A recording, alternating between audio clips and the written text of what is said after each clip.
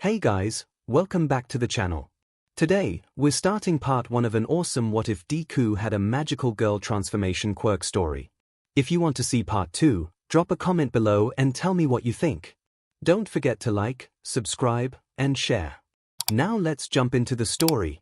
Quirk, Magical Girl Mascot by 𝐂𝐻𝐼 Chapter 1. The exam. Many years ago, a baby was born in China that lit up like the sun. Since then, about 80% of the population has since gained powers. To the extent that superheroes and supervillains had begun to rise, and becoming a hero was a popular profession. Many schools popped up to teach on how to become heroes, and in Japan, the best was UA. And that day, as the entrance exam, many students had gathered, including a girl wearing a sailor fuku. She had blonde spiky hair. Around her neck was a simple necklace that had a bright orange gem. However, interestingly, was a strange animal on her shoulder. It was green, had bunny ears and a tail that resembled a dog's. But its body shape was most interesting. It was bipedal and it sort of resembled a stuffed toy. Also, there was a gem on its forehead that shifted between bright orange and a vibrant green. "I can't believe it," said the animal, which had a boy's voice while its tail was wagging. "We're really here." "We are," replied the girl. She then tossed the animal off her shoulder, who landed with a thud. "𝐭𝐿!" cried the animal as he got up.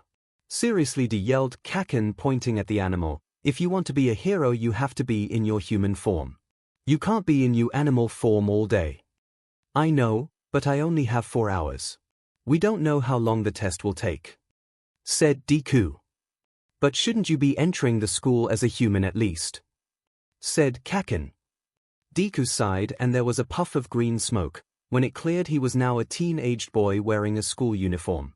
He had messy dark green hair and freckles on his cheek.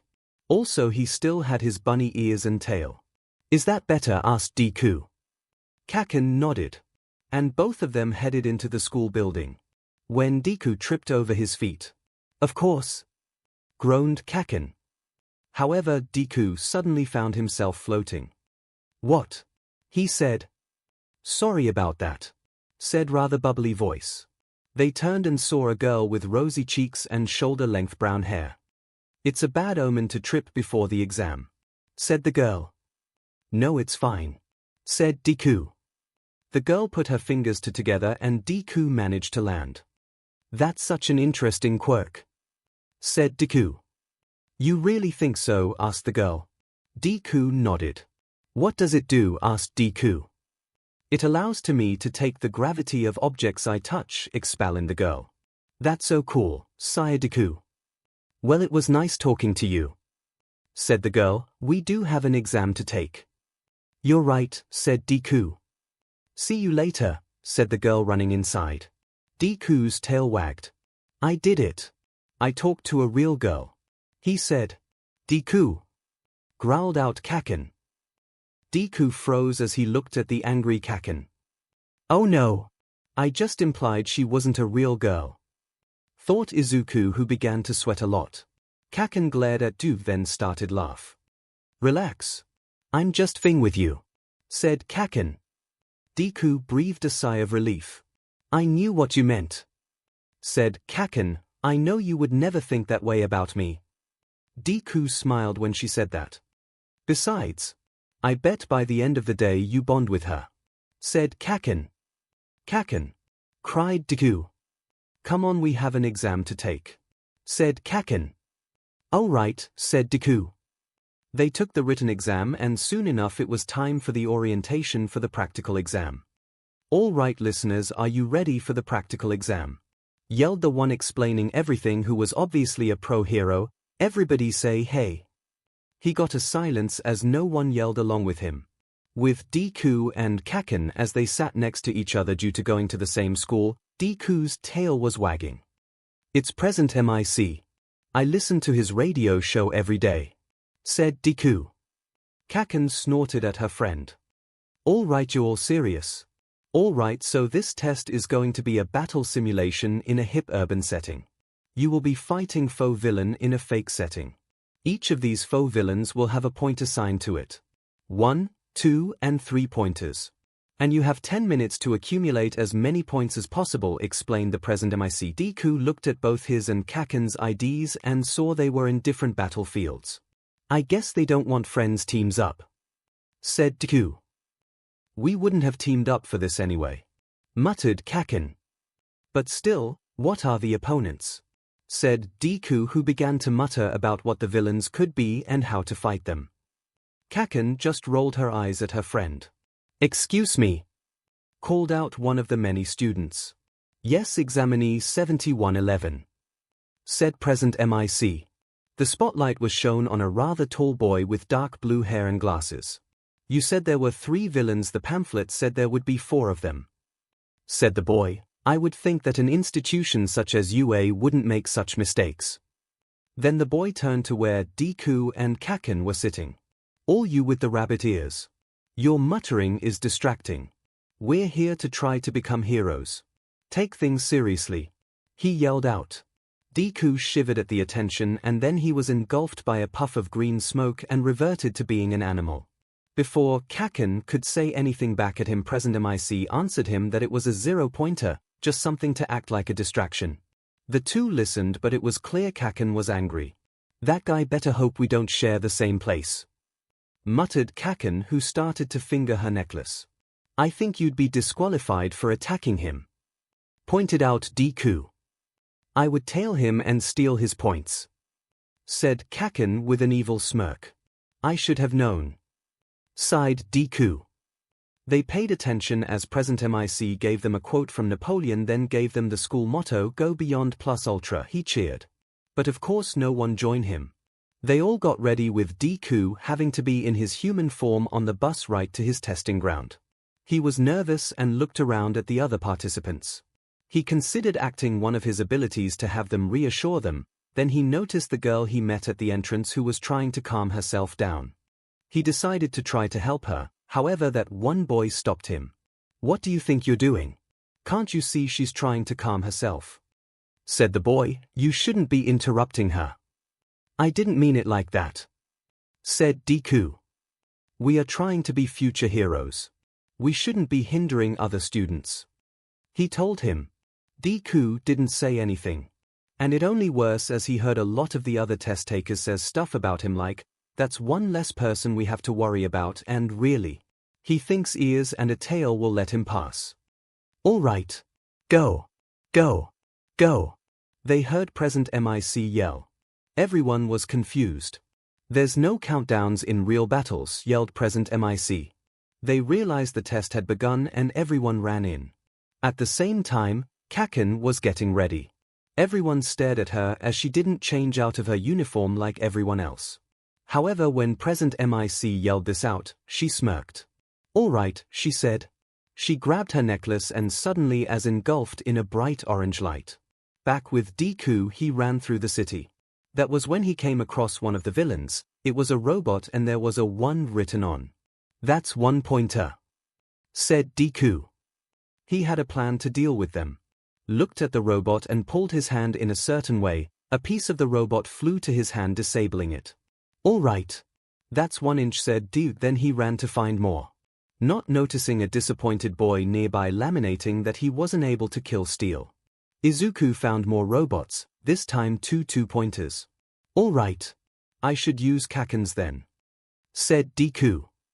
He ran towards the robots and when he was close enough he let loose some explosions form his hands, blowing them up. And it was his strategy, he would blow up the 2 and 3-pointers while ripping out the components out of the 1-pointers. Of course the teachers were watching the exam. One of the teachers, a very thin and skeletal man with messy blonde watching, noticed the fact that Deku seemingly had 2 quirks, a teleclinic one and an explosive one. That was when the principal of the school, a creature that was either a large mouse, a small bear or some kind of dog, noticed his face. I see you're worried about Izuku Midoriya, said the principal. The teacher froze for a second, then turned to the screen with Deku, or rather Izuku, on it. That's part of his quirk, explained the principal. What? Asked the thin teacher. His quirk has multiple aspects. One of them is that it allows him to create bonds with people, explained the principal. Bonds? Scared the teacher. The principal nodded.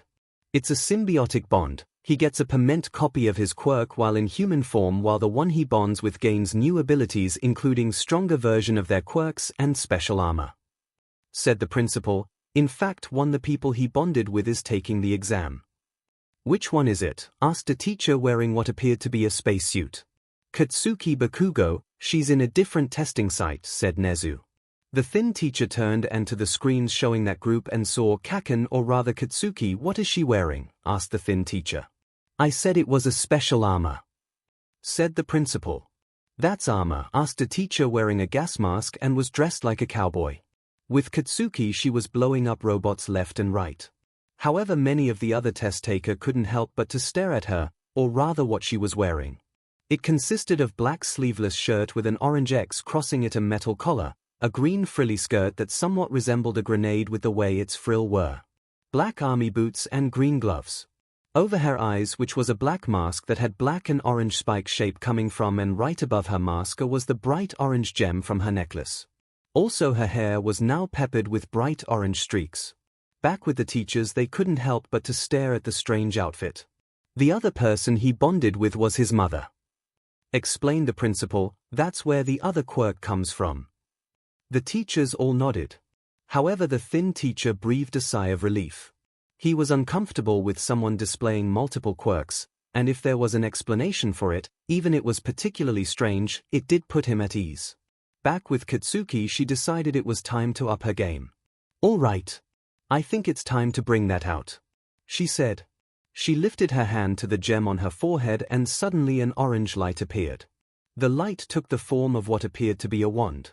The handle was a bright orange while the top was a glimmering green gem that resembled a grenade. She swung her wand and the robots all exploded. The teachers watching stared at this sight. Did she just summon a wand and blew up all those robots with a wave of the wand? Asked a woman teacher dressed like a 𝐷𝐸𝐻. Yes, she did. Said the principal, not even hiding amusement in his voice. By the way, I think it's time for the real test. Back with Izuku, he was taking a short break trying to calculate how many points he had gotten so far. That was when everything began to shake. He turned and saw a giant robot that was emerging. On it was printed 0. That's the 0 pointer, cried Izuku. Everyone started to run away from the giant robot.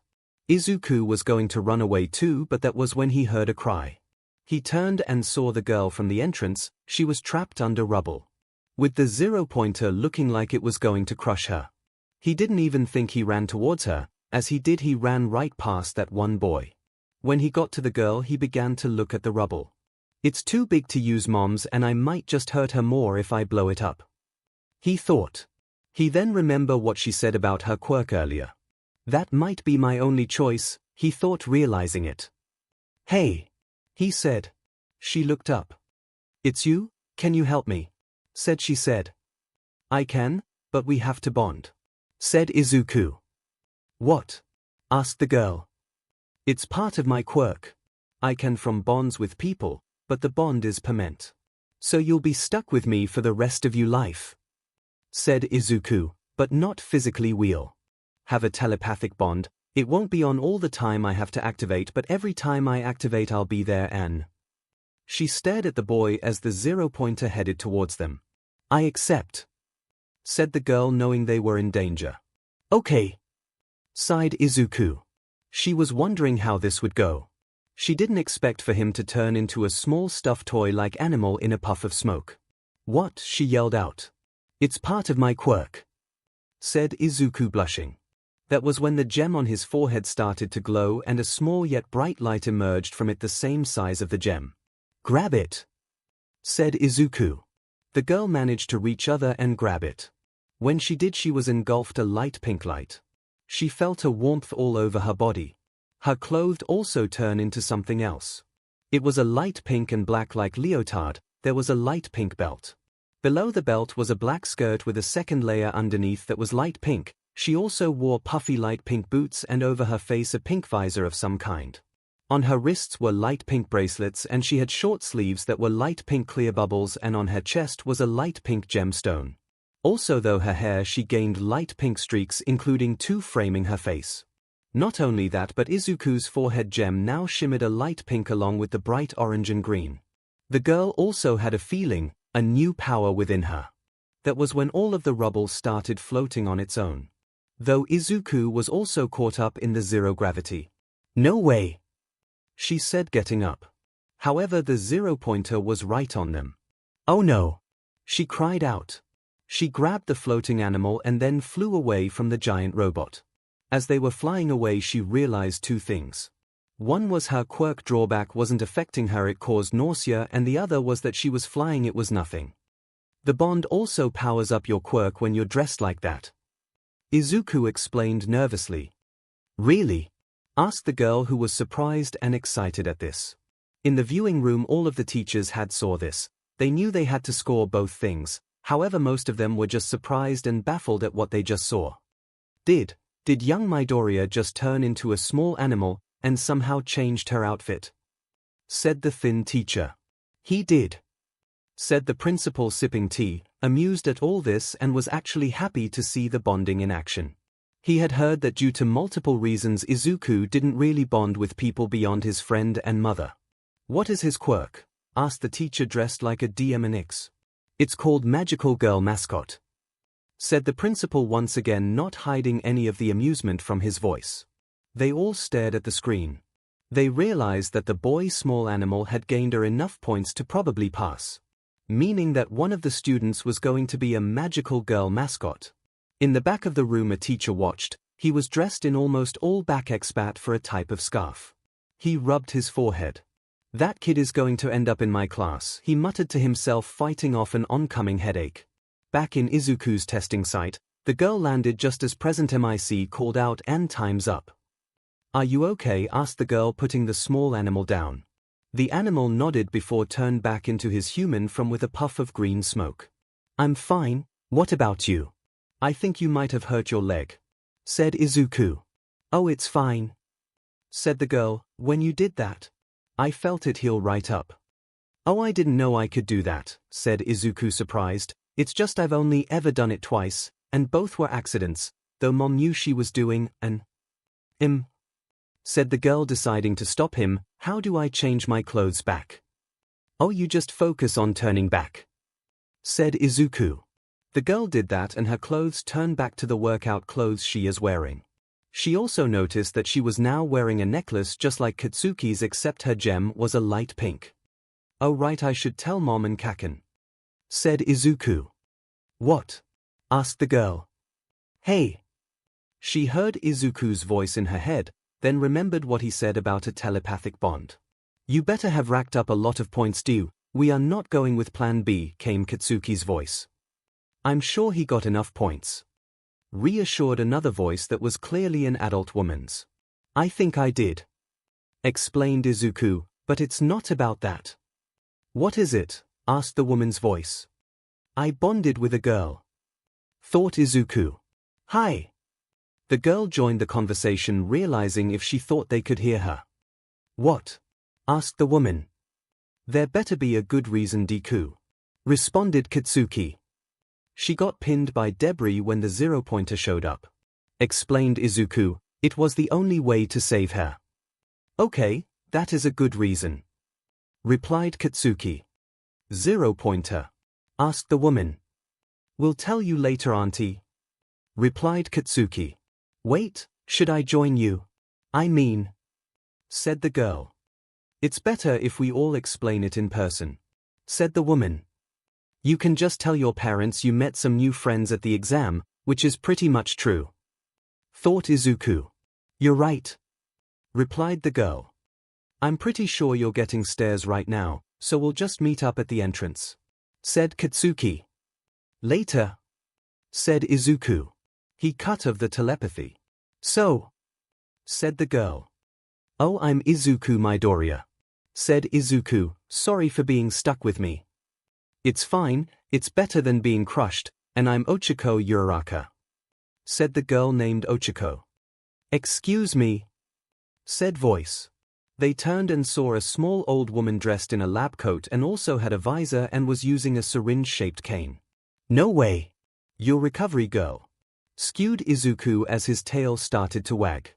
His tail wags as a human. That's so cute. Thought 𝐒𝐿𝐵 blushing. Yes, yes, now are either of you two injured? Asked the old woman. No, we're fine, said 𝐒𝐿𝐵. However, the two of them were being watched by the boy. He ran in to save her even though it was test. Granted, if it wasn't a test I would have done the same thing. Thought the boy. Wait, is it possible? Not too longer later, Katsuki was waiting for Izuku and 𝐒𝐿𝐵. Kaken called out Izuku. Katsuki turned to the two. She looked at the other girl. What the F Deku? Muttered Katsuki. I was joking earlier when I said you would bond with her. Izuku laughed as he turned back into his animal form. I know, sighed Izuku. Katsuki sighed and smirked. Either way, welcome to the team, said Katsuki. Come on, we have a train to catch. Izuku jumped onto Katsuki's shoulder and 𝐒𝐿𝐵 followed them. And thus began the story of Izuku Midoriya, who would go on to form bonds with quite a few his classmates, other people who weren't in his class, and would go on to become one of the most interesting heroes of all time. Chapter 2, Acceptance. During the train ride, Izuku explained to 𝐒𝐿𝐵 part of his situation involving his own transformation, namely that his animal form was his default form. Seriously, asked 𝐒𝐿𝐵. I can only spend a certain amount of time in my human form, he explained as he sat on Katsuki's shoulder, but the rest of the time. Here's a stuffed toy, said Katsuki. Kaken, don't call me that, said Izuku. How long do you have? Asked 𝐒𝐿𝐵. Don't know, said Izuku, who began what appeared to be some sort of mutter spree. I hadn't made a bond since I was 4, and last time it doubled from 2 hours when I first bonded with Kaken to 4 when I bonded with my mom, so I either have 8 hours, or if it just adds 2 hours then I have 6 hours now. Will you shut up? Muttered Katsuki. Wait, were you always like this or were you born human? Asked 𝐒𝐿𝐵. Born human. Normal ears and no tail. Then when my quirk came in, said Izuku. We thought a villain turned him into that, said Katsuki. No, it's just his weird but quirk. Until I accidentally bonded with Kaken I was stuck like this for days, said Izuku. She began to pet his head. It's okay now, said 𝐒𝐿𝐵. Please stop petting me, said Izuku. But, said 𝐒𝐿𝐵. Izuku noticed that his tail was wagging as she petted him. Stop that, he hissed at his tail. But of course it wouldn't obey. This only made 𝐒𝐿𝐵 laugh. Soon enough they got to the stop and headed to Izuku's apartment. Izuku turned to his human form as he didn't have any pockets or clothes in his animal form. Thankfully anything he's holding in his human form just goes somewhere. He guesses it's similar to what happens to the clothes and items the others were wearing when they transform into their magical girl form. Mom, I'm home, called out Izuku. I made tea for everyone, called out his mother. They headed to the living room kitchen. Hey Mom, said Izuku. Hello Izuku. Katsuki, said Izuku's mother, who had green hair and appeared to be in her late 20s or early 30s. 𝐒𝐿𝐵 noticed that she was also wearing the same type of necklace as she and Katsuki was wearing, except her gem was green. And you're Izuku's new partner. It's nice to meet you. Yeah, it's nice to meet you, Mrs. Midoriya, said 𝐒𝐿𝐵. Oh, you can call me 𝐿𝐵, said Izuku's mom. That was when she started to cry. What? Said 𝐒𝐿𝐵. Mom, cried Izuku. I'm sorry, but you haven't made a bond since you were little, and with everything, I wasn't sure you would ever make another one, cried 𝐿𝐵. Katsuki snorted as she sat down. Come on, you're the one always telling us that hero students would accept us no matter what, said Katsuki. I know, but still, sniffled 𝐿𝐵. 𝐒𝐿𝐵 sat down next to Katsuki. Just a heads up, both of them cry a lot, so you better get used to it, said Katsuki. Okay, said 𝐒𝐿𝐵. So you mentioned you had to bond with her to save her, said 𝐿𝐵, managing to calm down. All right, said Izuku. This is going to 𝐒𝐿𝐵? Katsuki muttered to herself. Izuku explained why he bonded with her, and the giant robot. And so they explained about the zero-pointer along with the robot part of the test. 𝐭𝐴 just stared at them. "Please tell me you're lying," said 𝐒𝐭𝐴. None of the three looked at her in the eye. "Seriously?" asked 𝐒𝐭𝐴. "Mom, it's the best hero schools in the country," said Izuku. "It makes sense that the test would be that way." "I know, but," said 𝐒𝐭𝐴, "I'm sure Katsuki was." "We were assigned different testing grounds," said Izuku. "I see," sighed 𝐒𝐭𝐴. "Well, at least both of you are safe and didn't fight that zero-pointer." Izuku nodded. However, Katsuki was calmly sipping her tea. Both 𝐒𝐭𝐴 and Izuku stared at the girl. "Really, Kaken?" asked Izuku. "I don't know what you mean," said Katsuki. Flashback: Katsuki was using her wand to cause explosions to blow up all over the zero-pointer, damaging it. Sure, she wasn't getting any points, but still, it was a great way to test her wand's capabilities. She knew quite a bit, but it's always good to learn more. "Die!" she yelled at the robot. Of course, those sharing the test area just stared at the girl. End of flashback. Said Ochako, deciding to change the subject. "You look so young. I was surprised to know you're his mom." "Oh, I get that all the time," said 𝐭𝐴. "I haven't aged since I bonded with Izuku. The doctors think that his quirk stopped my aging, and it might happen to you and Katsuki after a certain point." Ochako was just shocked by this. "Are you serious?" asked Ochako in shock. "There are a lot we have to tell you," sighed Izuku. They told her about his copying ability, as well as the fact that Ochako can summon a wand that would utilize her quirk in a certain way, along with the name of Izuku's quirk, which did make her giggle. Also, they told her about the side effect if a male makes a bond and what happens to them, and told them how they knew that. Katsuki was glaring at her. "I'm fine with it," said Ochako. "It's not your fault it happened." Izuku breathed a sigh of relief when she said, while Katsuki snorted. "Deku," said Katsuki. Ochako froze as she felt the telepathic connection again open. "Seriously," she said out loud. "Izuku," scolded 𝐭𝐴 telepathically. "Sorry, it's just," said Izuku, closing it off.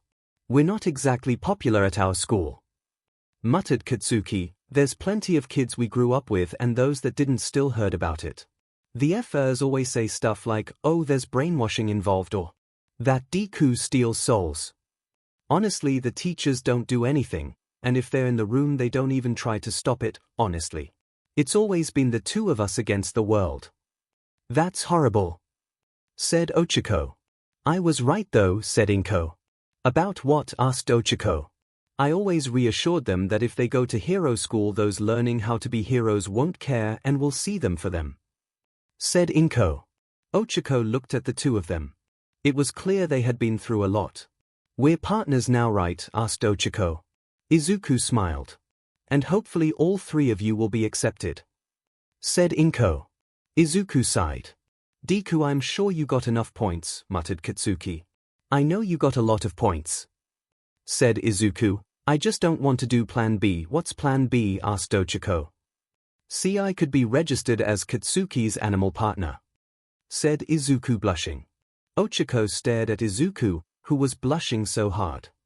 "But you're human," said Ochako. "But most of the time I'm in my animal form, and even if I go to sleep as a human I'll end up turning back," said Izuku. "We won't have to do it, Deku. I'm sure you have enough points," said Katsuki. Izuku was blushing even more. Before Ochako left they exchanged phone numbers so they could have conversations one-on-one. Though they did tell here was a nightly telepathic conversation between them, and since Izuku hadn't figured out how to make it one-on-one yet, it was a group conversation. But it was fun. Ochako was a really nice girl, although she lived far away. Though if got into UA, then she would move much closer. Over the course of the next week Izuku was still worried. That is until 𝐭𝐴 showed up with a letter from UA. "It's here," said 𝐭𝐴. Izuku decided to read it alone. He went to room. He opened the letter and it was a holograph disc that came to on right away. "I am here." As a hologram. The hologram came to life, showing a very muscular man with blonde hair and a bright smile. "All Might. I thought this was Form UA," said 𝐒𝐿. Though his tail was wagging seriously. All Might was the great of all heroes and 𝐒𝐿 was a big fan. Like really big. Like his room was covered in his posters and other merch, big fan. Ever since was a child he looked up to All Might. And to have a holographic letter from him. Now you must be wondering why I'm here. You see, starting this year you are looking at the new heroics teacher at UA. Said All Might. No way. Said 𝐒𝐿. All Might nodded. Now let's get into your test scores. Your written exam was one of the highest, but of course you can't get into the hero course on just the written test alone. You managed to get a score of 34, not bad. However, the truth is there was a metric we don't tell those taking the tests. Explained the All Might hologram. 𝐒𝐿's eyes widened. You see, there was an additional set of scores we judge on. After all, we are trying to teach heroes. Asked All Might. That was when it started showing footage of when he saved 𝐒𝐿. You see, in addition to all of the villain points we have award rescue points. Said All Might. The teachers act as judges, though there were a few problems as they were distracted by your unique quirk. Yeah, that's kind of understandable. Said 𝐒𝐿. He knew his quirk was interesting. Once they were able to re-watch it, it was determined that your rescue of young Uraraka was worth 50 rescue points. Meaning you have a total of 83 points. No way, said 𝐒𝐿, tail wagging like crazy. Welcome to Hero Academia, said All Might with a grin. 𝐒𝐿's tail was wagging like crazy. He activated the telepathy. Did you guys get your letters yet? Asked 𝐒𝐿. Yeah, yelled Katsuki. I beat up 103 points of villains. Got first place too. All right, Kaken, cheered 𝐒𝐿, who had since picked up the 2 nicknames. What about you, Deku? I got over 30 villain points and 50 rescue points when I saved you, explained 𝐒𝐿. I got 28 villain points and 45 rescue points. Said 𝐒𝐿. I'm in too. Wait, rescue points? Asked Katsuki. Turned out there was a secret point system. Said 𝐒𝐿. Katsuki, you just fought the villains, didn't you? Asked 𝐒𝐿, who quickly put together the pieces. They just told us to fight the villains. Muttered Katsuki. How was I supposed to know we also had to help people? Besides, when we become heroes, that will be Deku's job. He'll save them while I fight the villains. 𝐒𝐿 sighed at his friend. But still. Cheered 𝐒𝐿. All of us are going to UA. Are you two ready? You still have a couple months. Giggled 𝐒𝐿. Plus you 3 still need to graduate before you can go to UA. By the way, Deku. Said 𝐒𝐿. How much did your tail wag when you saw All Might? Oh, come on. Said 𝐒𝐿. I bet so much wagging. Laughed Katsuki. Please stop. Sighed 𝐒𝐿. He could even hear his own mother join in the giggles. But still, all of them were going to UA. But of course they had to deal with their middle schools until graduation. Which included Katsuki and 𝐒𝐿 being brought to the principal to congratulate them. As he did, Katsuki just glared at the principal. About how the 2 top students were let in the best hero school in the country and even getting some of the top scores at that. After the meeting, Katsuki unleashed some explosions. That BS, yelled Katsuki. Congratulate us when all of the teachers just turned their backs when the entire school belittled and bullied us. That two-faced BSTRD. Katsuki, calm down, please. Begged 𝐒𝐿. Katsuki began to calm down. You know what, I think for the first time in my life I won't be getting mad. Said Katsuki. I have a bad feeling about this. Said 𝐒𝐿. Katsuki took out her phone. Turned out she often filmed the bullying that the teacher ignored. She decided for once in her life to listen to the phrase, don't get mad, get even. During break, Katsuki anonymously released the video online about the bullying, so much that there was an investigation opened up. Turned out with the rise of quirks there were anti-bullying laws set up. After all, with so many people with powers, if someone was bullied they could use their quirk to do something to the school. It wasn't all brining down their school. 𝐒𝐿 had to move somewhere close to the school. Thankfully 𝐒𝐿 helped in trying to find the girl an apartment close by. And found a cheap 1-room. With 𝐒𝐿 offering the girl to each over for dinner whenever she needed to. Her parents at first were worried when a boy had mind-linked. But after learning that it wasn't all the time, that there were two others, including another girl and his mother, they realized it should be fine. Especially since 𝐿𝐭 was a big help and promising to look after the girl. Also, while she didn't see it on her first visit, 𝐒𝐭𝐻𝐿 finally saw Izuku's room. During the first week she had learned that Izuku was a huge All Might fan during the conversations. But she finally saw his room. She couldn't help to giggle at the rather fun combination. Due to the fact that his default form was that of his animal form, most of the furniture of the room was tiny. A little bed, a little desk and chair. There were a couple regular-sized chairs, plus some full-sized shelves just to keep some of his All Might stuff. But the combination of the All Might nerd room and the adored tiny furniture got 𝐒𝐿𝐵 laughing. "Please stop," cried Izuku. "But it's so cute," laughed 𝐒𝐿𝐵.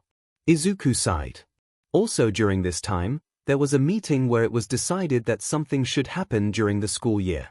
"I need 2 more partners by the end of the school year," asked Izuku. "Why?" "Izuku, you need more time as a human," said 𝐿𝐭. "If you're going to be a hero, you can't limit yourself to 6 hours," said Katsuki. Izuku sighed and knew that they had a point. After figuring out that adding another partner added 2 hours to his time and not doubled it. "But what if they all reject me?" asked Izuku. "I doubt we'll be the only 2 girls in class," said Katsuki. "I'm sure there would be someone in class who would want to bond," said 𝐒𝐿𝐵. "Besides, the deadline is the end of the school year. I'm sure by that point you'll befriend 2 girls who would want to join you." "But what if?" said Izuku. "Deku, I doubt you'd end up in a class of only guys," said Katsuki with a sweat drop. Izuku sighed. He just hoped they would write. Katsuki and Izuku also during this time brought 𝐒𝐿𝐵 to a place they usually secretly trained, a beach that was a literal dump. "I know I haven't really had the chance to use my powers since the exam," sighed 𝐒𝐿𝐵, "but this place. No cares about this place," said Katsuki. "We've been using this place for years and like Kaken just said, no one cares," said Izuku in his animal form. "Okay," sighed 𝐒𝐿𝐵. She grabbed her necklace and transformed. She remembered how she was able to use her quirk without touching anything. This time thankfully nothing was just floating around her. However, she did look at something and the motion over to it. It started to float. "I don't even have to touch it," said 𝐒𝐿𝐵. "That's all well and good, but you need your weapon," said Katsuki. "Weapon?" asked 𝐒𝐿𝐵. "Oh wait, you mean the wand." "Katsuki just likes calling it that because, well," said Izuku. "Look, just place your hand on your gem and focus," said Katsuki. "It should appeared." 𝐒𝐿𝐵 did so and a light pink light erupted from the gem, and that light took the form of a wand with a light pink handle. At the tip of the wand was a bubble, and with that bubble was a yellow star. "Oh wow," said 𝐒𝐿𝐵. "So how does it work?" "Just point at it as something and see what happens," said Katsuki with a shrug. 𝐒𝐿𝐵 pointed it as garbage. They started to float, but something in the mind told her to try something else. She focused on the feeling and the garbage that was floating fell down with a mighty crash. "No way," said 𝐒𝐿𝐵, figuring it out. "No way. With your wand not only do you remove the gravity from items but can also increase it." "That's so awesome," said Izuku with his tail wagging. "This is so awesome," cheered 𝐒𝐿𝐵. "I think she might be going mad with power," snorted Katsuki. "So did you when you found your wand?" joked Izuku. Katsuki glared at the small animal. "Please don't look at me that way, Kaken," cried Izuku. But of course spring break would eventually end and it would soon be the first day of school. Izuku left the apartment in his human form. Though he knew had to go most of the way in his animal form, thankfully 𝐒𝐿𝐵 was going to help him to school because, well, tiny animal wasn't exactly something that should take the train alone. "Do you have your handkerchief?" said 𝐿𝐵. "I do," said Izuku. "Pocket tissue?" said 𝐿𝐵. "I do," said Izuku. "You didn't fill your backpack with action figures?" asked 𝐿𝐵. "I haven't done that in years," said Izuku. "𝐒𝐿𝐵's waiting for me." He was just about to leave. "Wait, Izuku," said 𝐿𝐵. "Yeah?" asked Izuku. "You look so cool," said 𝐿𝐵. Izuku smiled brightly. He headed out and got to the entrance of the apartment complex where 𝐒𝐿𝐲 was waiting for him. He saw her in the uniform and blushed. "Everything okay?" asked 𝐒𝐿𝐲. "It's fine," said 𝐒𝐿𝐲. He swayed to his animal form and jumped onto 𝐒𝐿𝐲's shoulder. "You ready to go to UA?" asked 𝐒𝐿𝐲. 𝐒𝐿𝐲 smiled as he rode on her shoulder. And so their first day at UA would begin. Chapter 3, Quirk Assessment. They got to the school, exchanged shoes, and 𝐒𝐿𝐲 going into human form to introduce himself better this way and headed towards the classroom, which they thankfully shared. 𝐒𝐿𝐲 marveled at the massive door. "It must be for people who can't turn off their gigantism quirks," said 𝐒𝐿𝐲. 𝐒𝐿𝐲 was the one to try to open the door, but he was nervous. "What's wrong?" asked 𝐒𝐿𝐲. "It's just I'm a bit nervous of that one guy sharing the class," said 𝐒𝐿𝐲. 𝐒𝐿𝐲 remembered about the boy calling out 𝐒𝐿𝐲 during the exam. "There's a good chance he's not in our class. I'm sure it will be fine," said 𝐒𝐿𝐲. 𝐒𝐿𝐲 opened the door and they found that yes, he was in the class, and also 𝐾𝐻𝐿𝐲 beat them to the classroom and had gotten into a fight with him. 𝐾𝐻𝐿𝐲 was putting her feet on top of a desk with the boy scolding. "Huh. Of course," sighed 𝐒𝐿𝐲, and 𝐾𝐻𝐿𝐲 clearly remembers what he did. "Let me start over. My name is 𝐂𝐩𝐻𝐸𝐷 and I went to SUMI," said the boy named 𝐂𝐩𝐻𝐸𝐷. "So private school boy. I bet that's where you got that large stick up your butt," said 𝐾𝐻𝐿𝐲. That was when 𝐸𝐷 noticed 𝐒𝐿𝐲. "It's you," said 𝐸𝐷 walking towards him. "My name is 𝐂𝐩𝐸𝐷. I heard you introduce yourself to 𝐾𝐻𝐿𝐲," said 𝐒𝐿𝐲 nervously. "I'm 𝐒𝐿𝐲 Midoriya." That was when suddenly he bowed to 𝐒𝐿𝐲. "I apologize for my behavior before the exam. I now understand that you are the superior candidate," he said. "What?" asked 𝐒𝐿𝐲. "Oh, I think he means the rescue points," said 𝐒𝐿𝐲. "Oh right. I wasn't thinking of that," said 𝐒𝐿𝐲. 𝐾𝐻𝐿𝐲 grumbled but knew she had to do it. "All right, but munches, listen up. Deku is my brother in all but BLD," yelled 𝐾𝐻𝐿𝐲. "You got a problem with him and you got a problem with me." 𝐒𝐿𝐲 sighed at this. Most of the class was staring at 𝐾𝐻𝐿𝐲. As it turned out, 𝐾𝐻𝐿𝐲 made some alterations to her uniform. She didn't wear the tie and she wore the skirt much shorter. So it looked very weird that such a girl would be defending a boy with a rather adorable-looking quirk. "𝐻𝐿𝐴," said 𝐒𝐿𝐲. That was when the class noticed a man in a sleeping bag behind 𝐒𝐿𝐲 and 𝐒𝐿𝐲, causing the two to jump at the man. "I was going to say something about making friends, but I think you should also avoid making enemies," said the man, getting up. Everyone in class stared at him, unsure how to respond to him. "It took you 8 seconds to quiet down. That's 8 seconds wasted," he said, getting out of his sleeping bag. "All right, I'm your home teacher, Aizawa." The class stared at the man who was dressed rather slovenly, and yes, he was the teacher who knew that 𝐒𝐿𝐲 was going to end up in his class. In fact, he stared at 𝐒𝐿𝐲, 𝐾𝐻𝐿𝐲, and 𝐒𝐿𝐲 for a brief second before continuing. "All right. I want all of you to put on this and meet me outside," he said, taking out the gym uniform. "You have 10 minutes. Thankfully, everyone in class joined him outside within the time limit. What about orientation?" said 𝐒𝐿𝐲. "UA has a free style of learning and it allows the teachers to do the same," said Aizawa. "I find that things such as orientation and opening ceremonies unimportant to hero work.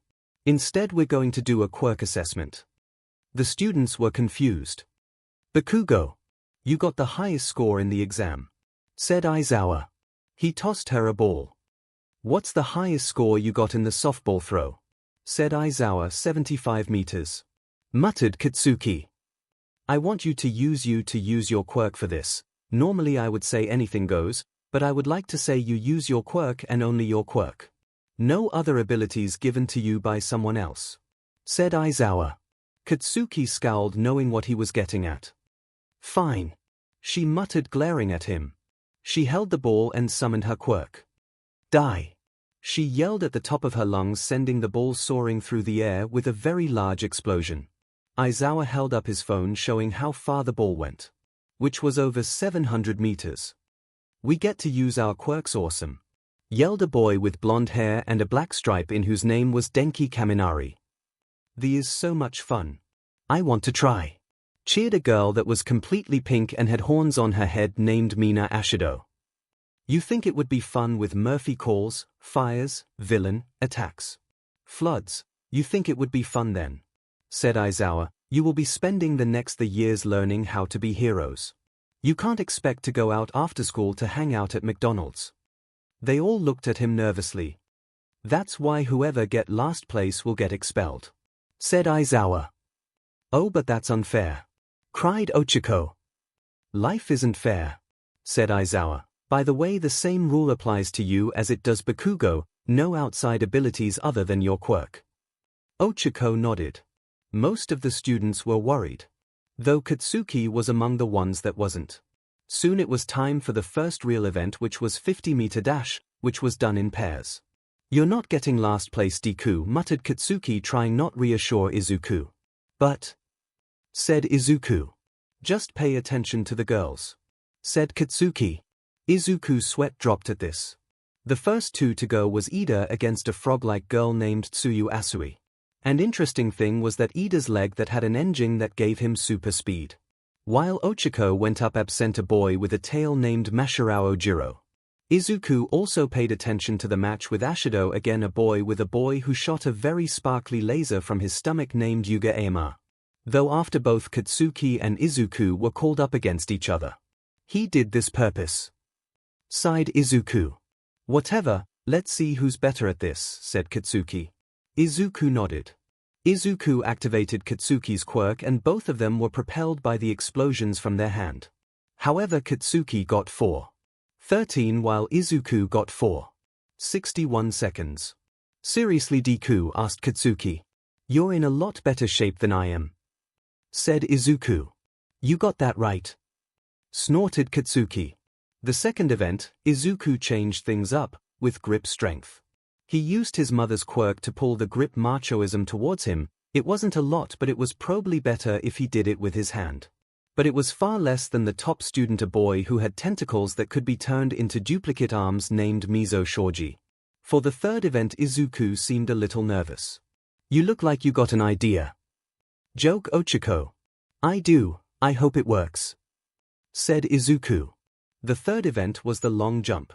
Izuku started the event by using Ochako's quirk and jump high into the air. Then mid-leap he suddenly swayed to Katsuki's. Thanks to how high he was combined with the propulsion, he ended up going much farther than anyone else.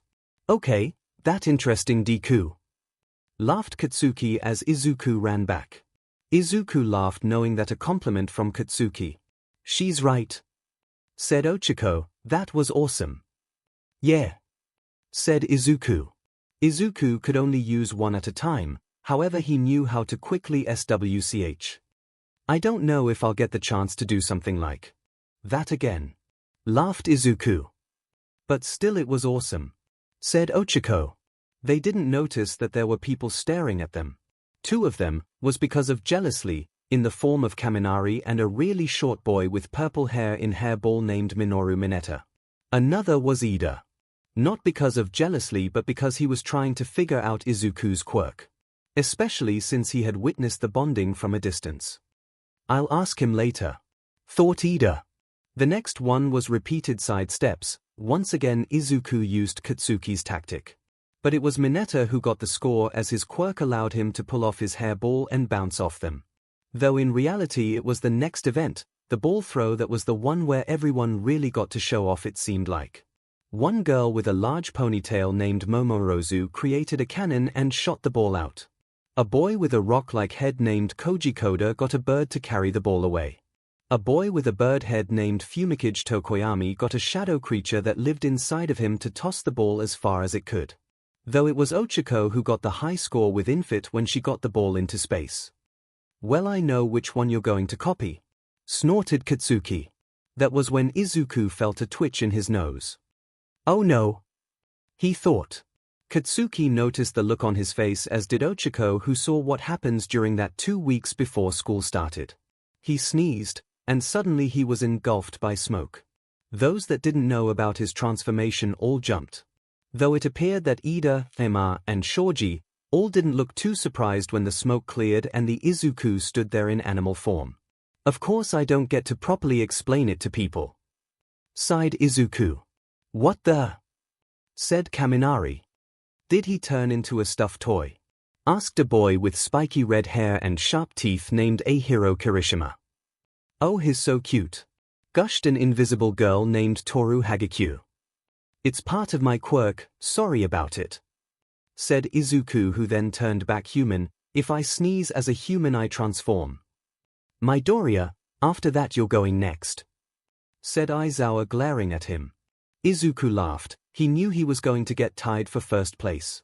When he was given the ball he activated Ochiko's quirk, and much like before it was sent flying high into the sky and didn't come back down, so he shared the infinity score. Aizawa sighed. He knew that Izuku had a copy of Ochiko's quirk, so he should have known that would be the result. He rejoined Katsuki and Ochiko. However, Izuku kept getting stares.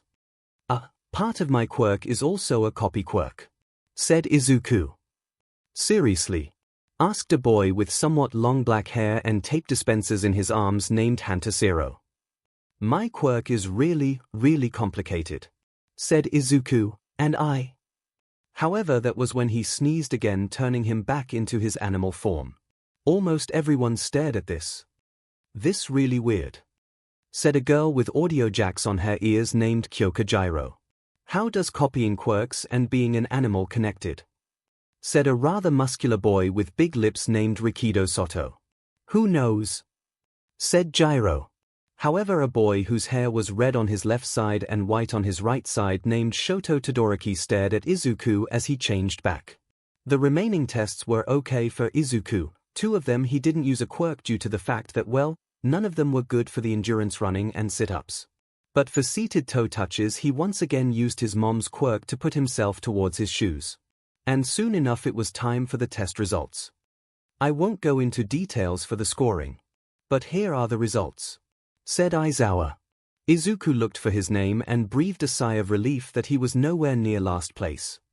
Come on Deku, you got first in place in one of them and tied for first place in another, of course you won't going to get last place. Muttered Katsuki. Yeah. Said Izuku. However, they heard crying and saw Mineta had gotten last place. At least it wasn't that invisible girl. Muttered Katsuki. Izuku nodded. After all, there were 5 girls and he knew he had to get to know them well enough for 2 of them agree to a bond. Oh, no one is getting expelled. Said Aizawa. It was just a logical ruse for everyone to do their best. Honestly. Said Yorozu. It was obvious that's what he was doing. I'm surprised no one else figured it out. I'm not expelled, cried Mineta. I won't lose my chances with girls. All 7 girls of the class stared at that grape-headed boy. Fing idiot. Muttered Katsuki. There's a syllabus on your desks and I expect you all to read it. You're demised. Said Aizawa, who then left. Wait. I have a question. Clawed out Izuku. Katsuki face-palmed, knowing what this was going to be about. What is it? Asked Aizawa, knowing what the question probably was. Which hero are you? Asked Izuku. I'm the underground hero Ezhead. Said Aizawa, but I doubt you've heard of me. Actually I have, said Izuku, whose tail started to wag. Your work let you temporarily erase any emitter or transformation quirks you're looking at, and... Can you please stop? Groaned Aizawa. Sorry. Said Izuku. Aizawa just sighed. Of course the magical girl mascot had to be a hero fanboy. Is his tail wagging? Asked Soto with a sweat drop. Yeah, it does that. Muttered Katsuki. It's adorable. Laughed Hagekyu. Not too long later Izuku was at the school entrance waiting for Katsuki and Ochiko. That was when someone grabbed his shoulder. Midoriya. Said the person. How was Ida? Izuku jumped at this and ended up transforming into his animal form because of the surprise. Oh, I apologize for surprising you. Said Ida. No, it's fine. I have to stop transforming when I get surprised.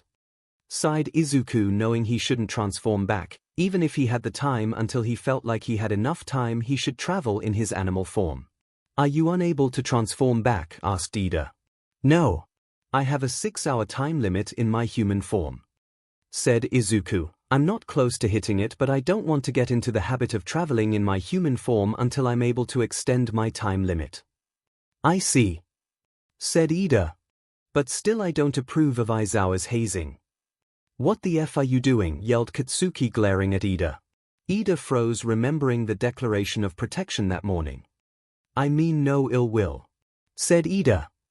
He wants to be my friend, said Izuku. Fine, whatever. I'll give you a chance, but don't screw it up, muttered Katsuki as Izuku jumped onto her shoulder. Ida immediately got the feeling that there was something going on. You guys ready? Asked Ochako, finally showing up. Oh, Infinity Girl, said Ida. Infinity Girl? Asked Ochako. Oh yeah, my score. I'm Ochako Uraraka. And I am Tenya Ida, he said, giving his introduction. So they all walked to the train station together. Ever since the exam I've been curious, said Ida. How did you save Uraraka exactly? Oh, you saw the bonding, didn't you? Asked Izuku, realizing it. Bonding? Asked Ida.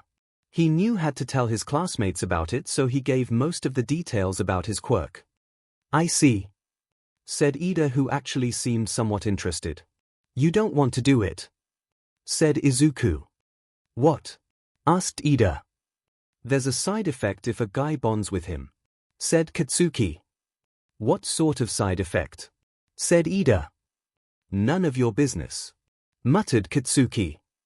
Kaken, said Ochako.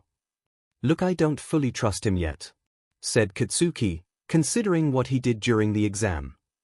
It sounds very personal and I won't push for it, said Ida. Thanks for understanding, said Izuku. If it's not rude to ask, how long have you been bonded for? Asked Ida. Like a week after Deku got his quirk, said Katsuki. If you've been bonded for that amount of time, I can understand your declaration of protection, said Ida. Don't call it that. Because it wasn't one, yelled Katsuki. The others all sweat dropped knowing that's what it was. Katsuki just glared at them. Whatever, she muttered. But still they continued on to the train station, with Izuku happy to make a new friend that was outside of him bonding with someone. And also he hoped he would figure out how to befriend two of the girls in his class. But still he was going to UA and one step closer to being a hero. Chapter 4. Hide and seek. Going to UA in the mornings was just like going to a regular school, much to a good chunk of the class disappointment. Though all of the teachers were pro-heroes, which was cool, even if what they were talking was normal school stuff. Though thankfully the teachers let Izuku take the classes in animal form, only transforming to human form if he had to ask a question or was called on. Most of the neighboring students had to get used to the puffs of smoke called by the transformation. But what everyone was looking forward to hero class, but that would be after lunch. And lunch was actually something Izuku was looking forward to, not because of the food, which was also cooked by a pro hero, but because it was the first time he and Katsuki would eating lunch at school with friends. Of course his tail waged when meeting the pro that cooked for them. Though the lunch conversation explained something about his powers. So you have to eat like that, said Ida. Yeah, sighed Izuku, who was eating in animal form on Katsuki's lap. Why? Asked Ida. Portions. My stomach is smaller like this, and if I eat a full-sized portion in human form and I suddenly transform back, said Izuku. You don't need to say more, said Ida, immediately knowing what he meant. I think my body adjusts what I eat between forms so that the smaller meals work for my human form, said Izuku, begging a mutter spree. Or even in human form I knows how to regulate the calorie intake, or possibly. Is he all right? Asked Ida. He does this, muttered Katsuki, used to it. It's even funnier when he does during the telepathic conversations, laughed Ochako. Says you, muttered Katsuki. I'm right here, said Izuku, who had stopped muttering, and sweat dropped. There was an awkward silence. So can you tell me more about your telepathic bond? Asked Ida quickly the subject. After lunch it was the class everyone was waiting for, heroics. And it was taught by All Might. I am coming through the door like a normal person, said All Might. It's really All Might. And he's wearing his Silver Age costume. squeed Izuku, who was in human form this class. Also his tail was wagging like crazy. Midoriya, control your tail, yelled Mineta, who was the unlucky student who sat behind him as he was getting a large gust of wind from the tail. All right. Now I know you're all excited for your first hero class, but there is something that all heroes will need, said All Might. He took out a SWCH and part of the wall opened up, revealing multiple metal cases. Costumes, yelled most of the class. Katsuki snorted at their reaction as most of the class was excited. But to be fair, she did have her costume since she was 4, so she was used to it. However, Izuku was more interested in what his support gear was like. His actual costume, on the other hand. Flashback: Izuku and Katsuki were going over Izuku's costume. I keep telling you, something over your head will make your ears uncomfortable, said Katsuki. But, said Izuku, who wanted to go with that design. Stop trying to copy All Might, your powers are extremely different from All Might, said Katsuki. Izuku sighed. Izuku, said Inko, showing up. The two looked at her. I know it isn't much, but I got you a gift for passing the exam, said Inko. She took out a simple jumpsuit. I know it isn't that nice or flashy, said Inko. No, it's perfect, said Izuku. Katsuki watched as the two talked about and hugged. She knew Izuku was a bit of a mama's boy, but she would never call him out on. You know, with that out of the way, we still need to work on other parts of your costume, pointed Katsuki. We need something for your head that will look cool, that's not an imitation All Might mask. Izuku's sweat dropped while Inko giggled. End of flashback. All right. So put on your costumes and meet me at training ground, Beta called out All Might.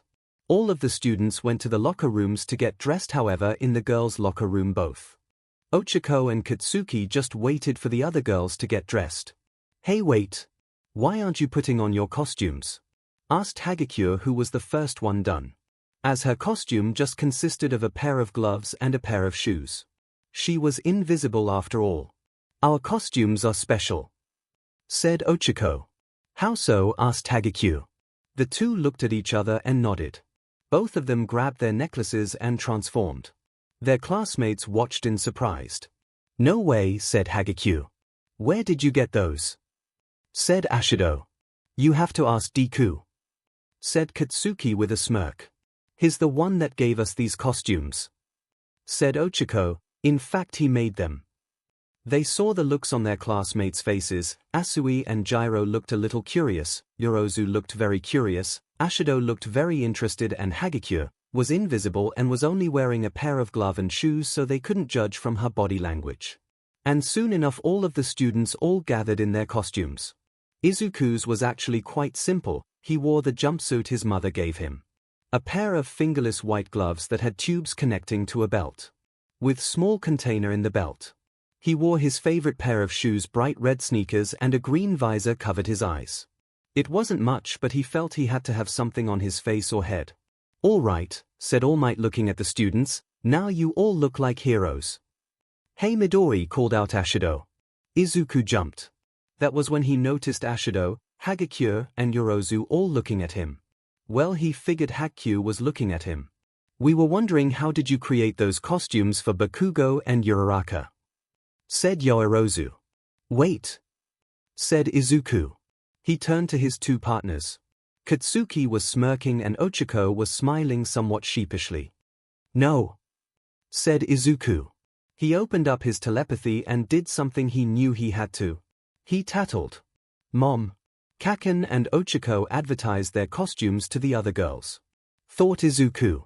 Oh honey, if you're going to get 2 more partners by the end of the school year, you know they have to help you, replied Inko. That was when both Katsuki and Ochako started laughing hysterically. Seriously, what did you think was going to happen? Pointed out Katsuki as she was still laughing, that she would take your side. Izuku pouted a little. Midoriya, are you okay? Asked Yorozu. I'm fine. Ending the telepathic conversation. Sorry, it's just that it's connected to my quirk N. Wait, you gave them costumes like that, and it's part of your quirk? Said 𝐔𝐻𝐿. Yeah, said Izuku. Wait, Are you a magical girl mascot? Said 𝐻𝐸𝐽. Izuku froze when she said that.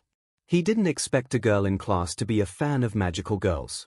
He looked at Katsuki and Ochako, who both shrugged. Well, there was a good chance she might end up being one of his partners by the end of the year. But before more could be said, All Might cleared his throat and it was time to discuss how the class was going to work. All right. All of you are looking good, said All Might. Are you ready for today's lesson, newbies? Because it's battle training. Are you sure it's a good idea? Asked Asui. Shouldn't we be doing basic training? There's nothing more basic than battle, said All Might. Are we going to be battling like the entrance exam? Asked Ida, who was wearing a costume that made up of armor. No, you're going to have a fight indoors this time, said All Might. After all, many villain fights happen indoors. Hostage situations, evil plots, that sort of thing. Now do you have any questions? And then the flood of questions came. How will the matches be determined? Asked Ida. What will determine victory? Asked Yorozu. Will we have worry about being expelled if we lose? Scared Ochako. Isn't this cape très chic? Scared Ima, showing off his very sparkly cape. Slow down, my quirk isn't super hearing, said All Might. That was when he took out his notes and explained how it will go down. The scenario was that 2 students would be heroes and 2 other will be villains. The plot was that the villains had captured a nuclear bomb and had 15 minutes until it detonated. The heroes must capture the villains in order to stop the bomb. In order to win for the heroes, they must either capture both villains or capture the bomb by just touching it, while the villains win by either capturing the heroes or time runs out. It was during the explanation Izuku realized something. If you're the hero, a stealth approach would be best, Izuku said to himself out loud. Katsuki smirked, knowing what Izuku was getting at. If you end up as a hero, I feel really bad for the villain, said Katsuki. All right. For the pairings we will be choosing by lots, said All Might. Is that a good idea? Asked Ida. It makes sense, said Izuku, because heroes often have to team up with heroes from other agencies. Oh, I see. I believe I understand, said Ida. Time to draw lots, said All Might. As it turned out, Izuku was in Team A with Ochako. We got lucky, said Ochako. Izuku nodded as his tail waged a little. Whole Katsuki and Ida were placed in the same team as Team D. Could be worse, muttered Katsuki. Ida wasn't sure what to say to the explosive girl. All right. Time for the first hero team. Team A against the first villain team. Team D, said All Might. Katsuki's eyes started to twitch. F, she yelled. All Might gave advice to the villains really play into the role of villains, and they were given time to set up the fake bomb. In the building it was meant to go down, Katsuki was just pinching the bridge of her nose while Ida examined the fake bomb. So this is the bomb, said Ida, who knocked on it and made a hollow sound. Fake, of course. He then sighed. It pains me to play the villain, but in order to be a hero, said Ida. He finally noticed his partner. Bakugo, are you all right? He asked. We are going to lose, muttered Bakugo. What? Asked Ida. I said we are going to lose, yelled Bakugo. What makes you think that? Asked Ida. Bakugo sighed. Outside, Izuku and Ochako were strategizing, and thankfully Izuku had one set up. So what is it? Asked Ochako. When I was little I figured out a way to utilize my animal form, said Izuku. Really? Asked Ochako. Izuku nodded. Flashback: a young Katsuki was waiting in the park. Hey Kaken, called out Izuku in animal form, running toward her. I came up with an idea how to be a hero in my animal form. Katsuki turned towards him and Izuku noticed something about her. Oh, is that another new dress? Said Izuku. What about it? Muttered Katsuki, glaring at the small animal in front of her like she was going to kill him. Oh, nothing, squeaked out Izuku. So what was this about being a hero? Said Katsuki. I figured out I can use this to be sneaky, said Izuku. What do you mean? Asked Katsuki. I mean sometimes a hero has to sneak into places. And if I use this to sneak into places, said Izuku, the villains won't notice you, said Katsuki. Izuku nodded. Come on, let's play hide and seek, said Izuku. Katsuki quickly deduced why. Okay, said Katsuki. So hide and seek became a new training for Izuku's animal form. End of flashback. Back in the villain base. So we have to keep an eye out for Deku, said Katsuki. He's a stealth expert. I didn't expect him to be one, said Ida, surprised. Deku's smart when it comes analysis, said Katsuki. Really, asked Ida. And he's working with round face, muttered Katsuki. Wait, can't you interfere with the telepathic bond? Said Ida. He's not going to use it. He can't make it one-on-one, said Katsuki. One day he might figure it out, but for now it's on group chat mode. He probably would have used it if I wasn't one he's fighting. I see, said Ida. Unless we see him before he gets the bomb, then we're fed, muttered Katsuki. Don't give up just yet. I'm sure we'll be able to figure out his plan, said Ida. Outside, Izuku finished up explaining his plan. I don't think Kaken will see that coming, giggled Ochako. She's already paranoid as it is, but this plan, said Izuku as he handed her his earpiece. He turned to his animal form and placed his earpiece into his ear, thankfully fitted in animal form. Just be careful, said Ochako. I don't know what might happen if you're using it too long. That was when there was chime and the hero team knew that they had to go in. Ochako helped Izuku with the first part of the plan. Then she went in to find the bomb. As the next stage of the plan. She found it in a large room where the two were waiting. We don't know when they will show up, said Ida, but it's still a good idea to get into the mindset. What? Asked Katsuki. And that was when he decided to go into character. I am the ultimate evil, said Ida, putting on a menacing voice. That was when Ochako started to laugh hysterically. Uraka, I found you, called out Ida. Of course she'd give herself away, muttered Katsuki. Ochako sighed, but it was better to catch them. After all, she was the distraction. Deku was the one handing the bomb. You gave yourself away, hero, Ida mockingly told her. You idiot, muttered Katsuki. She's a distraction. What? Yelled Ida. I told you Deku's a stealth expert, said Katsuki. And he told me that you lost most of your hide and seek games, giggled Ochako. Only when he started getting good at it, yelled Katsuki. Even so, said Ida, I have cleared up the room. Without debris, I doubt there is much you can do. That's why you were cleaning the room, yelled Katsuki. You didn't know what I was doing, asked Ida. I thought you were just bored and decided to clean, muttered Katsuki. That was when Ochako summoned her wand. SHT, yelled Katsuki. What? asked Ida. She pointed her wand at the two of them. And gravity for them was turned off. How is this possible? Yelled Ida. It's part of the power-up Deku gave her, said Katsuki. In the viewing room, the other students were watching in surprise when she summoned her wand. No way, said Hagakure. It even give her a wand. That is so cool. Where did that wand even come from? Asked Kaminari. I saw it came from that jewel she's wearing, said Hagakure. I can't believe that our classmate is a magical girl mascot. All Might coughed, or rather fake coughed at being reminded of the fact that one of his hero students was a magical girl mascot. Back with the fight. Katsuki knew she had to fight back. Keep an eye for Deku when you crash back down, said Katsuki. What? asked Ida. Katsuki summoned her own wand. Let's have a Fing wand fight, said Katsuki. She pointed her wand at Ochako and caused an explosion next to her, causing the other girl to jump. However, this did distraction her enough to free the two from the anti-gravity. Katsuki managed to land on her feet, but Ida fell hard. Katsuki looked around a bit and couldn't see where Izuku was before turning her attention to Ochako.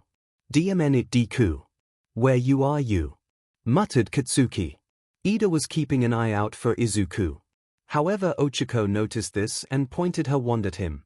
This, however, his gravity increased and he forced to the ground. However, Katsuki once again pointed her wand near Ochako, which of course distracted her. The power that Midoriya gave you is impressive, but it cannot defeat our evil plans, taunted Ida, still in character. Both Katsuki and Ochako took a quick break to stare him. Katsuki decided to create her own character in response. I barely know this and just wanted to work with him because of his resources, muttered Katsuki. Seriously? Yelled Ida. Ochako couldn't help but to giggle. However, Katsuki took advantage of this momentary distraction to create more explosions. Ochako dodged by turning off her own gravity and landed on the other side of the room but nowhere nearby the bomb. You fool! You're even farther away from the bomb than before, mocked Ida. You idiot, didn't you forget she's the distraction? Yelled Katsuki. Even though he was wearing a helmet, Katsuki would tell he was gritting his teeth. Ochako got ready for another attack, however something else happened. Okay, said Izuku's voice some quietly into her earpiece. He was in position. Ochako caused her wand to disappear. Release, she said, putting her fingers together. What? Asked Katsuki and Ida at the same time. Hero team wins, called out All Might. The two villains turned towards the bomb and they saw that Izuku, still in animal form, was on top of it. And Katsuki put 2 and 2 together. He had her use her quirk on him to float around while she distracted them. Of course, muttered Katsuki, you took advantage of the fact I would be looking for the ground. Izuku nodded as he let go on the bomb and dropped down to the floor. He then promptly vomited up a rainbow. Midoriya! Yelled Ida in shock. How long was in under your quirk? Asked Katsuki. Since we've been in the building, said Ochako. It was my idea, said Izuku once his stomach was empty. Should we be concerned that his vomit looks like that? Said Ida. No, it's fine, said Katsuki. Well, it's a side effect of my quirk, said Ochako, blushing a little. Both Katsuki and Izuku looked at Ochako. Okay, what are the chances of that? Said Katsuki. I don't know, sighed Izuku. Wait, you mean you normally vomit up rainbows? Asked Ochako in shock. Yeah, said Izuku, blushing. Please return to the viewing room for your grading, called out All Might. They got back to the viewing room where All Might was giving them their grade. Now to announce the MVP of the match. Young Midoriya, said All Might. Really, said Izuku, who had gone back to human form for his grade and of course his tail was wagging. Now can any of you explain why? Asked All Might. Yorozu held up her hand. It was because of his plan. Midoriya came up with a plan that ensured victory. While Uraraka played her part as a distraction, she ironically got distracted. Bakugo and Ida, while doing their best to work together, did fall for the distraction, but at the same time they weren't expecting Midoriya to drop from the ceiling and expected him to come from somewhere on the floor. Said Yorozu.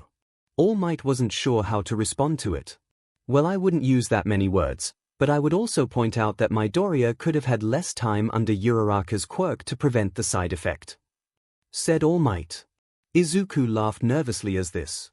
All right, on to the next match, said All Might. Izuku watched remaining matches with interest, watching to see how his classmates uses their quirks.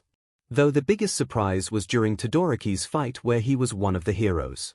The other was Shoji and they went up against Ojiro and Hagekyo.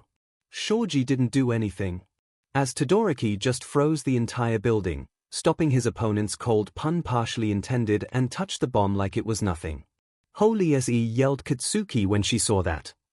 He's so strong, said Izuku in surprise. But other than that, he did pay some attention to the girls of his class. After all, he was supposed to partner up with one of them. But eventually all the matches were done. All right. All of you did a fantastic job, said All Might, and none of the injuries were that bad. What about Hagekyo? Asked Izuku. Well, her injuries weren't that bad, said All Might. It should be noted in her match she took off her shoes and gloves. So yeah, she was completely naked during the match. Now I'm sure all of you have learned lessons in your fights, said All Might. Now, I will show you how Pro Hero leaves. He ran off very quickly. Oh wow, he's so manly, called out Kirishima. That's weird, said Izuku. What do you mean? Asked Katsuki. The way he left, it was like he was in a hurry, said Izuku. Probably all in your head, said Katsuki. After getting changed, they all went back to the class. However, it seemed like a good chunk of the class wanted to hang back for a bit and talk about their fights. By the way, Midori, your fight was awesome, said Ashido. Really? Said Izuku, blushing a little. Yeah. Your plan was so crazy, said Zero. You just dropped from the ceiling like nothing, said Ashido. I played hide and seek a lot with Kaken, said Izuku. Katsuki could tell that this wasn't something she didn't need to defend him from and joined the conversation. The idiot decided that doing that in his animal form would be a great way to train in stealth, said Katsuki. Did you just call him an idiot even if the idea was smart? Said Kirishima with a sweat drop. You want to make something of its shitty hair, demanded Katsuki. Kaken, cried Izuku. Izuku looked at his classmates. It feels weird, thought Izuku, activating the telepathy. What does? Asked Katsuki. Being accepted like this, thought Izuku. You still haven't explained everything about your quirk, pointed out Katsuki. Wait until everything is out. Izuku sighed but still smiled nonetheless, even if it does come crashing down when everything came out about his quirk. For now he wasn't an outcast. Also the fact that he was something of a stealth expert in animal form helped a good deal. So that was good. Chapter 5, Election Time and Field Trip Gone Wrong. Ochiko, Katsuki, and Izuku were walking to school together, or rather Izuku was riding Katsuki's shoulder. But still the three of them were together. Then they saw the horrifying sight of the press gathered outside. What's the press doing here? Asked Katsuki. I don't know, said Izuku. That was when Katsuki grabbed Izuku from her shoulder. Kaken? Asked Izuku. Then Katsuki prodded to stuff her best friend into her backpack. Kaken, why are you doing this? Cried Izuku. Because you don't have enough of a spine to deal with the press yet, said Katsuki. Ochiko just sweat dropped at this sight. And so they headed inside with the press demanding to know about All Might. Well, here's All Mukli, said Ochiko, answering the questions. Get the F away from me, muttered Katsuki, making her way through. Once Katsuki was in class, she put her backpack on Izuku's desk and let him out. Really, Kaken? Yelled Izuku once he was free. Look, we both know you would just freeze up with the press, said Katsuki. You need to grow a spine. But dealing with the press isn't the best way to do that. You could have done something else and not stuff me into your backpack, cried Izuku. It either that or toss you over the fence, said Katsuki. Izuku stared at his best friend. Seriously, Kaken? Sighed Izuku. Wait, why didn't you let me switch up my shoes? Katsuki's sweat dropped. Wait, do I have time? Aced Izuku. I don't think you'll have time, said Ochiko. Izuku sighed at this. I doubt anyone will notice, said Katsuki. Kaken, everyone will notice my shoes, sighed Izuku. Katsuki just shrugged. Soon enough class had begun. I have seen all of yesterday's matches, there's not much for me to say, muttered Aizawa. That might be, but there is something you must do that affect your future. The entire class was nervous when he said that. You must pick a class representative, said Aizawa. Normal school stuff, the class yelled out in surprise. Before most of the class wanting to become class representative. After all, it was a title that many hero agencies would notice and great way to prove leadership skills. It was a madhouse. Hold on, yelled Ida, this isn't a position that should be given away lightly. The best way to choose is to hold election. Wait, if we do that won't everyone vote for themselves? Asked Kirishima. He's right, none of know each other well, said Asui. Speak for yourself, muttered Katsuki. But whoever gets more than one vote means that they have already earned the trust of other students, said Ida, and thus proving they have what it takes to represent our class. What do you think, Aizawa? Asked Yorozu. Just whatever, muttered Aizawa, just don't take all day. Izuku looked at Ida and knew what he had to do. And soon enough everyone voted. However, it did not go the way Izuku expected at all. 2 students got more than 1 vote. Yorozu, who managed to get 2 votes for herself. And the other was Izuku. How did I get 3 votes? thought Izuku. At the same time Ida was lamenting something. I only got a single vote. Asked Ida. Hey, come on, at least your vote got counted. Soto said, reassuring him. Ida didn't say something as the class realized something. He didn't vote for himself. Seriously, Deku? Asked Katsuki, turning around to look at Izuku. Izuku sighed. And so he in human form and Yorozu stood in front of the class. Now these are the ones you picked, do you have any complaints? Asked Aizawa. Is Midoriya wearing his outdoor shoes? Asked Gyro. Izuku sighed. It's not my fault. Sighed Izuku. Kaken stuffed me into her backpack so I wouldn't have to deal with the press and only let me out when we got to class, and I didn't have time to go back to the lockers and switch out my shoes. Everyone stared at Izuku. That only makes sense because you're the one saying it. Said Gyro. Izuku laughed nervously at that. But still, he really didn't think he's up to the task. During lunch, of course, he was eating with his friends. This time he sat on Ochiko's lap. I can't believe the cafeteria is so crowded. Said Ochiko. The other core students are also eating here. Said Izuku, so it makes sense. He then sighed. Come on Deku, it's not that bad. Said Katsuki. But I don't know if I'd do a good job. Cried Izuku. I mean, what if I screw up, what if I... This is why I voted for you. Muttered Katsuki, you need to gain a backbone. If you don't get one, then how are you going to get 2 more partners? Izuku pouted somewhat. I believe you can do it, Midoriya. Said Ida, that's why I voted for you. But didn't you want the job yourself? Asked Izuku. Wanting it and being qualified are 2 different things. Said Ida. But you do have the look for it. Said Ochiko, what with the glasses and all? That's not how you should judge a class representative. Thought Izuku with a sweat drop. That might be. Said Ida, sounding like he agreed with Izuku's thought, but I believe you the better candidate and I humbly give the job to you. Humbly? Asked Ochiko. Ida, are you rich? Ida began to blush a little. Well, I don't like tell people about this. Said Ida. But I come from the Ida family, a family that had been heroes for many years.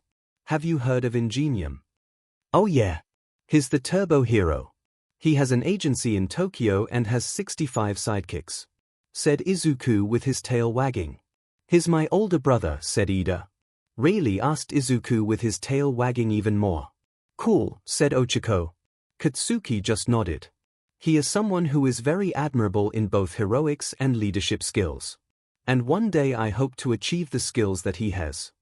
Said Ida, smile. The 3 looked at Ida surprised. What? Asked Ida. This is the first time I've seen you smile. Said Ochiko. I smile. Said Ida. Katsuki gave Izuku a certain hand signal. It was a signal for Izuku to turn on his telepathy. Hey! Katsuki told him. I think we should tell him. Really? Replied Izuku, surprised. Wait, you don't mean? Thought Ochiko. What's going on? Asked Inko. We're going to tell him about the side effects. Explained Katsuki. Inko remembering hearing about Ida, knowing it was him. However, before any more could be said, alarm sounded and a voice informing them, a level 3 intruder alert. Please remain calm and evacuate. What's a level 3 intruder alert? Asked Ochiko to some older students nearby. It means someone got into the school. It hasn't happened in my time here. Said the person she asked. But of course everyone started to freak out as they tried to evacuate. Ochiko held onto Izuku as tightly as they could as the hallway was jammed-packed with everyone trying to flee. During the madness, Ida got pushed into the window and saw what was really going on. The press had broken in. He tried to calm everyone down. But no one listened. He got a plan down. He asked Ochiko to cancel out his gravity and he propelled himself to spot and ended up looking like the little guy on the emergency exit and calmed everyone down. This also made Izuku realize something. As well as something he wanted. After everything calmed down and Izuku got the chance to finally change out his shoes, they called Izuku and Yorozu for class business. Now I guess we should determine the other class positions. Said Aizawa. Wait, before we get started I want to say something. said Izuku. After what happened, I think that Ida should be class representative. The class was surprised. Seriously, Deku, asked Katsuki. After what just happened, he showed us what he can do, and true leadership skills. Said Izuku. He's got a point. Said Kirishima. Yeah, Eminency exit did calm everyone down. Agreed Zero. It should be pointed out that Pose did earn Ida the nickname Emergency Exit. Whatever, muttered Aizawa, who was clearly done with everything. I was the one who got more votes than him, thought Yororozu with a sigh. And with that, Izuku was able to give up his position as class representative. However, the day wasn't over. Afterward, while walking to the train station. Listen, emergency exit, muttered Katsuki. Ida froze. You really seem like you want to be Izuku's friend, said Katsuki. Ida was even more surprised. Did you just say? Said Ida. Ida, sighed Izuku, if you're serious about being my friend, we think we should tell you about my quirk side effect. Oh, I see, said Ida, remembering how they were defensive about keeping it private the other day. Just a word of warning, if you want nothing to do with us, I will make your life a living hell any time we have to deal with each other. Ida just nodded, remembering how protective Katsuki was towards Izuku. All right, sighed Izuku. He told him the side effect of his quirk if he bonded with a male and how he knew about. He looked at both Katsuki and Izuku. I see, said Ida, that actually explains quite a bit. Izuku and Katsuki both looked at him, as did Ochako, who was silent during this. You can't control what your quirk does, said Ida. Really? Asked Izuku, who looked to be on the verge of crying. Ida nodded. It's terrible that you had to go through all that. Izuku started crying so much that his tears were like a waterfall. Thank you so much, cried Izuku. Is this another side effect of his quirk? Asked Ida. No. Auntie is like this too, said Katsuki, removing Izuku from her shoulder to avoid getting soaked. Well, even more soaked. With that many tears, she was already pretty soaked. Good to know you're an actual friend, said Katsuki with a genuine smile. What do you mean? Asked Ida. Everyone in our school wanted to be a hero, yet none of them really practiced what they preached, said Katsuki. They talked about how they were planning to go to a hero school, completely unaware of how they really were. You really want to be a hero? You've been through a lot, haven't you? Asked Ida. Both Izuku and Katsuki were quiet, well, except for Izuku's sobs. It's clear none of them were really trying to be a hero. Aid Ida. Well, I hate to ruin the moment, but we really should go to the train station, said Ochako. You're quite right, said Ida. Come on, Deku, you have to stop crying, said Katsuki. I know, cried Izuku. They united to the train station, happy that Ida was a true friend and accepted them despite everything. The next day it was a normal school day, thankfully without any problems during lunch. But it was after lunch that was the most interesting. All right, today's class will be different. We're going to perform rescue training. From floods to fires, you're going to learn what it's like to rescue people, said Aizawa. The class was excited. It will also be held off-site, so we will be taking a bus there, said Aizawa. All Might will meet us there along with another hero. He then hit the SWCH for their costumes. You may wear your costumes, but remember they might not be suited for rescue work, so remember that when getting ready, said Aizawa. And so the class met up outside the buses. Everyone but Ochako and Katsuki wearing their costumes. The two wearing their gym clothes. Though many of them weren't wearing their entire costumes, as Izuku wasn't wearing his visor or gloves. All right, everyone, called out Ida, taking charge. Line up according to class number and step aboard the bus. He's really getting into his role as class representative, said Ochako. I think you made a mistake in giving it to him, muttered Katsuki. Izuku laughed at this. However, during the bus ride, Ida was lamenting that the bus screwed up his plans for boarding, as it was an open layout. I tend to speak my mind a lot, and I was wondering something, said Asui. What is it, Asui? Asked Izuku, who was in animal form during the bus ride. You can call me Zoo, said Asui or rather Tsuyu, and your quirk doesn't make any sense. Yeah, it doesn't make any sense unless you know all about it. Laughed Izuku. So how does it work? Asked Kirishima. Well, it's called Magical Girl Mascot, said Izuku. I knew it, yelled Hagekyu somewhere on the bus. You see, it allows me create bonds with people, said Izuku. They get a special costume, a power boost while in the costume and other abilities while in human form. I get a copy of their quirk without the power boost I give them. We also gain a telepathic bond, but it's not all the time and I'm the only one who can turn it on. Wait, did you give them those wands? Asked Kaminari. Izuku nodded. So wait, is just with girls or can anyone bond with you aside Kirishima? I mean, you said people. There's a side effect if I bond with someone that's male, said Izuku. Really, what is it? Asked Tsuyu. I'll explain another time, said Izuku. Midoriya had a history of bullying because of that side effect, said Ida, so please don't press him. Wait, you told emergency exit? Asked Kaminari. He earned mine and Deku's trust, muttered Katsuki, and the rest of you haven't done the same, so don't. The or else was left unsaid. Also, another thing I get is an added 2 hours as a human if I bond with someone, said Izuku. I only have 6 hours for now, which is why I limit my time. Wait, are you looking for more people to bond with? Asked Yorozu. Izuku nodded, but I'm not going to make any bond with me unless they want to, or it's an emergency and there's no other choice, said Izuku. What kind of emergency? Asked Kirishima. Well, I bonded with him during the exam, said Ochako. Oh yes, I remember that. You were almost crushed by the 0-pointer, said M. I remember the sparkle you created when it happened. She was pinned by debris and neither my mom's or Kaken's quirks would have gotten her free, said Izuku. Wait, you bonded with your mom? Asked Kaminari. I didn't mean to on my end and my mom decided to because of reasons, said Izuku. What do you mean you didn't mean to? Asked Tsuyu. After I bonded with Kaken, I started to try to initiate bonds randomly. I could barely control it. No one but my mom took it thought, said Izuku. It took me months to control it.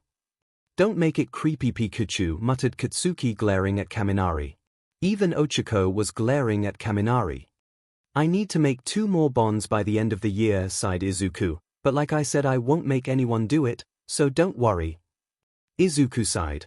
Okay, so his classmates now knew that he was looking for partners and he had a reason for not taking boys, even if they didn't know that reason. They soon got to their location, which was a large domed building that looked like something like a theme park. Oh wow!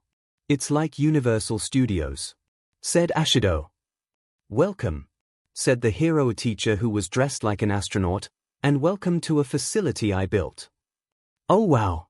It's 13, said Ochako, really excited. They're my favorite hero. I know. A rescue hero, said Izuku, who had returned to his human form as his tail waged profusely. Wasn't All Might was supposed to hear? Asked Aizawa. Unforgeable, he got up in something, said 13, holding up 3 fingers. The hero then turned to the students.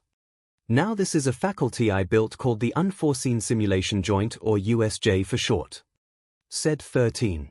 It really are Universal Studios Japan, thought all of the students. Now before I get started, I want to make a point, or rather 2, maybe 3, no wait 4, definitely 4, said 13. The students all sweat dropped. Now you will be here to learn rescue training, said 13, and all of you have quirks. But there is a dangerous side to your quirks. Take for instance my quirk Black Hole. It seeks up everything and turns it to dust. You've used that quirk in many rescue missions, said Izuku. Yes, but it also can easily be used to kill, said 13. Many of your quirks can be used for good, but remember they are often dangerous. You have learned how to use your quirks to fight. But today you will learn how to use your quirk to save people. After all, your powers aren't meant to inflict harm. Thank you all for listening. The class applauded, with Ida being the loudest. But before class could begin, the lights suddenly went out. Then they noticed in a central plaza a strange black and purple thing appeared, which then got bigger. The students all saw this. "Are those robots?" asked Kirishima. "No, stand back. Those are real villains," said Aizawa. The students were shocked. "Aren't there supposed to intruder alarms?" asked Yorozu. "They're supposed to go off," said 13, "but I don't understand why. This is clearly an organized attack," said Todoroki. "They're not a bunch of idiots, they knew they would be here.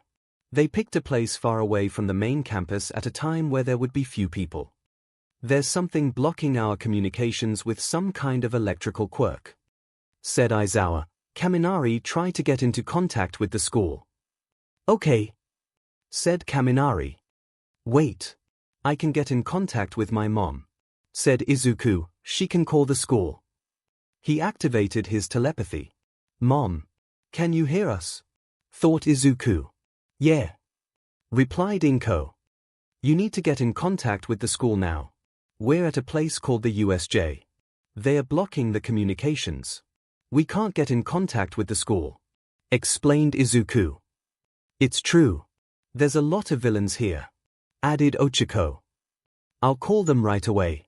Keep this open, please, Izuku," replied Inko. "Don't worry, I doubt Deku would do anything stupid and cut it off," responded Katsuki. "Evacuate them," said Aizawa. "I'll handle them." "Wait, your quirk isn't good with large crowds," said Izuku. "Your quirk is suited for one-on-one fights and binding. No good hero is a one-trick pony," said Aizawa. 13. And with that, Aizawa jumped right into a large crowd of villains. Izuku watched as their teacher held his own. "Midoriya, now's not the time, watch," scolded Ida. "Oh right," said Izuku. They all began to excavate, but before they could leave the building, the black and purple mass blocked their path. It was a villain that was amorphous cloud. "Greetings, we are the League of Villains," said the amorphous cloud. "Forgive our audacity, but we are here for one reason: to kill the symbol of peace." Everyone looked at the amorphous cloud in shock. "He was supposed to be here, but he isn't here," said the amorphous cloud. "But no matter. I still have a role to play." That was when Katsuki transformed and went in to attack the amorphous cloud, being joined by Kirishima. "Kaken," thought Izuku. "What did she do?" asked Inko. "You probably don't want to know," sighed Ochako. "Bet you didn't expect that," taunted Kirishima. "But I noticed that it didn't seem to work." "Get back," yelled 13. But it was too late. The entire area was covered by the amorphous cloud's power, engulfing all of the students and spreading most of them through the US, where other villains were waiting for them. And hopefully they would be able to get out of this. Chapter 6. Leapfrog. Everything was black for Izuku, then suddenly he appeared mid-air with water below him. He fell into the water. That was when he saw a shark man swimming towards him. "Oh no!" he mentally cried out. "Izuku, what's wrong?" called out Inko.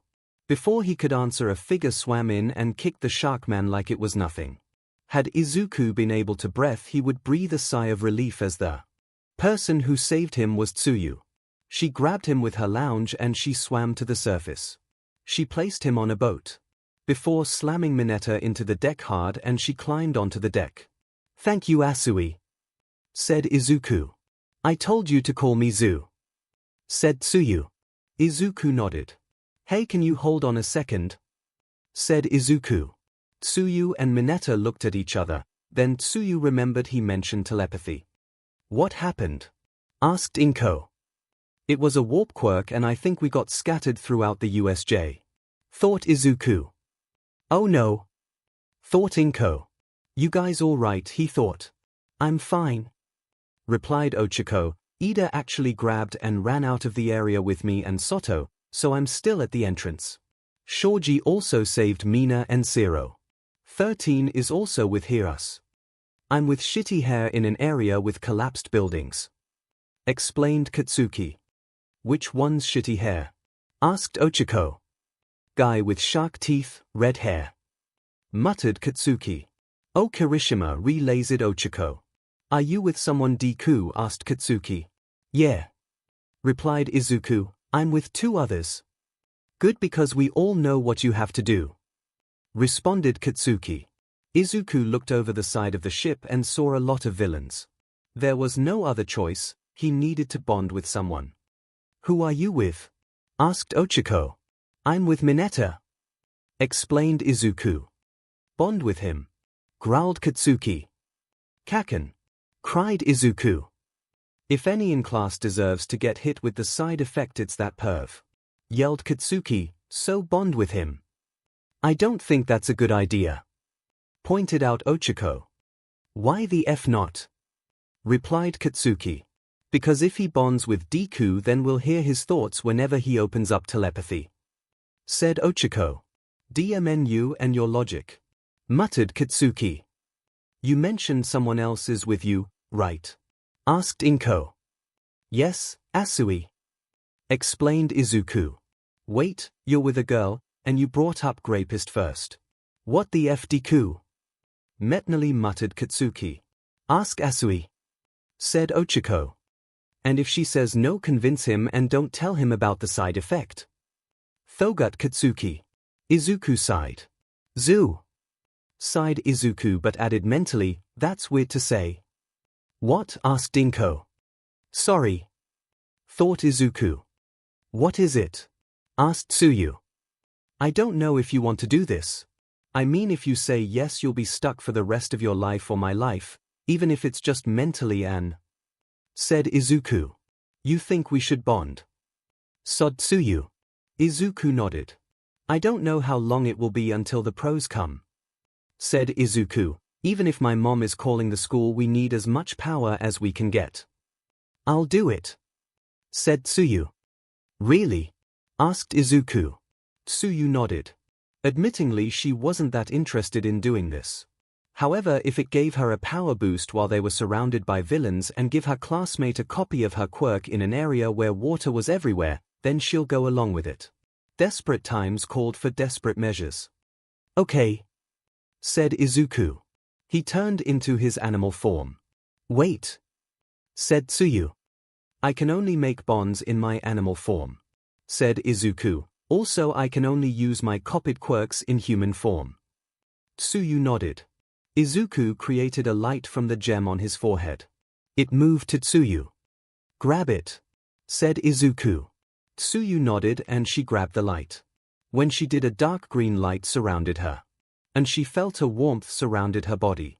In that light her outfit changed, while the top remained somewhat the same. Green with black and yellow stripes, her boots which resembled frog's feet were also pretty much the same but now knee-high instead of thigh-high. Her gloves were the one thing that was the same. Everything else was different. Instead of long selves, they were now short and resembled petal of a water lily. She also had a skirt that resembled a lily pad. In her hair was a water lily-shaped decoration, and in her hair were spring green streaks. The dark green gem was a part of her water lily hair decoration. Also, the gem on Izuku's forehead was now joined by a dark green shimmer along with the 3 other colors. Really? Asked Tsuyu. I have no control over what the outfits look like, said Izuku as he turned back human. I think you look much better in your new costume, said Mineta, given the thumb up. She began to whack him with her tongue multiple times with such precision. I get what you mean by getting stronger, said Tsuyu. My tongue is much faster. Izuku just nodded with a sweat drop. I'm on hold as someone is getting Principal Nezu. Inko's voice called out to the telepathic message. What? Said Tsuyu. Telepathic bond, remember? Thought Izuku. Oh right. Thought Tsuyu. I should be able to talk to him in a minute. Thought Inko, hopefully. Back at school, the principal named Nezu was talking with the teacher while making tea. Oh no, when tea's involved he won't stop talking, thought the teacher. However, before anything could be said, the DMNTX teacher ran in. Nezu, Mrs. Midoriya is on the phone, she explained. She says that something is happening at the USJ and it's an emergency. Principal Nezu froze when she said that. He knew that she was connected to her son and his partner's telepathy. The teacher paled and then ran out of the room as quickly as he can. Remember, Mrs. Midoriya has a telepathic bond with her son, and she's calling now. Then that means the class is in danger," said Nezu. The DMNTRX teacher nodded. At the entrance of the USJ, 13 breathed a sigh of relief as Ochako had relayed her the information that she got. 11 students are accounted, 13 said. The 6 with them, and the other 5. "I'm on the phone now with Principal Nezu now," 𝐒𝐭𝐚𝐲 called out with the telepathy. "Really?" asked Ochako. "About time," called out Katsuki. "All Might has already left and heading towards the school now," explained 𝐒𝐭𝐚𝐲. "All Might's coming," said Ochako in a quiet tone so that amorphous cloud wouldn't hear. 13 nodded, however they were worried for some reason. 13, "What's wrong?" asked Ida. "It's nothing," said 13, "but you need to stand back. He can still scatter you." "Are you sure?" asked Soto. 13 nodded. "Hey Deku. Are you having an easy time too?" asked Katsuki. "Back in the boat with Izuku, Tsuyu, and Mineta." "No, we're trying to strategize," thought Izuku. "Seriously. Unless you're in the fire area with a ton of fire quirks, I don't see what the problem is," muttered Katsuki. "We're in the flood zone with a bunch of villains with water-based quirks," explained Tsuyu. "Oh, F," muttered Katsuki. "Wait, you're in the flood zone?" asked 𝐭𝐴. "We're in a boat," explained Tsuyu. "Okay," responded 𝐭𝐴. That was when it suddenly hit Izuku. "Wait. I don't think they know about our quirks," said Izuku. "What?" asked Mineta. "You're right," said Tsuyu. "If they knew I was a frog, that they would have sent me to the fire area." Izuku nodded. "They would have sent me completely alone so I wouldn't be able to make any new bonds," said Izuku. "How does your quirk work?" "Well, I can do anything a frog can do. I have a long tongue, I can jump really high, cling to walls, swim really fast, I have a toxic mucus but it only stings, and some stuff with my stomach that I don't really want to talk about," said Tsuyu. "Well, I have all that now, along with Ochako's quirk, which let me cancel out the gravity if I touch something with pads on my fingers when I activate it. I have 𝐭𝐴𝐾𝐻𝐿's, which gives me explosive sweat from my palms, and my mom's, which a very minor telekinesis quirk that lets me pull small objects," explained Izuku. The two looked at Mineta. "What, are you seriously considering fighting?" asked Mineta. "Even if All Might is coming," said Tsuyu, "we probably won't be the first one he rescues." Mineta sighed as he took off one of his hair ball off his head. "I can take them off, and whatever I stick to them stick right there," said Mineta. Both of them stared at him. How did he pass the entrance exam? Thought Tsuyu. Maybe rescue points, thought Izuku. Both of them heard a snort from Katsuki. "It's rude that you're leaving me out," cried Mineta. "And why do we have to fight back? You said yourself All Might is coming, he should be here soon and save everyone." "Are you sure you should be going to UA?" asked Tsuyu. "We're a bunch of teenagers going up against actual villains," cried Mineta. "Oh, of course I'm scared." "We're going to get out of here," said Izuku, looking right at him. "Everything's going to be fine." That was when one of the villain attacked the boat they were on. "You just jinxed us," yelled Mineta. "I told Nezu everything I could, don't worry, the rest of the teachers coming," assured 𝐭𝐴. Thought she didn't know about the ship. "The teachers are coming," said Izuku. "What good is All Might and the teachers coming if they don't show up in time?" cried Mineta. "We barely have any time for this. We're going to do too." He united to cry and cry about how they were all going to die. "You know, I have a theory," said Tsuyu. "What?" scared Izuku. "You said that my quirk is more powerful," said Tsuyu. Izuku nodded. "With 𝐭𝐴𝐾 she explode any part of her body. Ochako doesn't need to touch things to turn off their gravity, and my mom's telekinesis is much more powerful," explained Izuku. "Then that means all of my abilities have been enhanced," said Tsuyu. Izuku nodded. Tsuyu slapped Mineta multiple times with her tongue to calm him down. "I have an idea to get us out of here," said Tsuyu. "What can get us out of here?" cried Mineta. She grabbed him with her tongue. She looked at Izuku, who knew what to do. He turned into animal form. She held onto her stuffed animal-like classmate and she jumped. The villains saw her jump and saw that she seemed to be out of range for their attacks. "Seriously?" yelled one of them, "they just run. That's so anticlimactic." A villain with a skull mask sighed. "We'll get them later," he told the others. Meanwhile they made completely to dry land. "That had to twice as far as I normally jump," admitted Tsuyu as she slammed Mineta to the ground. She let go of Izuku, who turned back to his human form. They turned to the central plaza where Aizawa was still fighting many of the villains. "It will be hard to get to the entrance from here with the fight going on there," said Izuku. Tsuyu nodded. "What are we going to do?" thought Izuku. "I don't know, but the fact you're thinking it means you want the others' help," thought Tsuyu. "I'm busy kicking these effers buttes, so don't ask me," thought Katsuki, "and I bet you two did the same." "Totally," replied Izuku. "You ran," thought Katsuki. "We ran," sighed Izuku.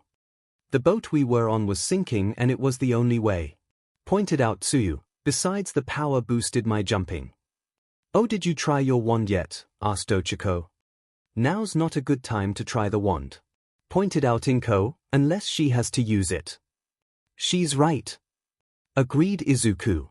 At the entrance, 13 had started to SCK the amorphous cloud using their quirk. The amorphous cloud had a plan to take care of 13. However, suddenly the doors opened up. And a certain very muscular figure had come through the doors. It was All Might. Even from their spot, Izuku, Tsuyu, and Mineta saw this. "You have nothing to worry about," said All Might, looking cessed, "because I am here." "All Might's here," called out Ochako. "Yeah," called out Katsuki. "Thank goodness." Inko, breathing a sigh of relief. Although he was somewhat far away, Izuku could see All Might's face. "He's not smiling," said Izuku. "What?" asked Mineta. "When I was little I always noticed something about All Might. Whenever he saved someone, he did it with a smile. That's one of the reasons why I admired him so much, because he could reassure everyone with a smile that it would be all right," said Izuku. "But he's not smiling. He's angry," said Tsuyu. Mineta nodded. The amorphous cloud looked at All Might. "So you actually made it," said the amorphous cloud. In the main plaza, man with light blue hair covered in hands. He smiled under the hand over his face. "So, All Might is here," he said. He looked towards what could only be described as a monster. "So looks like he was just a little late," said the man, "but still it means that our plan will come to fruition." The man who was clearly the leader had a plan to take of All Might. Because that monster wasn't just someone with a quirk that made him like, but rather something else, something that go toe-to-toe with the world's strongest hero. And things were about to get more complicated from there. Chapter 7. Shouldn't have run. All Might was angry. He looked at the way that 13 was protecting the 6 students that managed to avoid getting scattered. All Might glared at the amorphous cloud. "So I guess you were just running a bit late," said the amorphous cloud. "You could say that," muttered All Might. He did looked at Ochako, formed the corner of his eye. Ochako noticed the way he seemed to be looking at her. She nodded as if saying it was true. That she was still in contact with the other partners. "Why are you attacking my students?" demanded All Might. "Our goal is quite simple. To kill you," said the amorphous cloud. "Many people have tried to kill me over the years, yet none have," said All Might. "Oh, we have a plan," said the amorphous cloud. Then the amorphous cloud warped away. All Might scowled. "Young Uraraka," said All Might, "how are your classmates?" "We only know about Deku, Kaken, Tsuyu, Kirishima, and Mineta. And right now they're all fine," said Ochako. "But Deku did have to make a bond with Tsuyu." "I see," said All Might, who seemed a mix of worry and relieved. The teachers were all informed about the side effect of Izuku's quirk should he bond with a male. So the fact he had to make a bond with someone was to be somewhat expected, but was relieved that he was bonded with a female classmates was a relief. All Might nodded and then leapt to where Aizawa was fighting with the villains. Meanwhile in the collapse zone Katsuki and Kirishima had almost decimated all of the villains. Katsuki managed to give an explosive kick to one villain, while Kirishima managed to punch a few of them out. "You know, for a magical girl you're pretty manly," said Kirishima. "What the F does that mean?" asked Katsuki, glaring at him harshly. "It was a compliment," said Kirishima. "Whatever," said Katsuki. They looked around.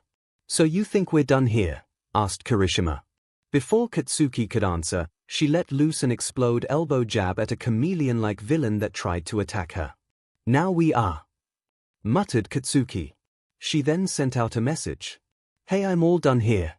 Like I said, these villains were weak," explained Katsuki.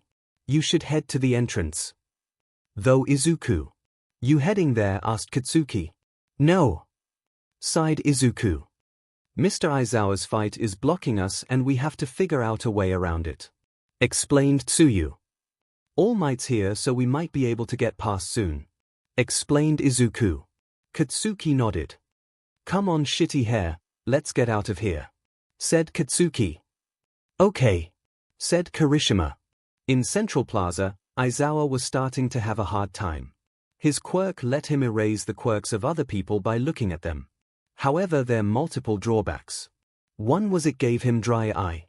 The other was that it would be cancelled if he blinked, and the longer he used it, the more often he would have to blink. Needless to say, the longer the battle went on, for the harder it was. That was when All Might swooped in, however, and with a mighty punch blew all of the villains away. When All Might landed, Aizawa looking at his fellow teacher. "You know, we could have avoided this if you didn't waste your time limit," said Aizawa.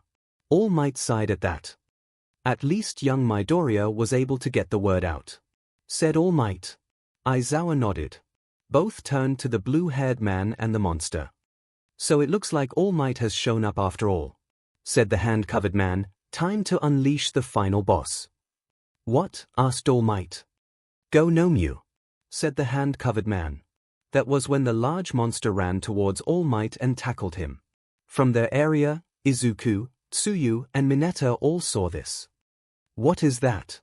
asked Mineta. "I have no idea," said Izuku. They watched as the monster punched All Might, which All Might was able to take. However, he punched right back. But the punch didn't even faze the monster. "Did that thing take All Might punch?" yelled Mineta. "It did," said Izuku in shock. "Rip it," croaked Tsuyu in shock. However, before they could react, the water behind them bubbled up. And suddenly the water engulfed them. Meanwhile, Katsuki and Kirishima had left the collapse zone entirely. However, both of them saw the huge wave engulfing the area. "Deku. Frog face," thought Katsuki. Turned out it was a bad idea avoiding them. Izuku's voice popped up. "Of course, that's what happened," thought Katsuki with her eye twitching. "You need help." Neither one answered.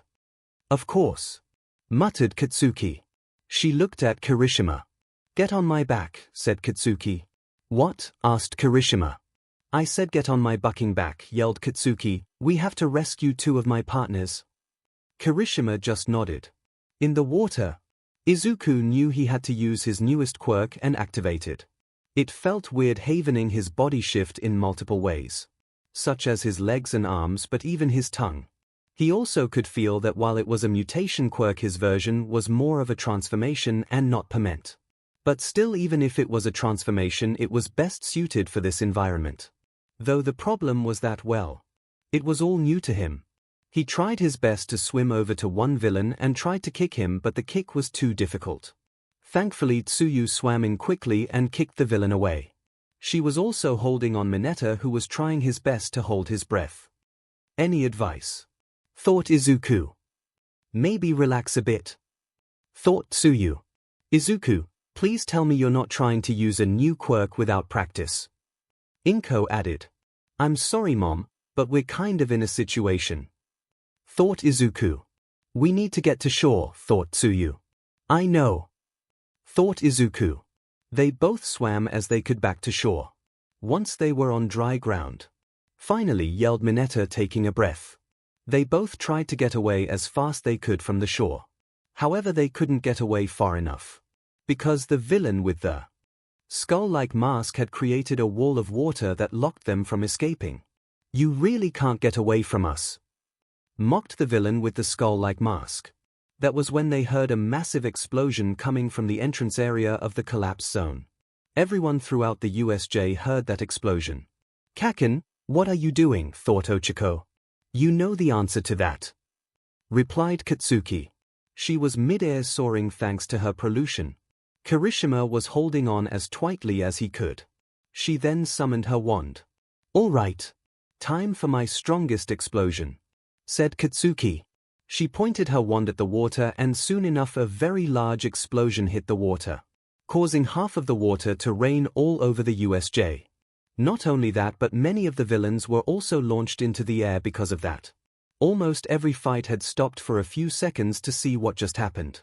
With the hand-covered violin, he watched in shock. "Kurogiri, was that one of the students?" asked the hand-covered villain. "I believe so," said the amorphous cloud now known as Kurogiri. "What kind of students are they teaching?" growled out the hand-covered. Meanwhile, Aizawa saw what happened and realized he had to go over there. "Go to them," said All Might, still grappling with the monster. "I was about to," muttered Aizawa. He pinched the bridge of his nose. This day was just back with Izuku, Tsuyu, and Mineta. Katsuki and Kirishima landed after Katsuki let loose an explosion to soften her landing. "Kaken, seriously?" cried Izuku. "I should say the same thing to you," said Katsuki. "Yeah, but using a new quirk won't exhaust me like that explosion," sighed Izuku. Katsuki was about to say something but then looked at Izuku as if judging him. "Whether, you look thing weird but the way," said Katsuki. Tsuyu glared at Katsuki. "I mean because of the combination of his ears and tail," said Katsuki.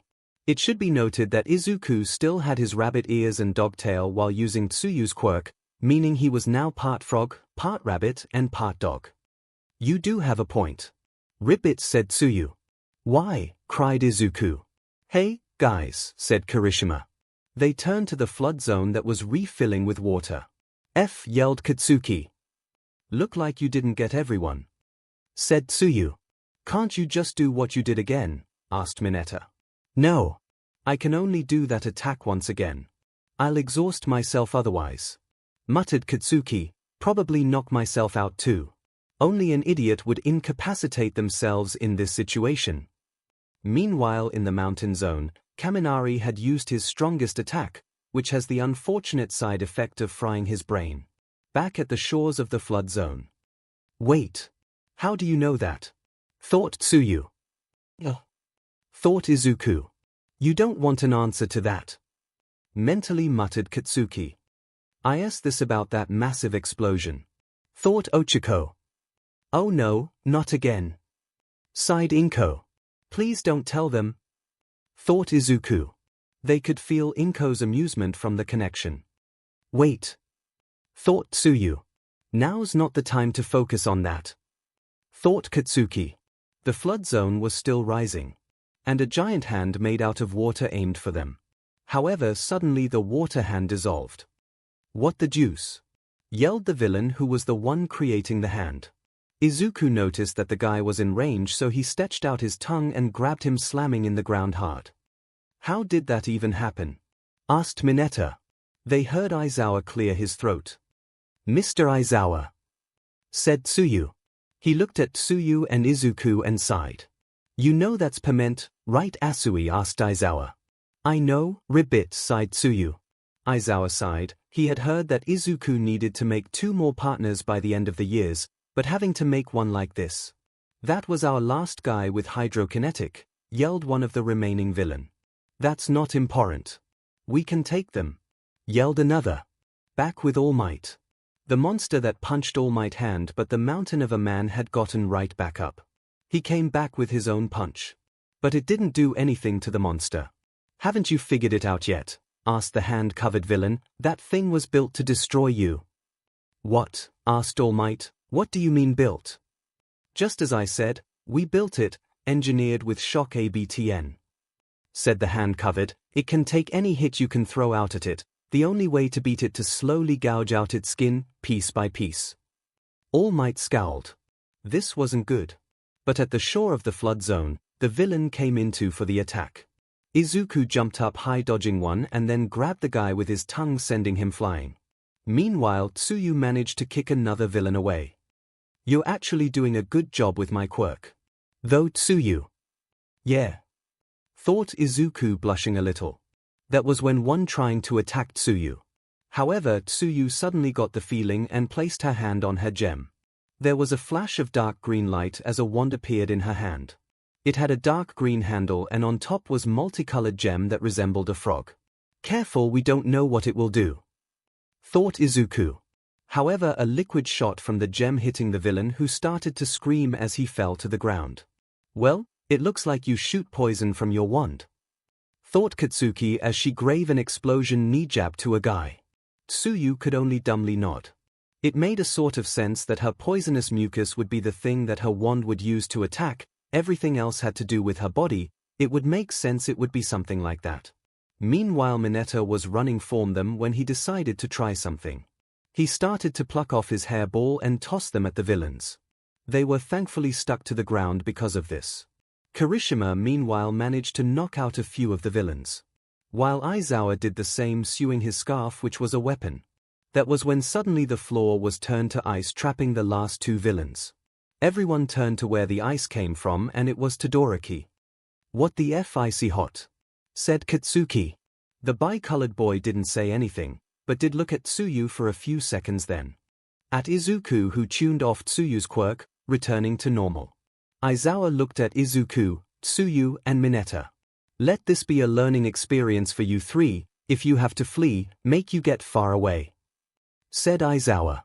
Yes sir. All three of them said at the same time. Aizawa nodded. Also Mineta, your scalp is bleeding. Said Kirishima. I know. Said Mineta. Midoriya, should the other teachers be here soon? Asked Aizawa. Mom? Thought Izuku. They should be there any minute. Explained Inko. He then relayed that information to Aizawa. I see. Said Aizawa. All right. Can you also please inform 13 of Todoroki? Oh right, said Izuku and then Thogut, hey Todoroki is with us. Thing icy hot just stole our thunder. Thogut Katsuki with her eye twitching. I'll tell 13. Thogut Ochiko. He knew he had to lead the 6 students to safety. I found that there's really only 2 or 3 threats here. The rest are weak cannon fodder. Said Todoroki. Yeah, we noticed icy hot. Tell us we don't know. Muttered Katsuki. Aizawa glared at the students, shutting them up. Meanwhile All Might struggled to fight against the creature. However, he came up with an idea. The monster had its brain exposed. And he decided to give it a pile driver. However, Kurogiri had used his quirk to ensure that the warp didn't work. All Might was trapped. Then it got worse. As the Nomu grabbed All Might's side, digging into it and causing him to bleed a lot. Aizawa's group was somewhat far away in their escape path when this happened. At the entrance Ochiko paled.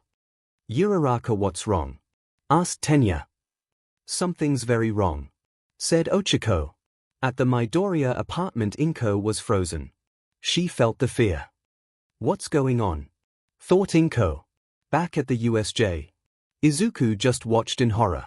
He didn't know why, but his legs just started moving on their own as he ran to help All Might. All Might saw this and didn't know how to react. And none of were sure how this was going to go, but hopefully Izuku would pull through. Chapter 8. Moving without thinking. Deku really wasn't thinking why he ran. He just ran. All Might saw the boy with animal traits run towards him and he knew what was going on. He knew the instinct well, and was proud to see it in his students. Well, he was also extremely worried due to the fact that it was a monster he was fighting, but he was still a little proud. Izuku on the other hand was still running, not thinking. Then he began to panic. Oh man! Oh man! What am I doing? What am I doing? Thought Izuku as he got closer. That was when an idea hit him. He didn't even about it, he activated his mom's quirk and pulled it hard. The monster went limp as everyone gaped in horror at what he was just did. Reminder: the monster had an exposed brain. He ripped out a chunk of its brain right out of its head. Even Izuku was shocked what he did. The other nearby students. Did Midoriya just rip out that monster's brain? Said Mineta. He wasn't thinking. Said Tsuyu. How do you know? Asked Mineta. The telepathic link is still open. Guessed Aizawa. Okay, what the F, thought Katsuki. Kaken. I wasn't thinking. Thought Izuku. Clearly. Muttered Katsuki. What happened? Asked Dinko. Is everything all right? Asked Ochiko. You don't want the answer to that. Thought Tsuyu. All Might on the other hand looked at Izuku. Young Midoriya. Said All Might. I didn't mean to rip out the monster's brain. Cried Izuku. It's all right.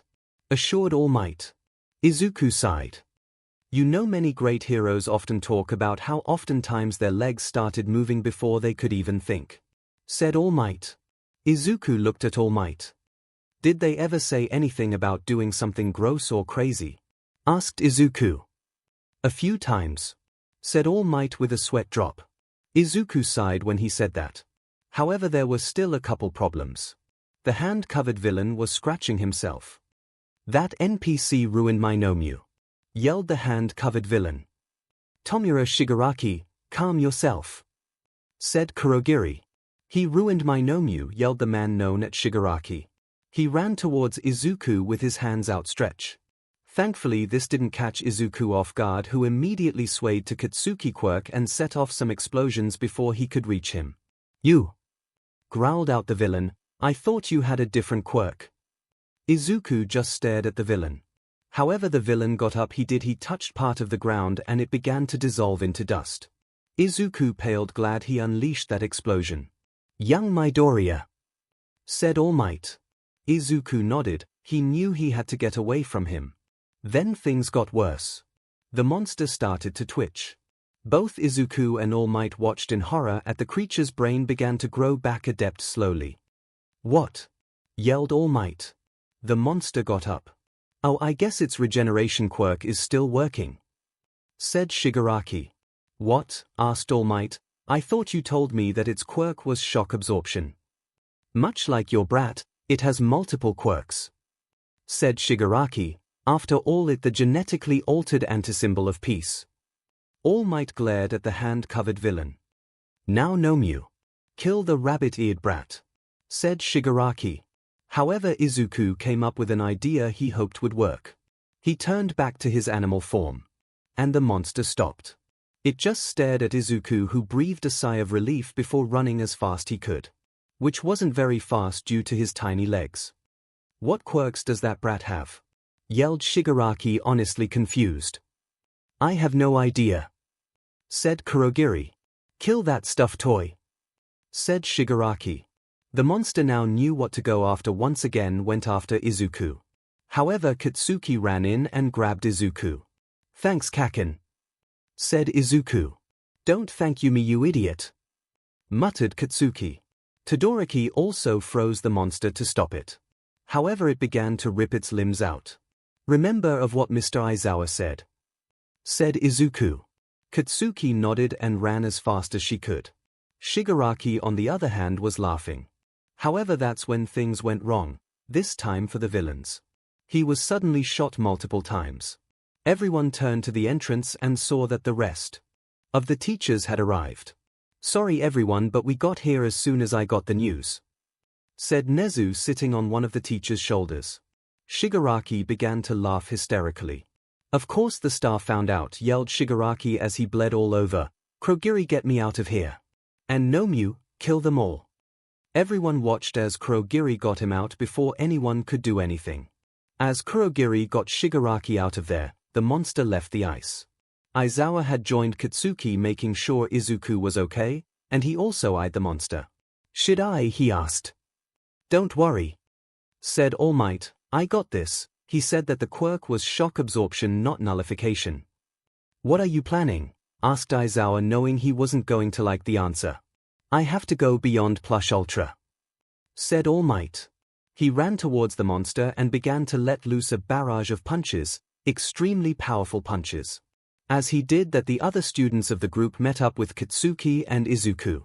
They all watched as he launched the monster out of the dome. "So amazing," said Izuku as his tail wagged. "Plus that thing won't try to kill you anymore, so that's good," muttered Katsuki. Izuku sighed when she said that. When he was done, All Might clutched his side and collapsed. "All Might!" cried Izuku.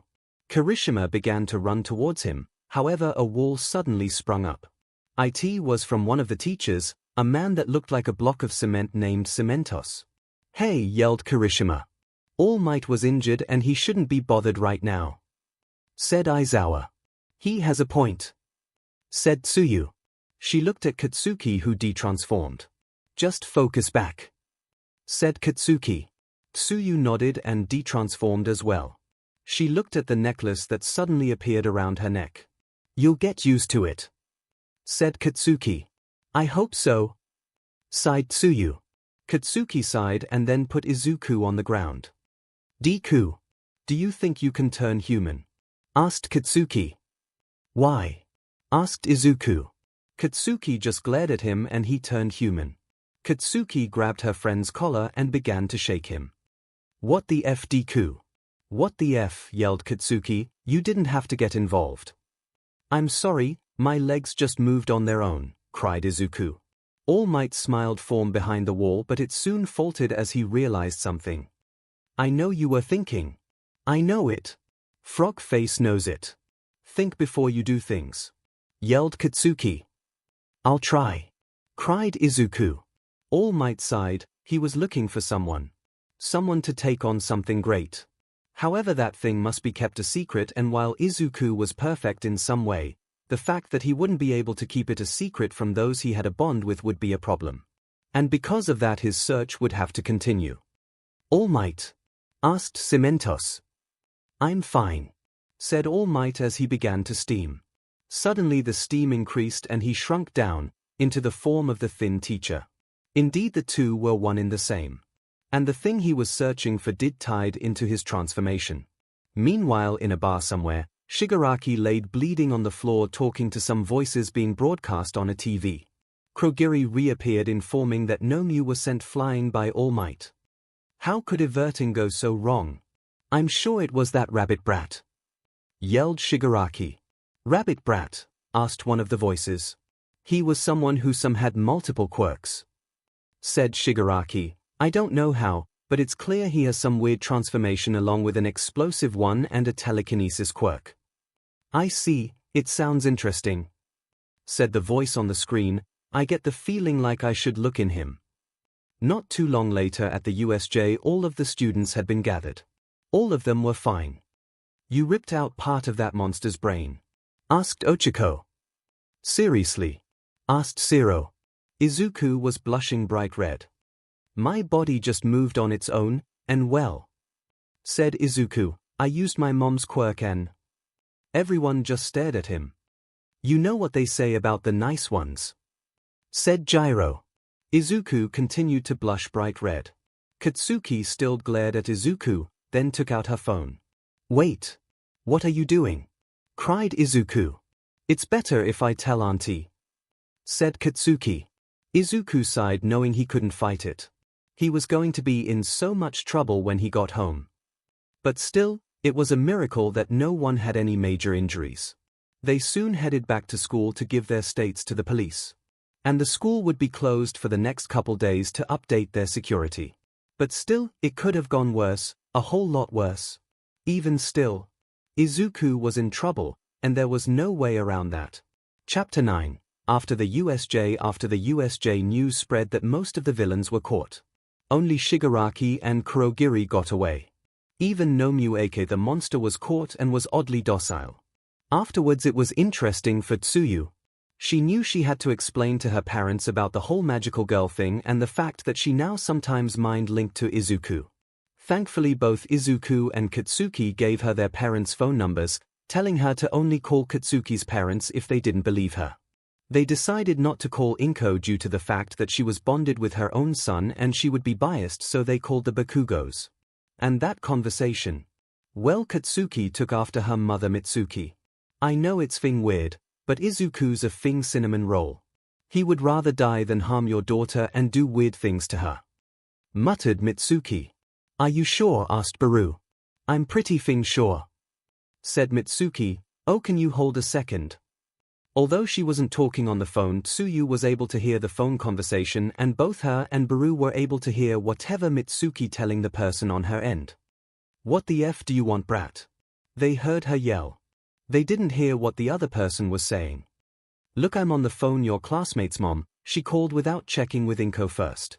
They heard Mitsuki yell. Both realized she was talking to Katsuki and they realized she said something else. Yeah, that is fed up. They heard Mitsuki yell. Both Baru and Tsuyu had large sweat drops. That explains so much. Thought Tsuyu. Once the conversation between mother and daughter was done, Mitsuki once again started talking to Baru. Also, there's nothing we can do, said Mitsuki. What do you mean? Asked Baru. All signs point to being unbreakable, said Mitsuki. Are you sure? Said Baru. Considering I've been there since the beginning, yeah, I'm pretty sure, said Mitsuki. Also, if he was a creeper, he wouldn't want to use his quirk. What do you mean? Asked Baru. Look, just because they have a bond doesn't mean they can't hurt Izuku. Katsuki's got Izuku injured many times through the years, including when using her magical girl form, explained Mitsuki. Really? Asked Baru. It's true, said Mitsuki, and they've gotten into plenty of arguments. Just because they have a bond doesn't mean it's brainwashing. Baru didn't answer to this. This all thing weird. Trust me. I know, said Mitsuki, but if she wants to be a hero, that power-up will be great for her even if the costumes is extremely embarrassing. But what if? Said Baru. If Izuku ever tries anything, well, let's just say there is a line, and my daughter is the first in line, said Mitsuki, though the first reaction will more than likely be trying to figure out why he's acting so weird. But other than that, you can trust him, don't worry. Besides, if he was a perv, they wouldn't have let him in the school if his quirk involves having a telepathic bond with girls. Baru looked at her daughter. Look, like I keep saying, Izuku is a good kid, don't worry about it, explained Mitsuki. Now if you excuse me, I have talked to something involving my daughter. Once Mitsuki hung up. Is this boy really a problem? Asked Baru. Not really, said Tsuyu, he has self-confidence issues. Are you sure? Asked Baru. He was elected class representative and gave it up when someone proved to be a good leader, said Tsuyu. I really should have mentioned that from the beginning. You should have, sighed Baru. Though the bright side, Tsuyu's little sister thought it was so awesome that her big sister was now a magical girl. The next day, Tsuyu headed the Midoriya apartment. She was somewhat surprised to find that Katsuki opened the door. It's about time, frog face, muttered Katsuki. Is Ochako here? Asked Tsuyu. She is. She lives in the neighborhood, so she was the first one here, said Katsuki. She led Tsuyu into the living room where Izuku and Ochako were waiting for her. She also noticed that Izuku was in animal form, which surprised her. I would have thought that you would be human, said Tsuyu.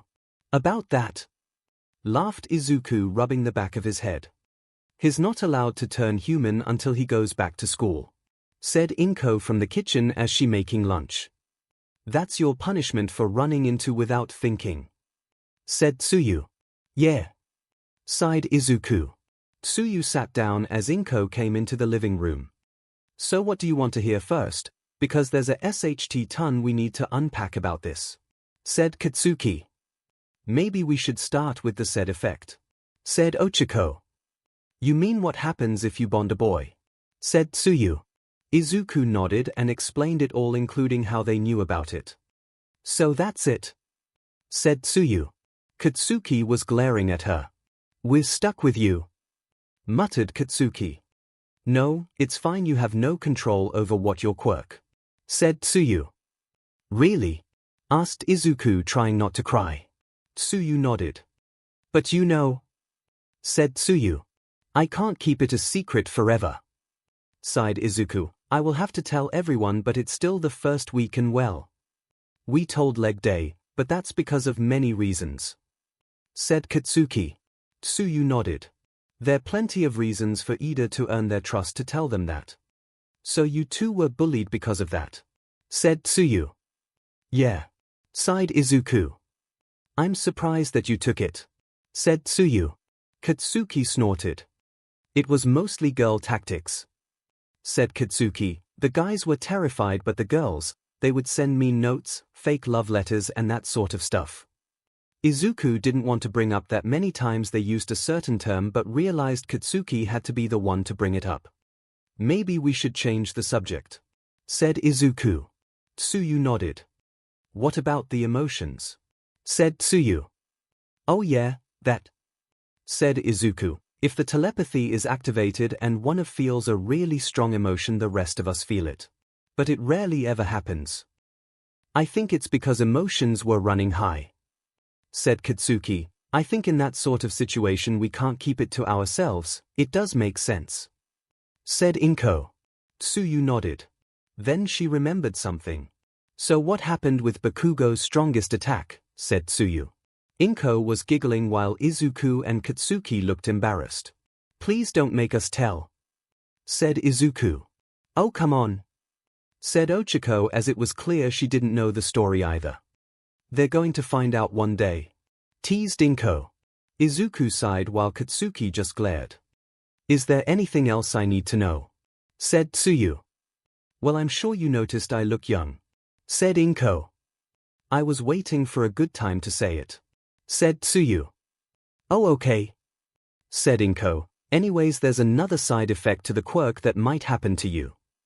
They explained about the fact that her aging had stopped and it might happen to them, but they still weren't sure. "That's," said Tsuyu at a loss for words. "There's why I don't want to advertise it," said Izuku. "If it does affect you, then word might spread.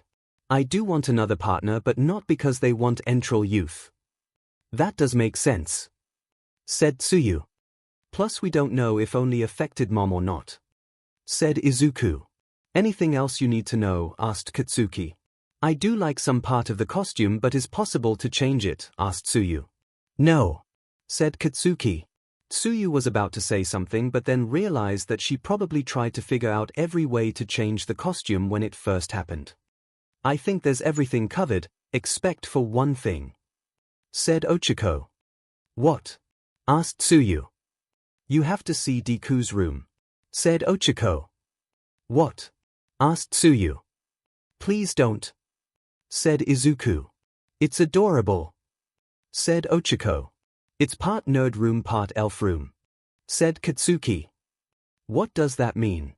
asked Tsuyu. "Nothing," cried Izuku. "She's going to see it," said Inko.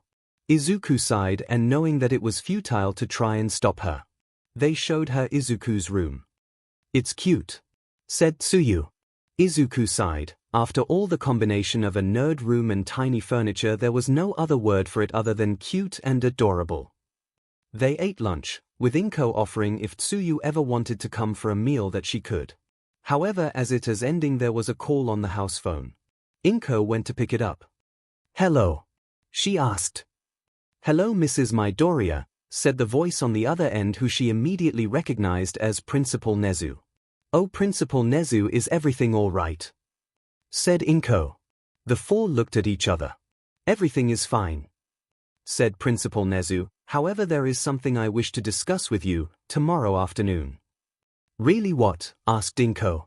"That's for tomorrow," said Principal Nezu. "Oh, all right," said Inko. "See you tomorrow then," said Principal Nezu. With the call over, Inko was a little confused. "Is everything all right?" asked Izuku. "It's fine," said Inko. "He just wants to talk to me tomorrow about something." "That's weird," said Izuku. "Ochako, Katsuki, can one of you come over tomorrow and stay with Izuku?" said Inko. "Mom!" cried Izuku. "Sorry, but you're still grounded," said Inko, "and I want someone to make sure that you don't break it." Izuku sighed when she said that. Tsuyu watched, amused by everything. Even if it was weird, it was already clear that it wasn't bad. The next day, 𝐒𝐭 headed to the school and 𝐈𝐻𝐻𝐼 waited for her outside the gates.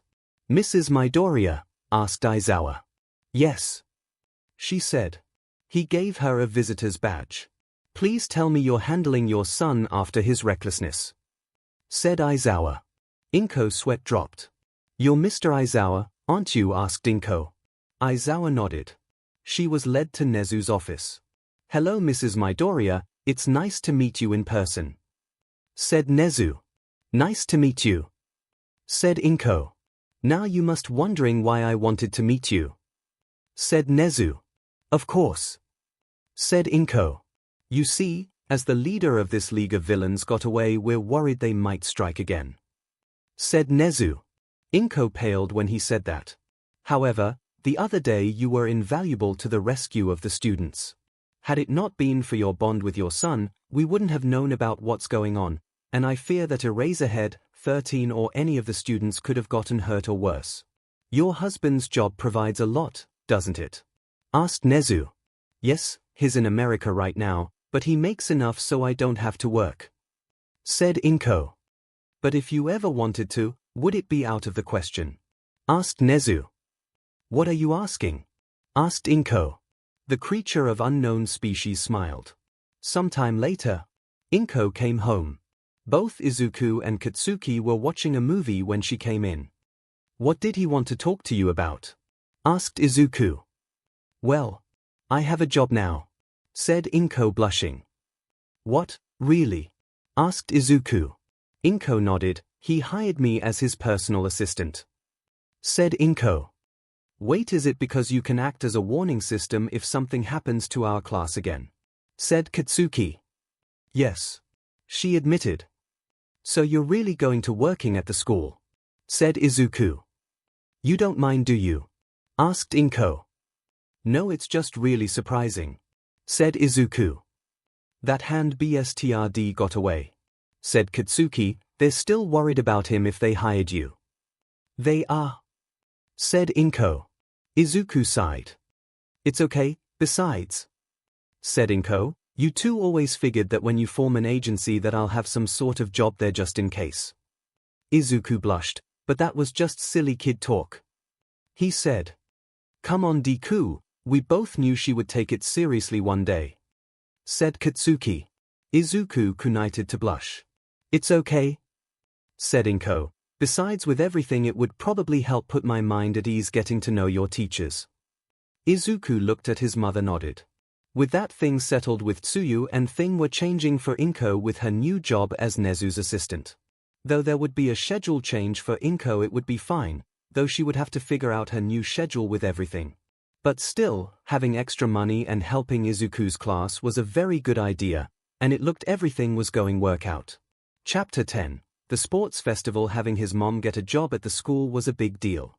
So of course Izuku did have to tell Ochako and Tsuyu, who were surprised and not surprised at the same time. Though it was decided to keep it a secret for the time being due to various reasons. It wouldn't be kept a secret forever, but it would be told eventually. But for now it would be a secret between them as well as Ida, which they decided to tell him once they got back to school. But of course they would have to go back to school. Everyone was in class waiting for it to start. "Hey Bakugo, how have things been?" asked Kirishima, trying to make small talk. "Just the usual," muttered Katsuki, glaring at him. "Kaken, I think, is trying to befriend you," said Izuku. "Whatever," muttered Katsuki. This only made Kirishima's sweat drop. Once everyone was ready for class, Ida stepped up and scolded everyone. "Everyone, we need to be ready for class," he yelled out, "so everyone get into your seats right now." "You're the only one not in their seat," said Kaminari, causing most of the class to laugh. Shortly after Ida took his seat, Aizawa came into the room. "All of you now know what it's like to face villains," said Aizawa. "However, your fight isn't over yet." The class was nervous as he said that. "In 2 weeks we'll be hosting the sports festival," said Aizawa. "What, really?" yelled the class. "Is a good idea to be holding it?" asked Mineta. "I mean, what if another villain attacks? It's necessary to demonstrate that the school's crisis protocols are still sound." "That's the thinking at least," said Aizawa. Plus we will have a police presence 5 times stronger than in years past. Really? Asked Mineta, all over a sports festival. Mineta, have you ever watched the sports festival? Asked Izuku. Of course I have, said Mineta. The sports festival is Japan's biggest sporting events, said Aizawa. He began to explain that the UA Sports Festival had become the biggest sports event of all time due to the rise of quirks. Plus the nation's top heroes will be watching, Scots will be there, said Yoirozu. That's right, said Aizawa. This will be the best chance to be noticed by the heroes. It only happens once a year, which means you only have 3 chances. If you want to be a hero, this is your best opportunity. The class was excited at this now. And they were even more excited when lunch rolled around so they could talk about it. Everyone's so excited, said Izuku. Of course, everyone's excited, said Katsuki. It's the Thing Sports Festival. Although I wouldn't use such crass language, Bakugo is correct. Everyone is in high spirits, said Ida. I know, said Izuku. You guys? Said Ochiko. Everyone looked Ochiko. And the face she was making was terrifying. Are you all ready for the sports festival? Said Ochiko. Katsuki made the hand signal. Round face, calm down. You look you're going to murder someone, thought Katsuki. This is the face that going to crush it, responded Ochiko. Do I want to know? Asked Dinko. She's just really excited for the sports festival, explained Tsuyu. Scarily excited, thought Izuku. Once Ochiko calmed, they all headed to lunch, with Tsuyu de-icing to join since she was now one of Izuku's partners. They also decided to let Ida on the newest secret. Wait, your mother was hired as Nezu's personal assistant? Asked Ida. She was, said Izuku. Is it as a precaution? Asked Ida, figuring out the reason. The principal figured that having her around if there's another situation like that, then she'll be here and not waste several minutes by calling, said Katsuki. You want to keep it a secret, don't you? Asked Ida. Yeah, said Izuku, for so many reasons. Really, why? Asked Ida. Just people's reactions. I mean, my mom is working here, what if they think the teachers will favor me because of it? Said Izuku. The group looked at Izuku. That one isn't going to happen, said Tsuyu. She had a point, what with Aizawa as their teacher. It's also a pretty low job. I don't think any of the teachers will care, muttered Katsuki. Also there's the fact that she's not a hero and she has a job here, said Izuku. It might raise a few questions. The answer being, oh right. Deku can call her telepathically like what happened at the USJ, muttered Katsuki. Izuku sighed. Kaken, cried Izuku. It makes sense you want to keep it a secret for now, said Ida. Yeah, sighed Izuku. Don't worry, it will be fine, said Ochiko. Plus I don't think anyone will figure out she's your mom until you tell people. I know, said Izuku. Why? Asked Ida. We'll explain when you meet her, said Katsuki. Ida nodded. The topic changed once they got to the cafeteria. What they didn't notice was Todoroki looking at the group, eyeing Izuku in particular. When school let out, they found that their door was surrounded by members of the other classes. Why are they here? Yelled Izuku in his animal form on Katsuki's shoulder. They're obviously scoping out the competition, plus we're the class that survived the villain attack, said Katsuki, out of the way cannon fodder. We all have places to be. Kaken, yelled Izuku. Bakugo, that was rude. You can't call your fellow students cannon fodder, scolded Ida. It's true, we came here to scope out the competition, said a voice. It was a boy with lavender hair and bags under his eyes. After this, the hero course. I got to say I'm disillusioned with someone who's so high and mighty that they can just yell at people and bring along their stuffed toy from home, said the lavender-haired boy. I'm a student, sighed Izuku. He wasn't even fazed by being called a stuffed animal anymore. There was an awkward silence. Oh, he's so cute.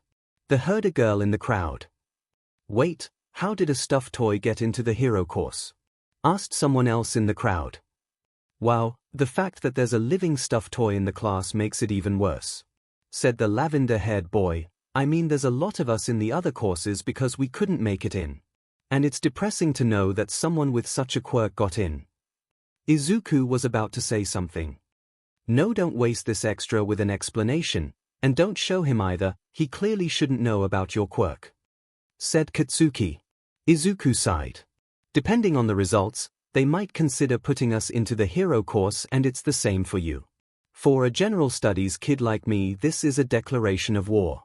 It's time to knock you off your pedestals. Said the boy. The students in class mostly looked at him nervously. A boy with silver hair was about to yell something out. Excuse me, called out Inko to the crowd fathered. The students blocking the doorway looked at her and knew she had to be facility. Can you please not block the doors? Said Inko. Also, Principal Nezu wants to speak with Uraraka, Asui, and Bakugo. She seemed to take a break after saying Bakugo. And made a face. That feels so weird. She thought with a sweat drop. She knew she had to professional, but she knew Katsuki since before Izuku had gotten his quirk. It makes sense it would be weird, even without the telepathy. Those that knew who she was all figured out what she was thinking. To be fair, Katsuki also called her auntie in return. I wonder why he wants to talk to us. Said Tsuyu. Take a guess what we have in common. Said Katsuki. They realized it had something to do with the fact they were magical girls. Izuku jumped to Ida, who clearly offered to carry him. Katsuki glared at the crowd of students as they made their way through. The crowd also dissipated. Though the silver-haired boy did yell out, "You better not make us hero course students look bad." Who was that? Asked Mineta once the crowd dissipated enough. I had heard that Principal Nezu had a new personal assistant. Said Ida. Wow, she is a fox. Said Kaminari. You got that right. Said Mineta. Izuku glared at the two. Midoriya, perhaps we should wait for Bakugo, Asui, and Uraraka at the lockers. Said Ida.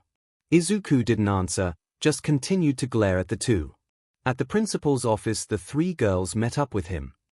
So let me guess, this has to do with our magical girl powers and the sports festival. Said Katsuki.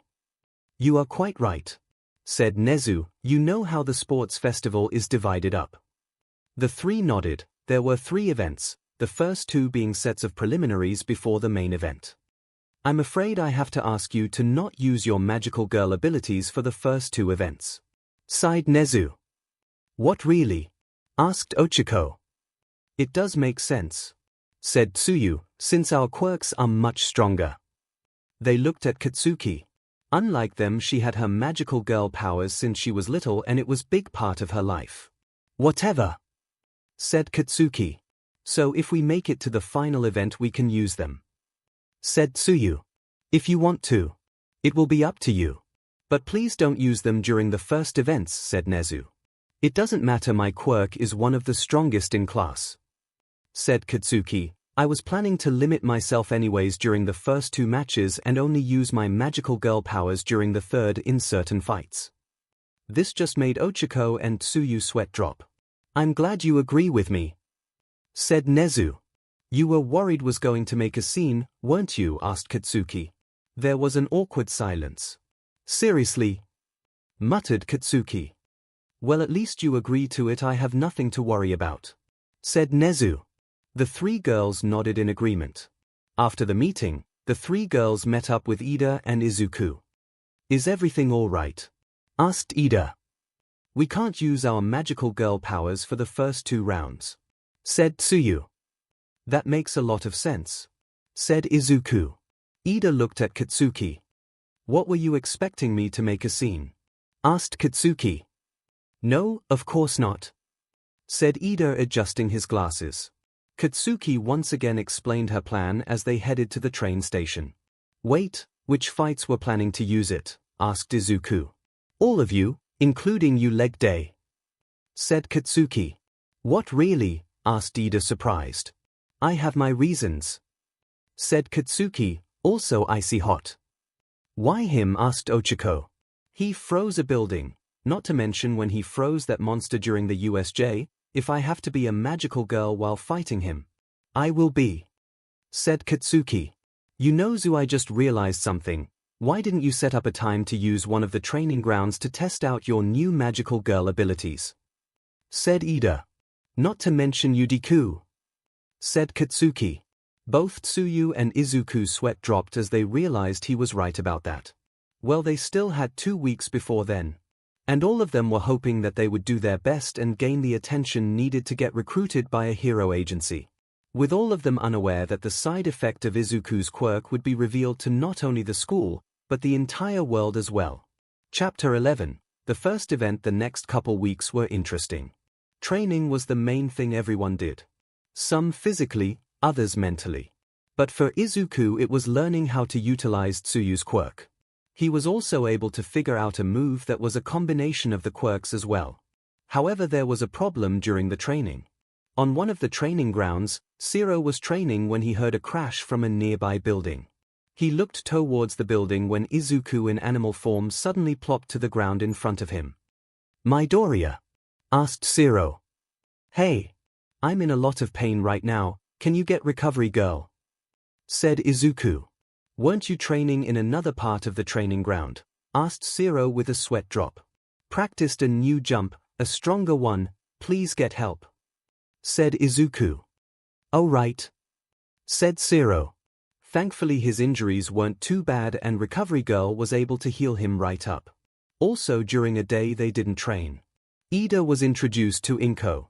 It's an honor to meet you, Mrs. Midoriya. Said Ida bowing at the mother. It's nice to meet you too. Said 𝐿𝐭.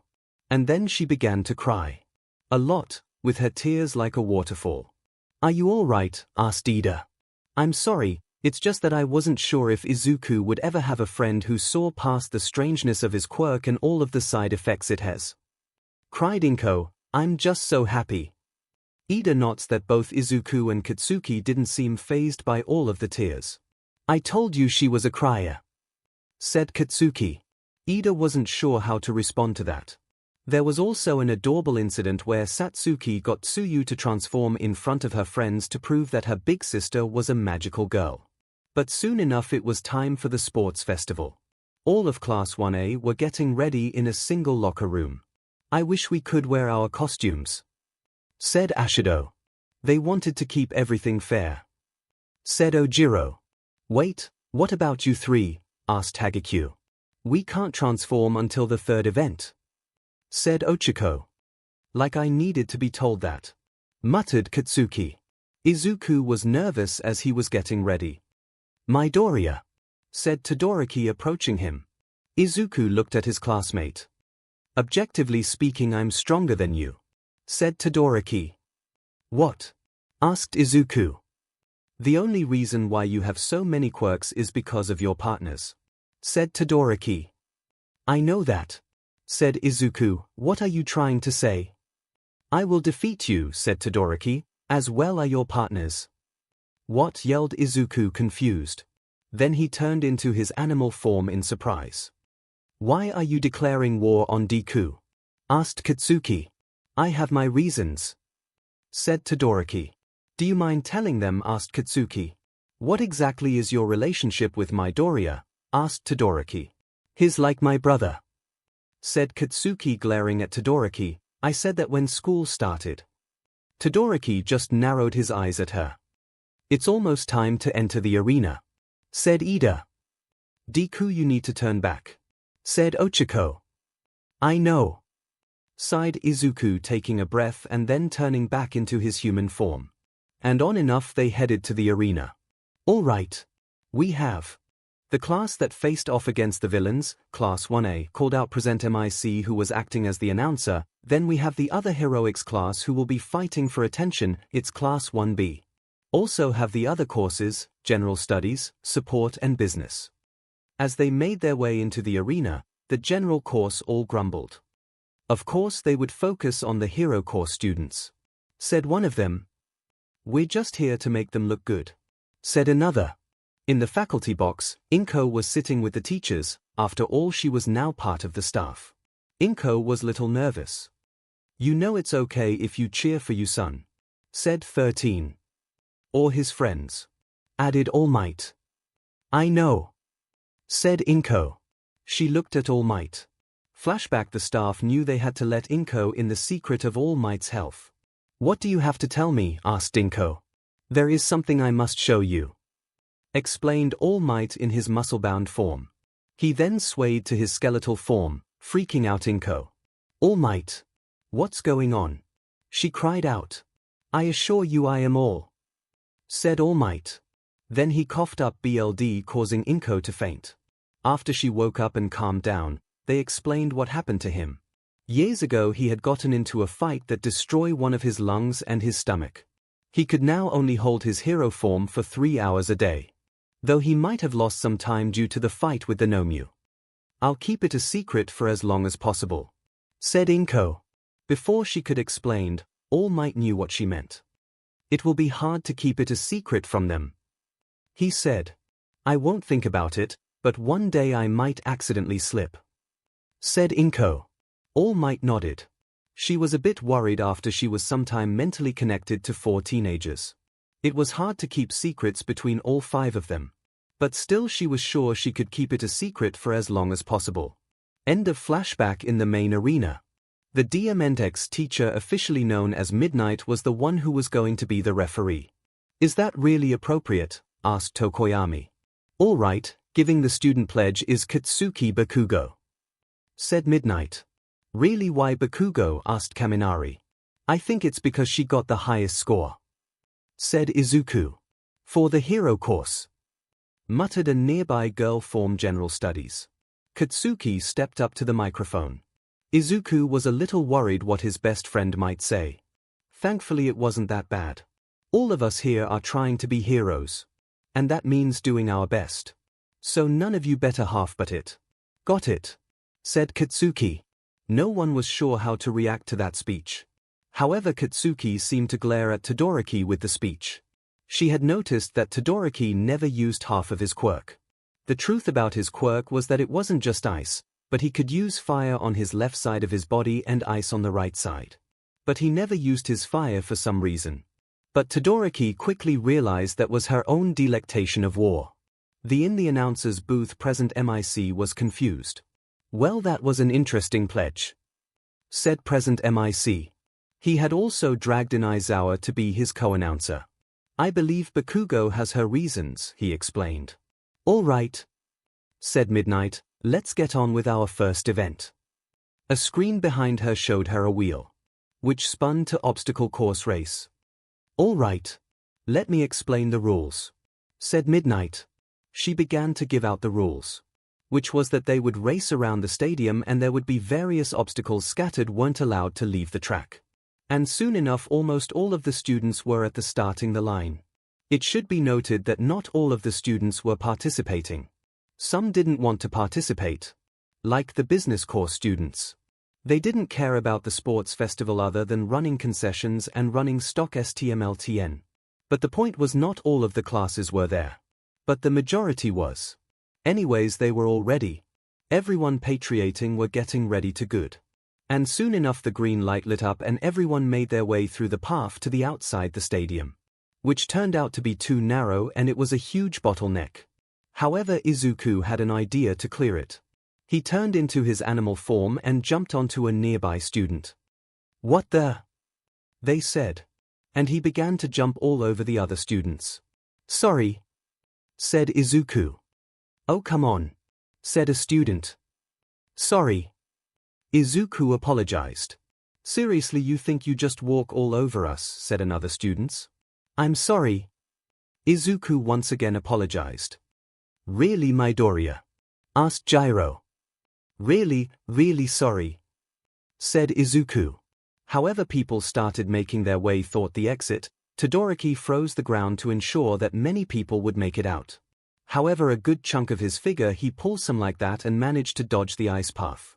I knew you were going to do that, said Ojiro, who managed to dodge it thanks to his experience during their first class. Soon enough the rail race had gotten startled. Even with the ice floor, which a lot of people were having a hard time with. Though once Izuku was out of the narrow exit he decided to the long jump, which was what he dubbed the jump. He did well during the long jump, which was to unleash Ochiko's quirk then quickly SWCH to Katsuki's. "You think you can make it using that?" said Katsuki as she passed him. "We'll just have to see," laughed Izuku. However, that was when Mineta passed them both using his hairball to jump around laughing about how he was first place. Then he got hit by the first obstacle, that is quite literally. As the obstacle were the robots from the entrance exam including multiple 0-pointers. "All right. It's the first obstacle. The robot Inferno," called out present MIC. In the faculty box Inko stared at the 0-pointers in shock. "These are the 0-pointers?" she asked. None of the teachers answered. Inko sighed. She knew that robots were big, but not that big. Back on the race course, Todoroki froze one of the robots. "Careful," he said as he got away, "it's off balance, on purpose." And soon the robot crashed. It did fall on 2 students. Though thankfully one of Kirishima was able to harden. The other was the silver boy from class 1B named Tetsu, who had a quirk that turned him to steel. However, the rest of the students knew they had to team up in order to get past the obstacles. "Ochiko," called out Izuku. "Oh right," said Ochiko. Izuku activated her quirk. Something they discovered through training was that if they both used the quirk it would be a far less strain for both of them. Though admittingly, they might hit a bit of backlash from such a big machine. But it was far better than if they did it on their own. They both touched one of the 0-pointers at the same time. The giant robot floated in the air. The 2 of them along with many other students got past that particular one. Once many of them were clear. Both Izuku and Ochiko at the same out called out "release." It crashed down to the ground, thankfully not crushing anyone. "You guys okay?" asked Ashido. The 2 did look nauseous. "We'll be fine," said Izuku. "Good, because I don't want to see you vomit again," said Ashido. Izuku's sweat dropped when she said that. "I normally like rainbows, but that was just pushing it," said Ashido. "I get it," said Izuku. However, what Izuku and Ochiko didn't notice was that a student from class 1B was looking at Izuku. It was a boy with blonde hair and gray eyes. Once the 2 recovered from the backlash, they knighted the race. Eventually they got to the next obstacle, which was a large cannon, with many ropes that they would have to use to cross. "All right.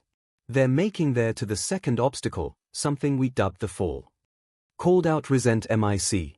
Those it was a girl from support that got everyone attention as she used her gear to cross over while laughing manically. Many people stared at her, though Izuku quickly got over it. He knew he had a new move that he was practicing. Flashback: Izuku was practicing the new combination move, which was an upgrade of the long jump. He was with all 3 partners to give him tips on using the 3 quirks. "All right, you think you can do it?" asked Katsuki. "I think so," said Izuku. "Be careful," said Ochiko. "I will," said Izuku. He turned on Tsuyu's quirk and used it to jump as high as he could. Then he immediately SWCH to Ochiko's in midair, using the 0 gravity to go much higher. Then once he figured that he was high enough, he swayed to Katsuki and propelled himself forward. Then he crashed into a building that was pretty far away. The 3 girls all sweat dropped. The sweat dropped got bigger when they saw a green puff of smoke in the distance. "Maybe we should have used a different training ground," said Tsuyu. "Let's go find him and make sure he's not injured," muttered Katsuki. "I'm pretty sure he is," said Ochiko. Thankfully 𝐂𝐿 had gotten Recovery Girl.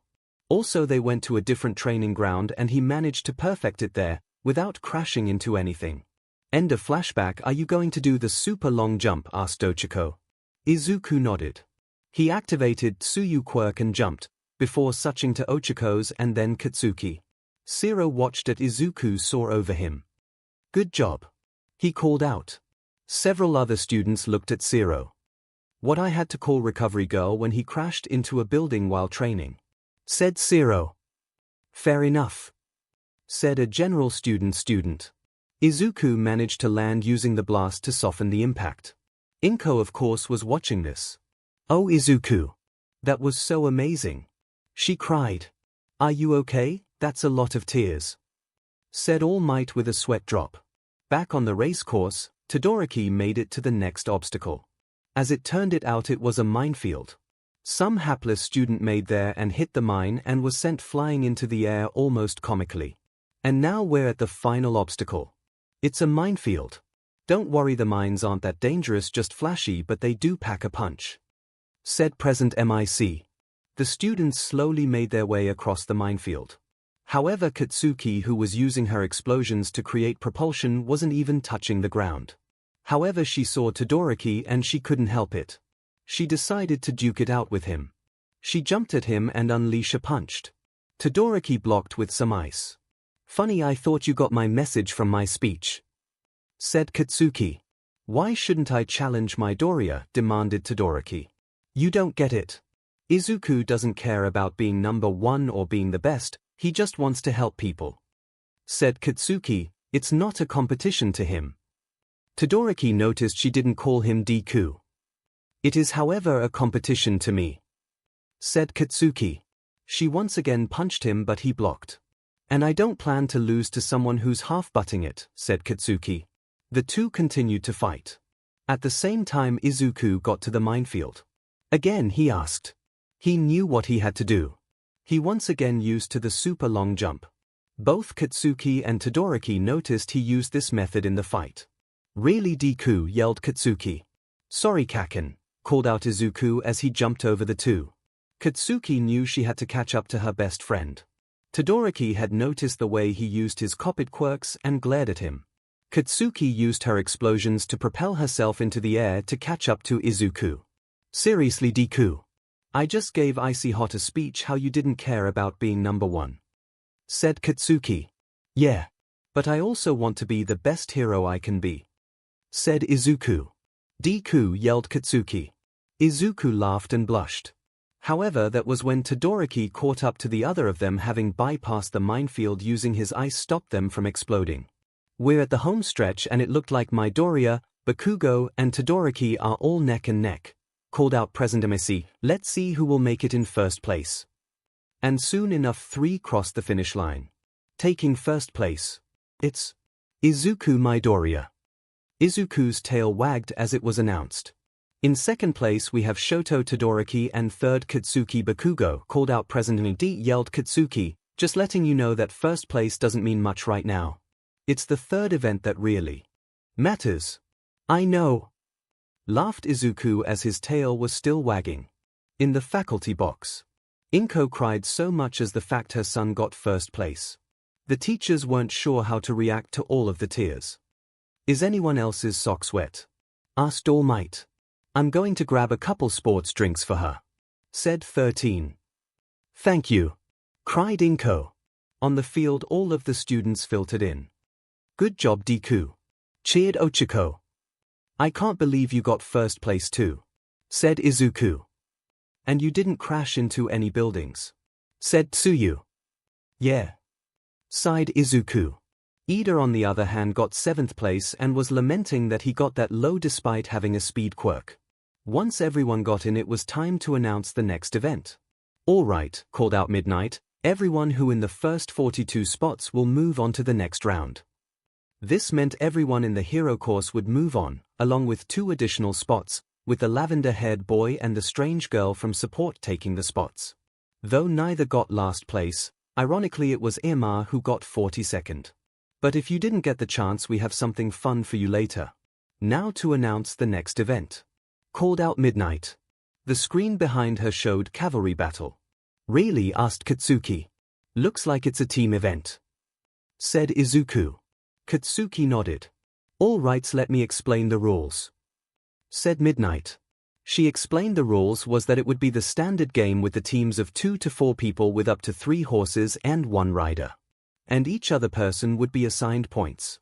Each team would have a headband that the other teams would try to steal in order to get more points. Though this part was interrupted by Ashido and Hagakure, guessing the points would be assigned by their places in the race. Let continue explain. Said Midnight, but yes. The person who got 42nd will be worth 5 points and each spot would go up in intervals of 5. With first place being worth 10 million points. What? Asked Izuku. Everyone started to look at Izuku with hungry looks in their eyes. He began to sweat. This will be the chance to those at the bottom can climb to the top, said Midnight. Izuku was seriously considering turning into his animal form and hiding. Deku, said Katsuki grabbing his shoulder, don't turn into your animal form and hide. Izuku's sweat dropped when she said that. He sighed. The next round wasn't going to be an easy event at all. But thankfully he already had a team set up. Though they would have to remind that they are in fact a team first.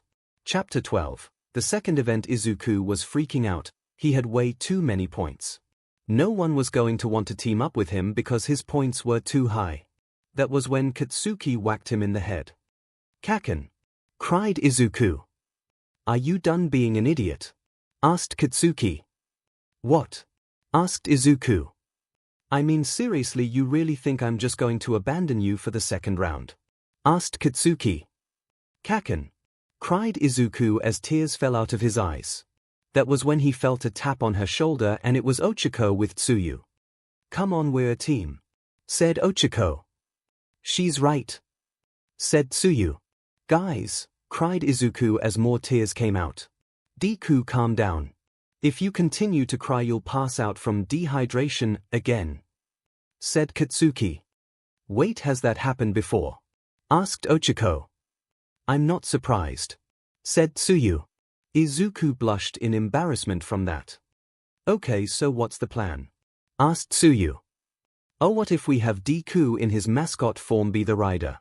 Said Ochako. He'll be really small, so it will be harder to steal the headband. I don't think that's a good idea, said Izuku. Why? Asked Ochako. For one thing, that defeats the purpose of having a full team, said Katsuki. He's too small of all us to carry him. Plus it would leave me at a disadvantage as I wouldn't be able to use any of your quirks, pointed out Izuku. Oh, that does make sense, said Ochako. Let me guess, do you have an idea? Said Katsuki. Izuku explained his idea, which was that him and Ochako would take the back, while Tsuyu would take the front. And whenever they would need to make a quick escape, they would be able to using a combination, especially a combined super long jump. As he was explaining this, the girl from support showed up. I've been looking all over you, said the girl. Kid who got first place. Team up with me. Sorry, but I already have a full team, sighed Izuku. What? Yelled the girl. Sorry, said Izuku. Fine then. I'll make a better team than this one, she said, going to find someone else to team up with. Also, there's something else we have to talk about, said Katsuki. What? Asked Izuku. We can't go on the defensive, he said. Wait, are thinking of stealing them too? Asked Ochako. If they want ours, they have to really fight for it, said Katsuki with a smirk. I think I'll be able to steal them easily, said Tsuyu. All right then, said Katsuki with a smirk. You do it too, Deku. Izuku nodded. And with that they got their headband and waited for the event to begin. As the event was starting, everyone seemed to eye them. All right, called out Midnight, let's begin. And of course almost every single team made a beeline for them. You think we're going to take everything lying down? You got another thing coming, yelled Katsuki. She then unleashed 2 explosions. This made almost every team with members of Class 1A sweat drop. You know, maybe we should realize that this would be the case, said Ashido with a sweat drop as she told her team consisted of Kirishima as the rider, Tokoyami as the front horse, and the support girl as the other back horse. Who cares? We have my babies, yelled the girl. Hatsune. Bakugo's kind of crazy, said Ashido. I don't think she's going to listen, sighed Tokoyami. Come on, let's go that headband, yelled the girl named Hatsune. Team Bakugo, as they were known, started to dodge the various attempts to get their headband. However, a couple of them lost their headband thanks to Tsuyu's tongue. Oh come on, yelled Hagakure, who got her headband stolen. Sorry, said Izuku. Don't apologize, scolded Katsuki. That was when suddenly they began to sink into the ground. Must be someone from 1B, said Tsuyu. All right, Deku. Round face. It's time, said Katsuki. Both of them did a combined light and load and all of them hung on tight as Katsuki blasted them out. They were airborne for a bit, but then they landed. "Okay. Let's go find more headbands to take," yelled Katsuki. That was when the three of them were having a hard time with their shoes. "What?" said Ochako. They looked down and saw that they were stuck to the ground thanks to Mineta's hairball. "Great," muttered Katsuki. "But where is he?" asked Izuku. They saw Shoji with his tentacles hiding something on his back. Then they saw him peek from the crack in the tentacles and giggle. "There he is," muttered Tsuyu. "Ditch your shoes. We're going after a grapist," growled Katsuki. Izuku wisely kept quiet. Once they managed to get their shoes off, they all ran towards Team Mineta. "You grapehead BSE," yelled Katsuki as the team ran towards them.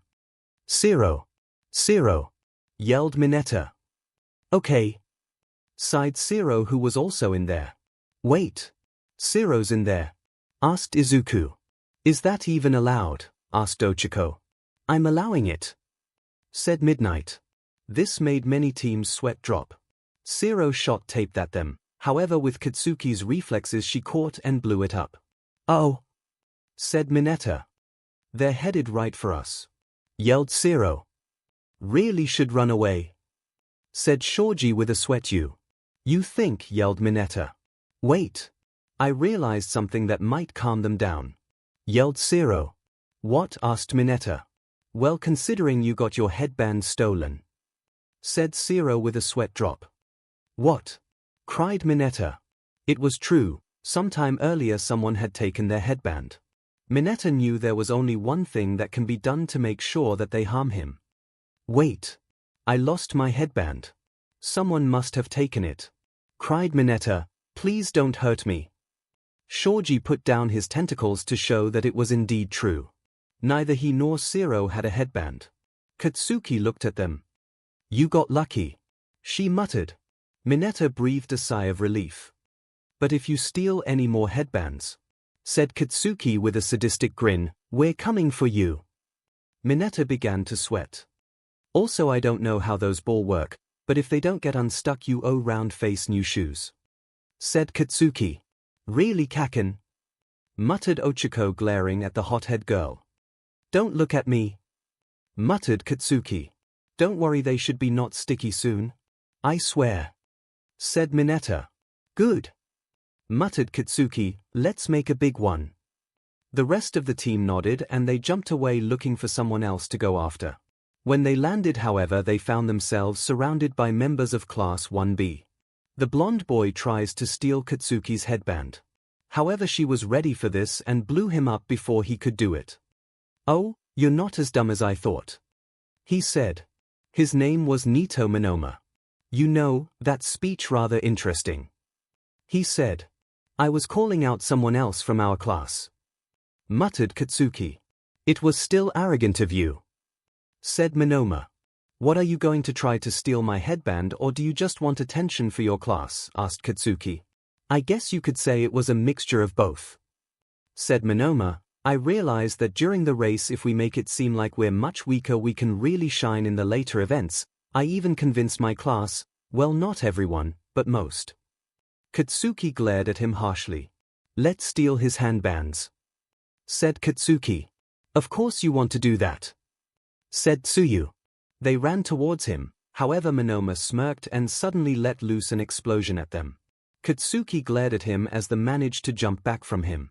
"So a copy, Quirk," said Katsuki. "Ding! Ding! Ding!" mocked Minoma. He had his circle around them, with them glaring at Minoma. "I was actually going to leave you alone," said Minoma. "Honestly, I didn't want to go after the 10 million points.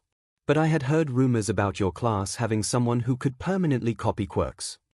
Izuku started to sweat. "I don't know what will happen if I copy such a Quirk, but I'm willingly to find out," said Minoma. "Wait. You don't want to copy my Quirk," yelled Izuku. However, the team maneuvered enough for Minoma to touch Izuku's face. Minoma smirked as he activated Izuku's Quirk. However, he was quickly engulfed by yellow smoke, and when it cleared, of course, he was an animal similar to Izuku's animal form, but different. Instead of rabbit ears, he had fox ears, and instead of dog's tail he had a cat's tail. Also, instead of having a gem that shifted colors, on his forehead was a very dull gray stone. And of course he was still blonde. He also almost fell off his team, who were shocked by what just happened. But he managed to climb back onto them. "What did you do to me?" he yelled, looking at himself. "Well, that's my quirk," said Izuku, blushing. "Wait, you're the stuffed toy I heard about," said Monoma. Izuku sighed.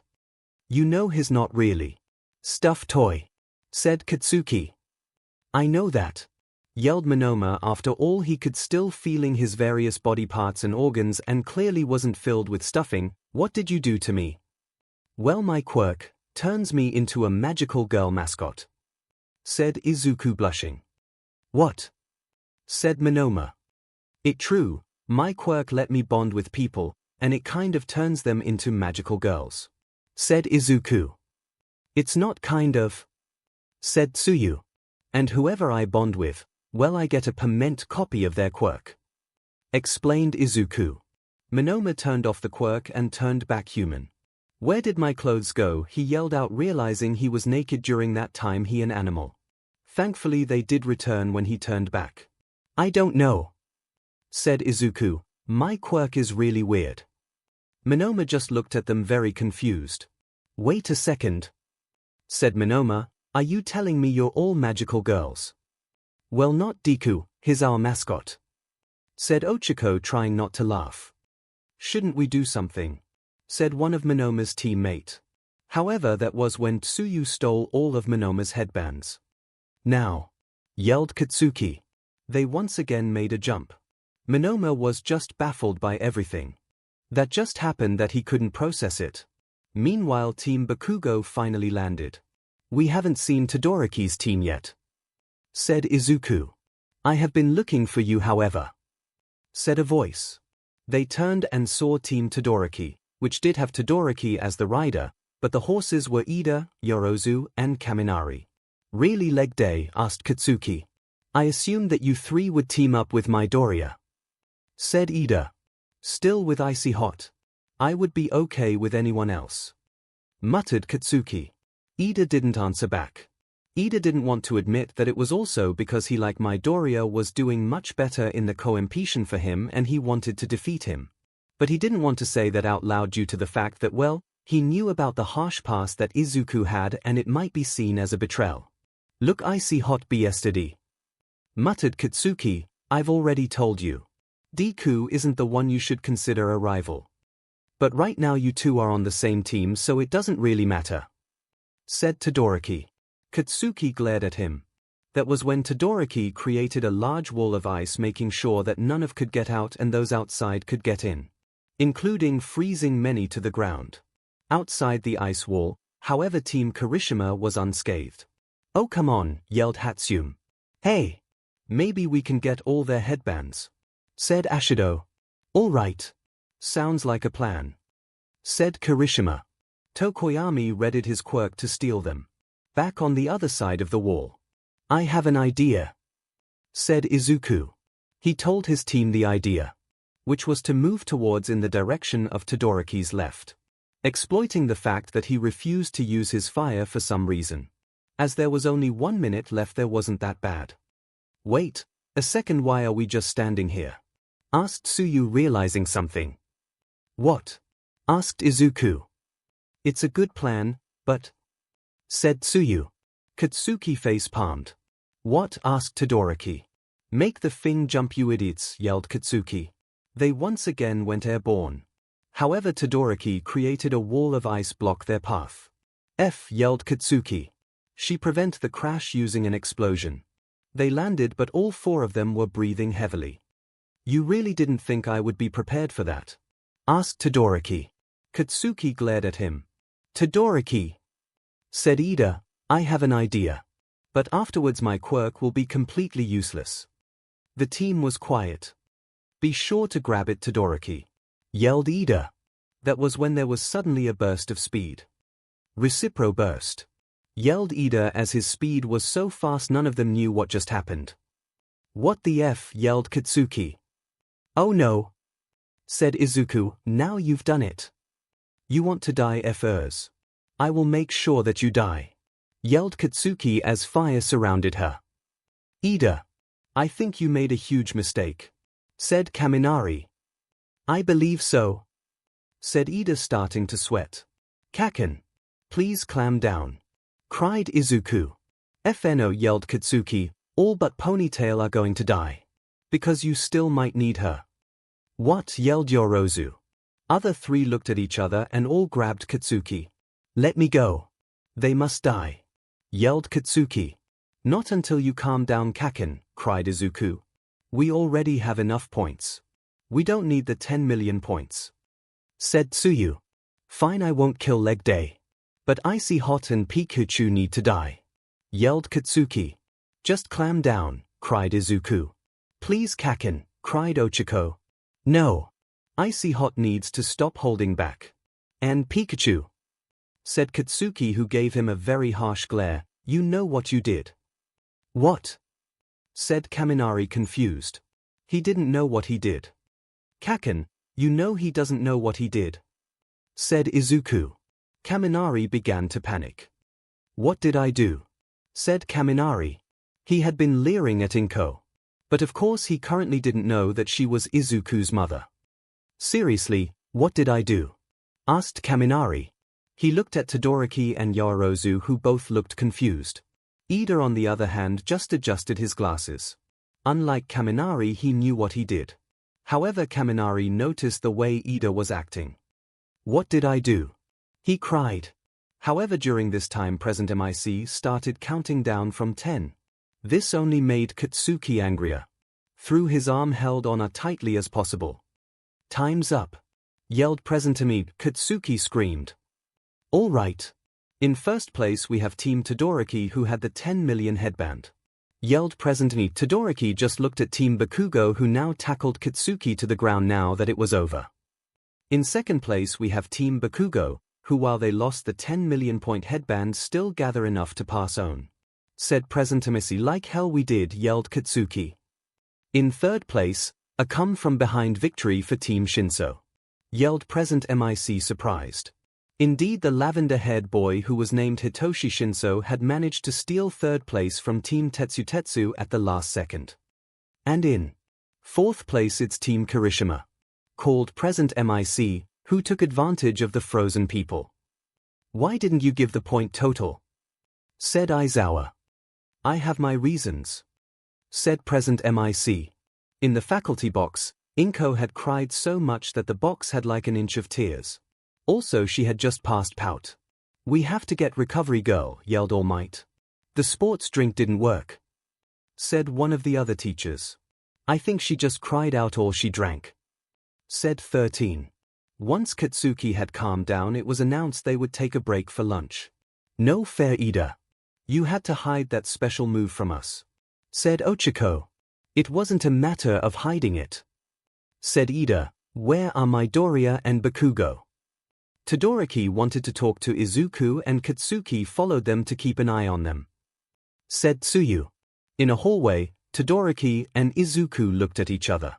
Izuku was nervous, and little does he know he was going to understand why Todoroki declared war on him, and it was going to be something he didn't expect at all. Chapter 13. Break between games. Izuku looked at his classmate cursorily. He still didn't know why Todoroki wanted to talk. He also knew Katsuki was listening just in case Todoroki tried something. "What did you want to talk about?" said Izuku. "I don't understand your quirk," said Todoroki. "What?" asked Izuku. "I mean, I explained most of it on the way to USJ." Todoroki blushed a little. "I might have been taking a nap during the bus ride," said Todoroki. Izuku stared at Todoroki, unsure how to respond. "You know my father is the number 2 hero, right?" asked Todoroki. "Endeavor," said Izuku, nodding. "Tell me, do you know about quirk marriages?" asked Todoroki. Izuku's eyes widened. Todoroki began to explain what quirk marriages were. When two people got married to produce children with strong quirks. They were more common in the early days of quirks, and the practice mostly fell out of favor. However, Endeavor had done it. He paid my mother's family to marry her for my quirk, said Todoroki. Down the hall Katsuki was gritting her teeth, figuring out why Todoroki was telling Izuku. All my memories of my mother are of her crying, said Todoroki. However, she despised my right half and then she poured boiling water on my face. Izuku was staring in horror. I get it now, muttered Katsuki. Todoroki turned to Katsuki. You were listening in? Asked Todoroki. Of course I was, said Katsuki. Or did you forget what I said at the start of the year? Todoroki glared at her. Kaken, asked Izuku. He comparing your quirk to what happened to his mom, said Katsuki. What? Asked Izuku. Todoroki said nothing. It's not like that all, said Izuku. Todoroki still said nothing. My quirk has a side effect that if I bond with a male, said Izuku. How do you know that? Asked Todoroki. Izuku said nothing and just looked at Katsuki. None of your business, muttered Katsuki. Todoroki glared at her. Look, if there wasn't a side effect then Izuku would have bonded with Ida weeks ago, said Katsuki. Todoroki was surprised at this, not as what she said but rather she used their names. You know, you're probably not going to listen anymore so we're leaving, muttered Katsuki. Wait, said Izuku, it's because of that you won't use your fire, right? Todoroki still refused to answer but the look in face said it all. Izuku nodded and when Katsuki grabbed his arm and they both left the dual-colored boy. Once Todoroki was out of earshot, Izuku said this. I think we should tell him, said Izuku. Katsuki looked at Izuku and sighed. Fine, but we're going to get evidence as well, said Katsuki. Considering this I doubt he'll take it at face value. Izuku nodded. That was when Izuku's phone rang. He saw it was from Recovery Girl. A call from Recovery Girl? Asked Izuku. He had her phone number in case of emergencies. Hello, he answered. Hello Midoriya. I need you to come to my temporary office, said Recovery Girl. It has nothing to do with your health, don't worry. Why? What happened? Asked Izuku. It's your mother, said Recovery Girl. Izuku paled. She cried too much and she passed out from dehydration, said Recovery Girl. Oh, that, said Izuku, relaxing quite a bit. She had mentioned it wasn't the first time, sighed Recovery Girl. No, it wasn't, said Izuku. I'll be there soon. He hung up the phone. What's wrong? Asked Katsuki. Oh, just that mom cried too much, said Izuku. Not again, sighed Katsuki. They got to the temporary office. I'm sorry, it's just that I'm so proud of you, cried Inko. Mom, please don't cry, cried Izuku. I know, sighed Inko. I need to drink a lot. You should make sure that she does drink before the break is over, said Recovery Girl. I will, said Izuku. I guess we'll be having lunch together, said Katsuki. Inko nodded. That was when Izuku activated the telepathy to tell Ochako and Tsuyu that they wouldn't be having lunch together. Hey, you didn't get lunch for us, thought Izuku. No, we didn't. Why? Asked Ochako. Mom cried too much and passed out, explained Izuku. Really? Asked Tsuyu. I bet you neighbors complain about water damage, joked Ochako. About that? Mentally sighed Inko. Really? Asked Ochako. We'll see you later, thought Izuku. Wait. Katsuki, there's something we have to do, explained Ochako. What? Asked Katsuki. Apparently there's a cheerleader competition, started Tsuyu. Wait, cheerleader coemption? Asked Inko. There's nothing like that planned. Are you sure? Asked Ochako. I did help plan everything out, pointed out Inko. Who told you that? Said Katsuki, getting a bad feeling. Yarozu, explained Ochako. And where did she hear that from? Asked Katsuki. Hold on a second, said Ochako. In the cafeteria the other girls had gathered so Rozu could tell them about the so-called competition. Who told you that there was a cheerleader competition? Asked Tsuyu. Kaminari and Mineta, said Yorozu. The other girls stared at her. You bought that? Asked Gyro, face palming. Yororozu blushed. It was Mineta and Kaminari. Mentally sighed Tsuyu. A thing course. Muttered Katsuki. I'm sorry. Cried Yororozu. Hey! It's a good thing Deku and Kaken had to meet with a staff member. Said Ochako, or we would have been tricked. Wait, why did they have to meet with a staff member? Asked Mina. It's a long story. Said Tsuyu. Can you make the cheerleader costume for me at least? Asked Hagekyu.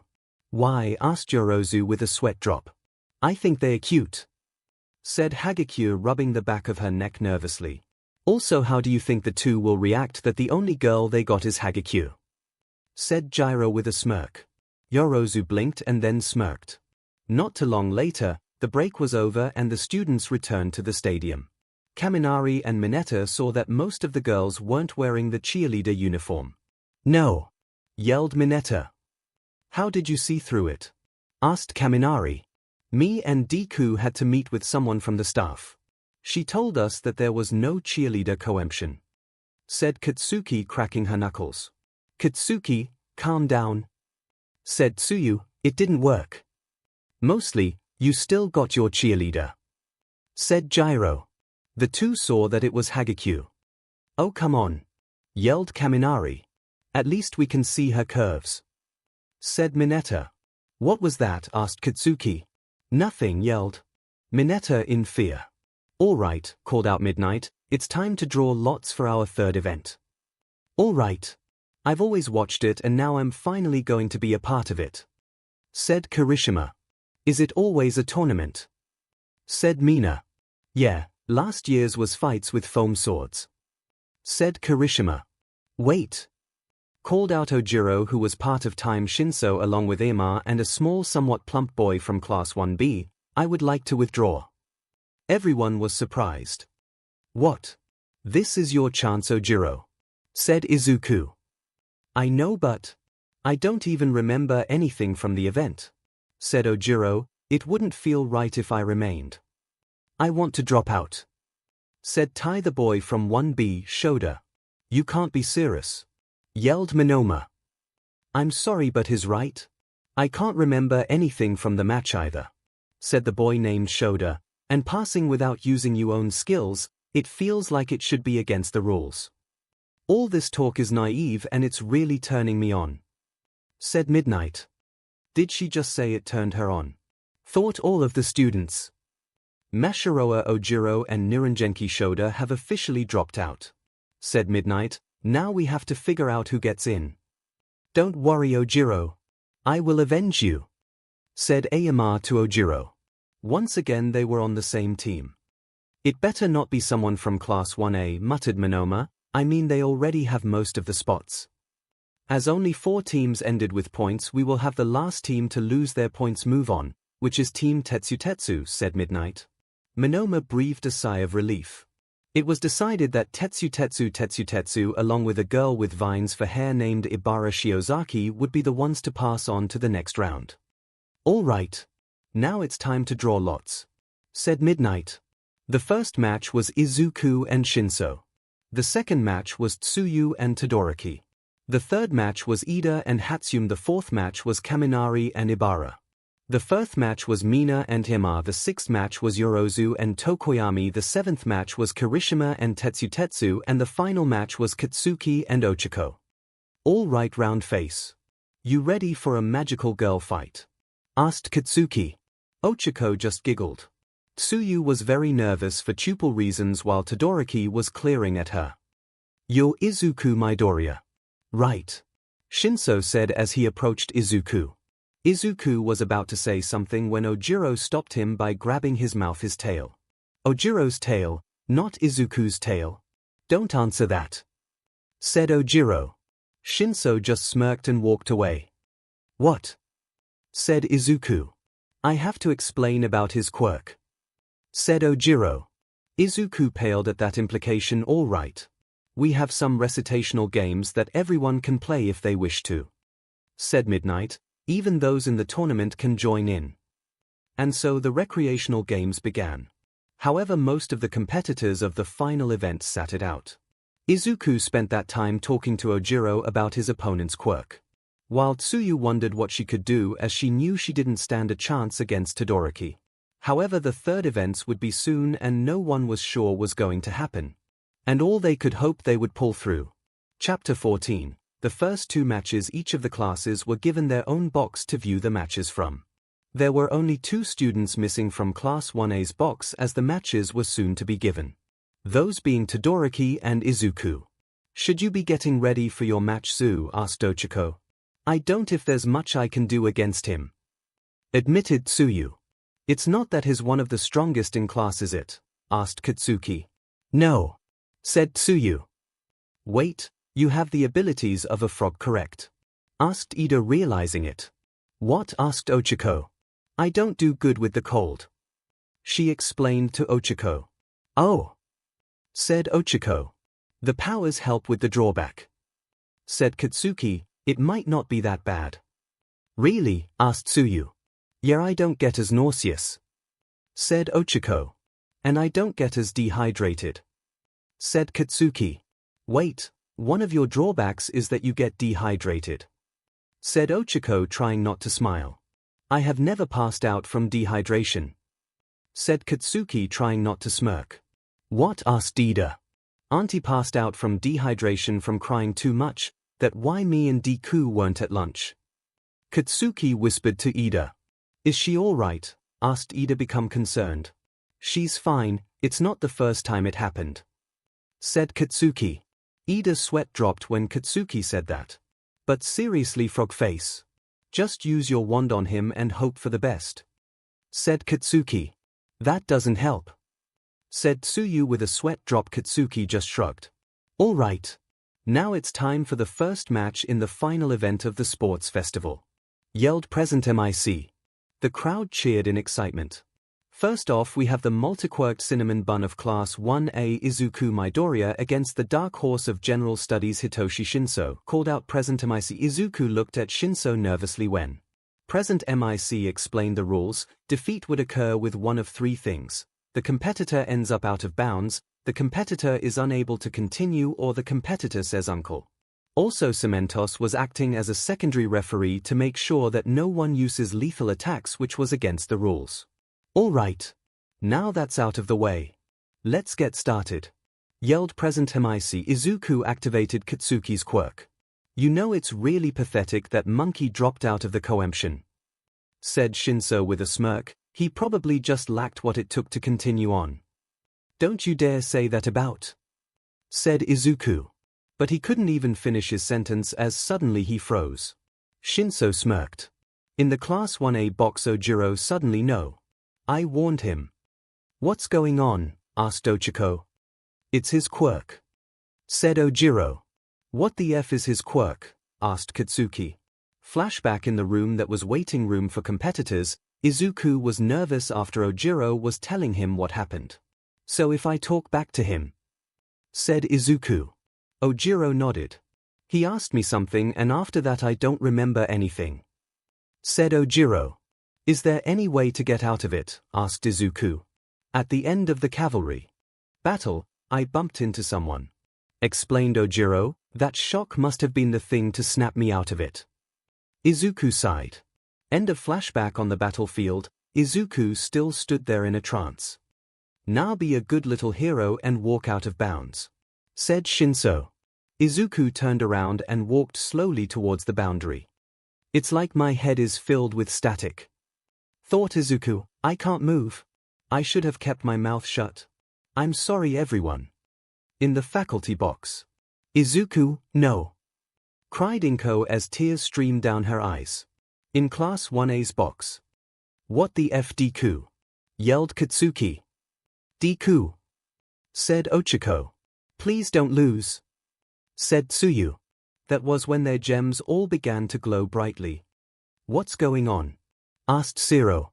In the faculty box they also saw the glow.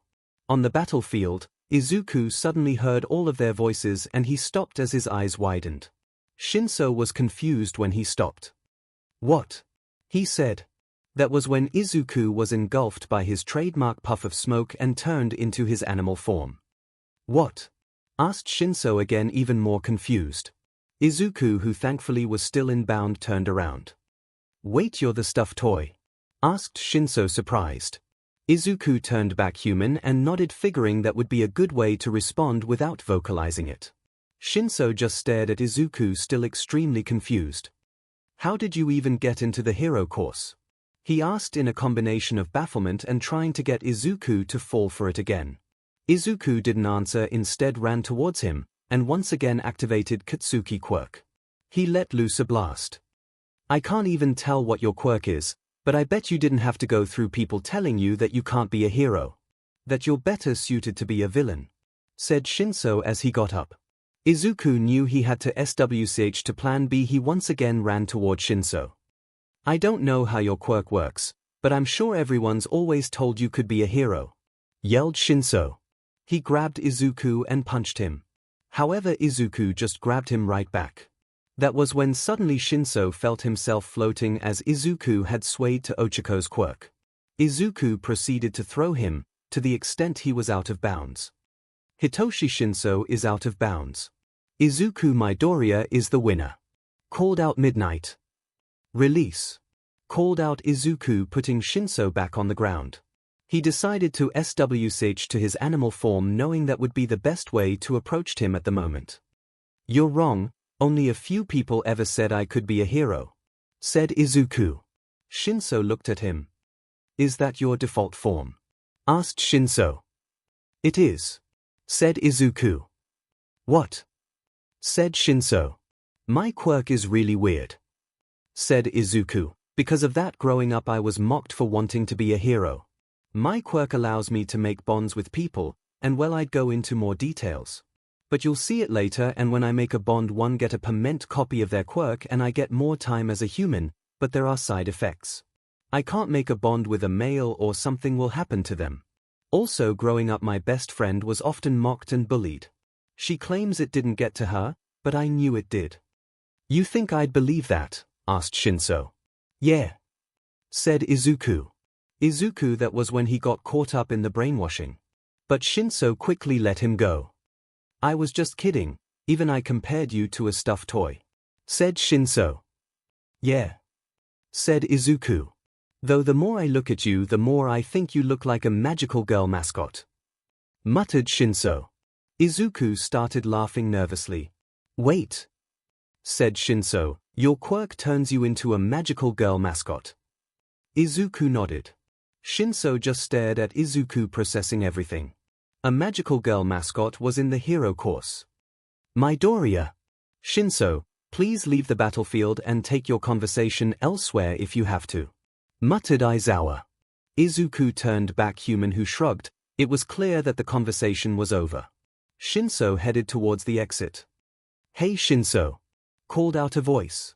He looked up and saw many of classmates. Good job, called out one of them. You really showed them, called out another one. 𝐶𝐿, please leave, muttered Aizawa. Back in the Class 1A box, Tsuyu sighed. Good luck, said Ochako nervously. Yeah, hopefully he won't kick your butt too badly, said Katsuki. Seriously Katsuki, said Tsuyu. Look, Icy Hot hates Deku's quirk, so be really careful, all right, said Katsuki quietly. Tsuyu's eyes widened when he said that. Only her, Ida, Ochako and Gyro, due to her quirk, heard what she said. Tsuyu nodded as she left. A few minutes later, 𝐒𝐿𝐼ZOOKU finally arrived. Ojiro gave 𝐒𝐿𝐼ZOOKU a high five, then headed to where his friends were sitting. Hey, said 𝐒𝐿𝐼ZOOKU. Good job, said Ochako. 𝐒𝐿𝐼ZOOKU nodded. By the way, Deku, do you know why our gems were glowing? Asked Katsuki. Oh, that happened, said 𝐒𝐿𝐼ZOOKU. I guess it's a new connection, because I was able to snap out of it when I heard your voices, including Zoo and Mom's. Really? Said Ochako. DMN magical girl logic, muttered Katsuki as 𝐒𝐿𝐼ZOOKU turned to Animal and jumped to Katsuki's shoulder. Is it true what Bakugo said, that Todoroki doesn't like your quirk? Asked Ida. He does seem to hate it, but it's based on a misunderstanding, said 𝐒𝐿𝐼ZOOKU. Do you plan to clear it up? Asked Ida. After the sports festival, said Izuku. Do you know why? Asked Ochako. Said Izuku, I can't say. The reason is really fed up. So don't ask about it, muttered Katsuki. Ochako and Ida looked at each other concerned. However, soon enough the match announcement had begun. First off, we have the Ice Prince of Class 1A Shoto Todoroki against the Fantastic Frog Girl, also of Class 1A Tsuyu Asui. Called out present. MIC, Tsuyu looked at Todoroki. She was still nervous but knew that Katsuki's plan of transforming and using her wand might be the best tactic. And begin, called out Midnight. In less than a second, Tsuyu grabbed her necklace and transformed. Todoroki glared harshly at her and sent a wave of ice at her. For those wondering, that magical transformation has nothing to do with her quirk, said Present MC, one of her classmates, who I'm not at liberty to say has a quirk that lets him form bonds with people. The bond is symbiotic. What they get is a special set of armor that enhances their quirks and a special weapon that has a special enhanced aspect of their quirk, explained Aizawa. And yes, it does take the form of magical girl powers if you haven't noticed, explained Present MC. I was hoping to avoid that, muttered Aizawa. In the Class 1C box, Shinso blinked. I knew he couldn't have been joking, but seeing it, muttered Shinso with eye twitching. In the Class 1B box, Monoma was trying not to freak out. He stuck his over the wall to Class 1A's. I thought you were trying to mess with me, he yelled. The rest of the class stared at him. Why would I mess with you about my quirk? Asked Izuku. That was when suddenly Monoma slumped over. Sorry about him, said a girl from the class with red hair put into a side ponytail. Her name was Itsuka Kendo. On the bright side, you won't be known as the stuffed animal anymore but the magical girl mascot, said Soto. I know, sighed Izuku. Back on the battlefield, Tsuyu jumped out of the way. During the 2 weeks she learned more about the poisonous mucus she created from the wand. She could control its potency and effects. It was actually sending samples to Recovery Girl to examine it. But still, if she managed to hit Todoroki with it, he would be paralyzed and then she would win. But she knew it was a big if. But still she had to try. She shot the mucus from her wand. However, Shoto just sent out a huge glacier engulfing her, most of the battlefield and a good chunk of the stadium. Just about everyone in the stadium gaped as what happened. Thankfully the cold wasn't causing Tsuyu that many problems. She was still feeling a bit lethargic but it wasn't as bad. Asui, can you move? Asked Midnight. No, I can't, muttered Tsuyu. Asui is unable to move. Todoroki wins the match, called out Midnight. Todoroki moved to melt the ice.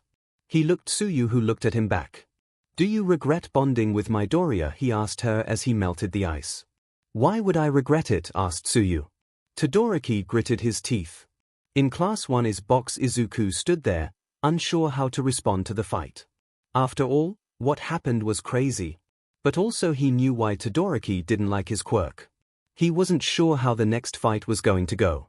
But he had some ideas how he was going to handle it. However, there were still 6 matches before his fight with Todoroki, including the match between Katsuki and Ochako.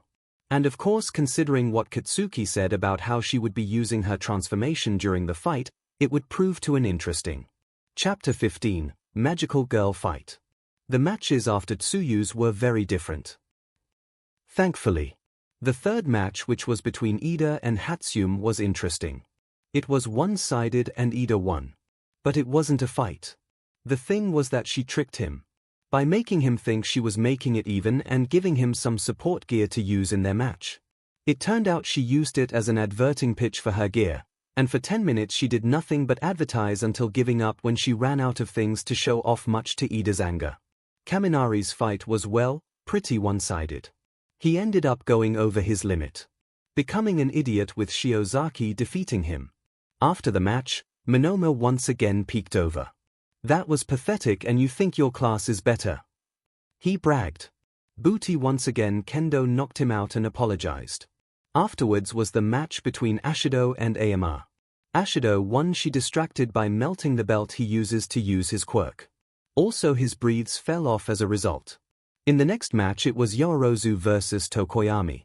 Tokoyami managed to push out Yorozu out of bounds while she tried to block him.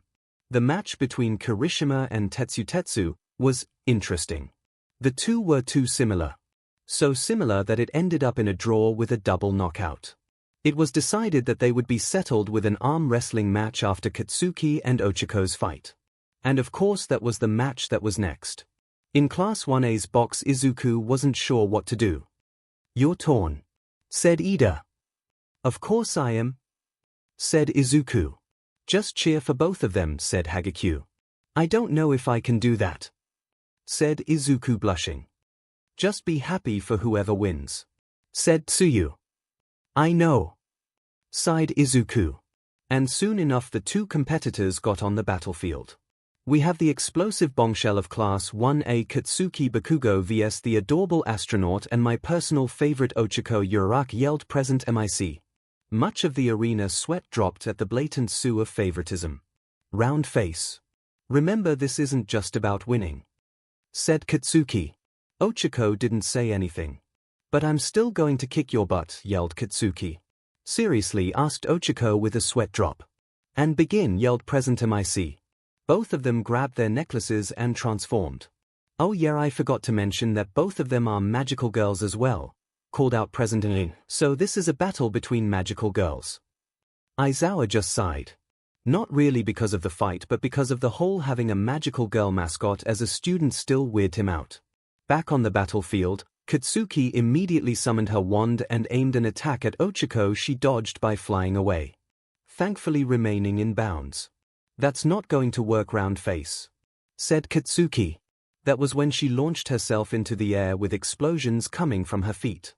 Ochiko could barely dodge as Katsuki aimed an explosion at her. Ochiko summoned her own wand while recovering from the explosion. "Esachi," yelled Katsuki as she was forced down to the ground thanks to the heavier gravity. Katsuki managed to get up, but her body was shaking. After all, the gravity was much stronger. She aimed many explosions at Ochiko, trying to get her to let her go. Ochiko dodged as best as she could. During it, Katsuki smirked. "Oh, I get it," said Katsuki with a smirk. "You can't fly away while you're holding me down." "What makes you think that?" asked Ochiko. "You would have done it already," said Katsuki with a smirk. "You have to get better with your wand." Ochiko just looked at her opponent, not saying anything. They continued to fight, with Katsuki fighting against the higher than normal gravity and Ochiko keep dodging any of her explosions. Ochiko took a breath as she finally let Katsuki go. "Are you finally reaching your limit?" asked Katsuki in a tone that somehow both mocking and curious. After all, Katsuki did have limits with her wand too. "No, there's a reason why I wasn't flying," said Ochiko. "Oh really, what?" she asked. That was when a pedal hit her shoulder. She looked up and saw that she was using her power to make a bunch of rocks float into the air. Katsuki realized where the rocks came from, all of the debris caused by her explosions. "SHT," yelled Katsuki. "Sorry, Kaken," said Ochiko. She then used her wand to once again increase the gravity for the rocks. She also flew out of the way during the meteor shower. Katsuki knew that she had to unleash one of her bigger explosions. Not the size of the one that obliterated the flood zone, but close. However, the force of the explosion combined with her flying didn't just obliterate the rocks but also knocked Ochiko out of bounds. "Oh seriously?" said Ochiko. Noticed she the boundary. "Ochiko Uraraka is out of bounds. Katsuki Bakugo is the winner," called out Midnight. In the stand, Izuku sighed. "You were still torn, weren't you?" asked Tsuyu. "Yeah," said Izuku. "Midoriya, should you be getting ready for your match?" asked Ida. "Oh right," said Izuku. He turned human and left the box.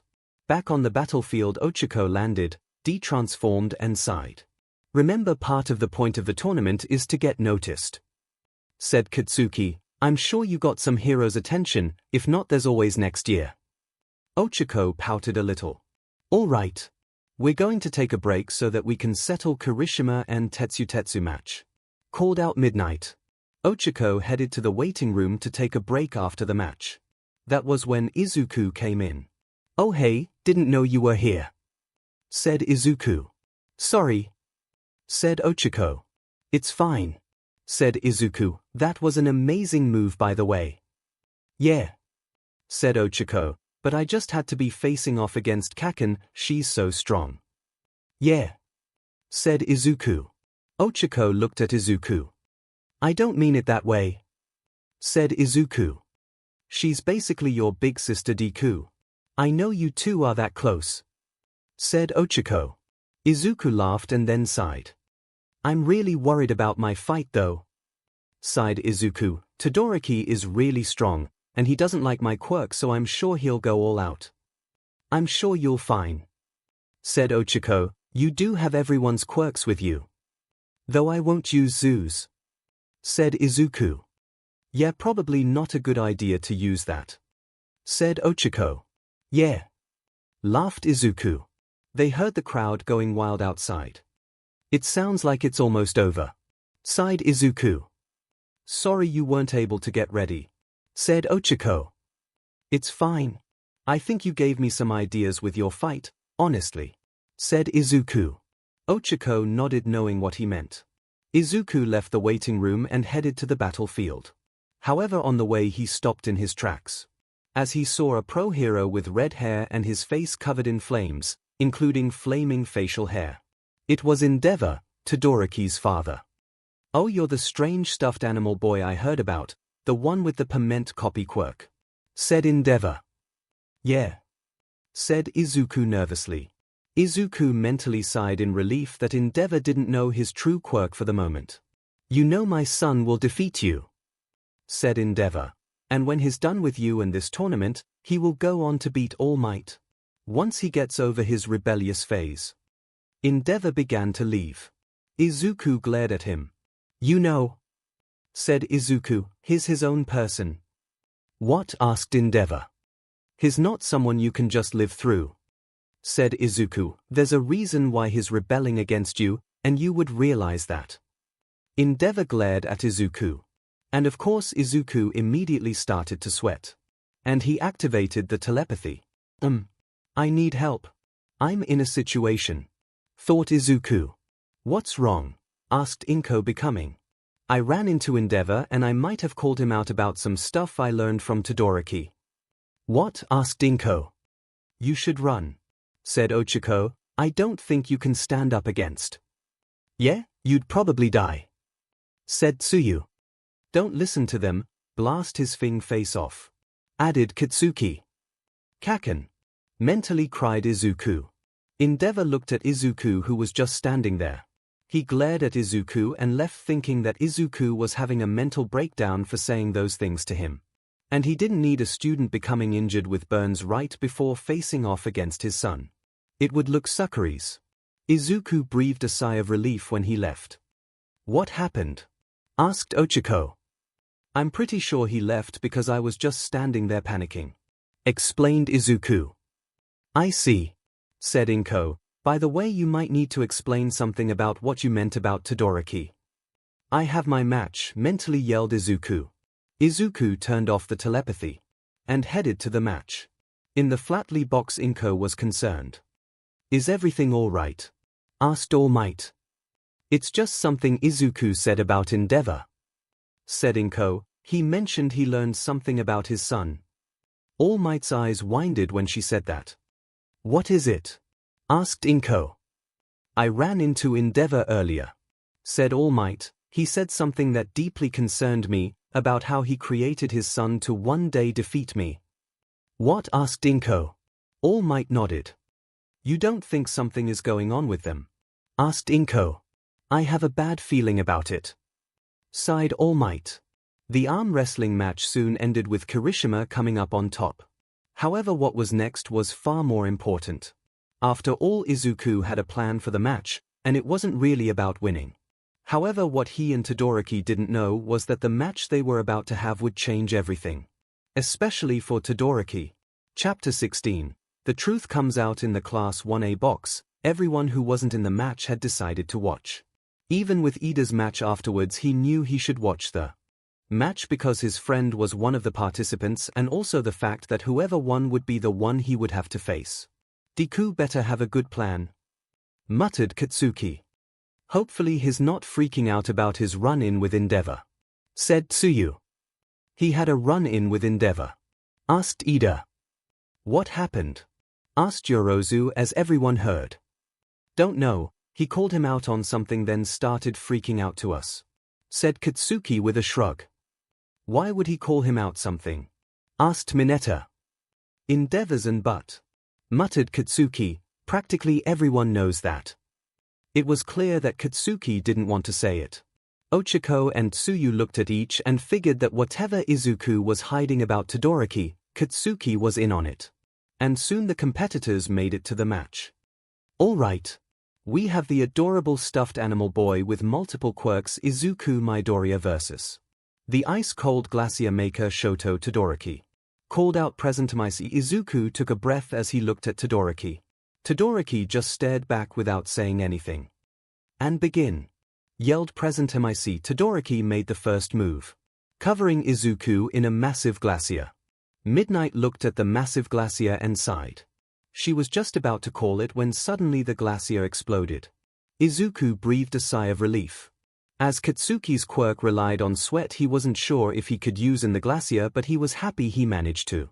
Todoroki glared at him. He launched more ice at Izuku, however Izuku just blew up that ice as well. Todoroki glared at him. However Izuku ran over to the chunks of ice that were broken off and he swayed to Ochako's quirk. The ice chunk began to float. Todoroki's eyes widened as he realized what he was doing.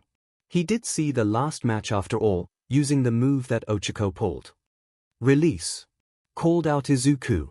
Todoroki was about to do something, however Izuku once again swayed quirks. This time using his moms to pull at Todoroki's shoe, making him slip and fall thanks to that and the combination of the ice that Todoroki had already created. Todoroki didn't have time to prepare for the icy meteor shower. In the faculty box, Inko was crying. I'm so proud of him, she cried. Not only that, but he just used my quirk. 13 handed her a sports drink. They stocked up quite a bit. They didn't want her passing out again. Are you sure you don't have a secondary quirk? Asked All Might with a sweat drop. I'm sure, cried Inko. Back on the battlefield, Todoroki managed to get up. He sent out another wave of ice at Izuku, but he swayed back to Katsuki's quirk and blew up the ice. Why aren't you using your fire? Asked Izuku. What? Asked Todoroki. I asked you why aren't you using your fire? Asked Izuku. I'm giving it my all and using the quirks I can in this fight. But you're not using your fire. What do you mean the quirk you can? Asked Todoroki. I'd be giving myself a disadvantage if I use Zeus, said Izuku. Todoroki sent out more ice at Izuku, but he just blew up it. I'm giving all I can by using all the quirks that I can. But you refuse to use your fire side, said Izuku. You're trying to give me an advantage? Asked Todoroki. I'm the one doing better than you, said Izuku. You haven't injured me once. While you on the other hand. Todoroki sent out yet another wave of ice, but Izuku blew it up. Todoroki was breathing heavily as frost started to cover his body. You can't stop holding back. You're only hurting yourself, said Izuku. I refuse to use his quirk, said Todoroki. But it's not his.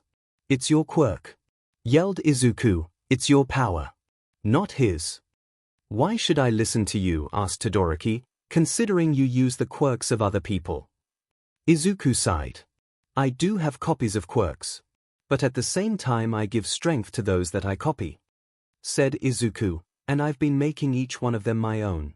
My mom's quirk isn't that strong, yet I've figured out to use it in fights. Todoroki just glared at him.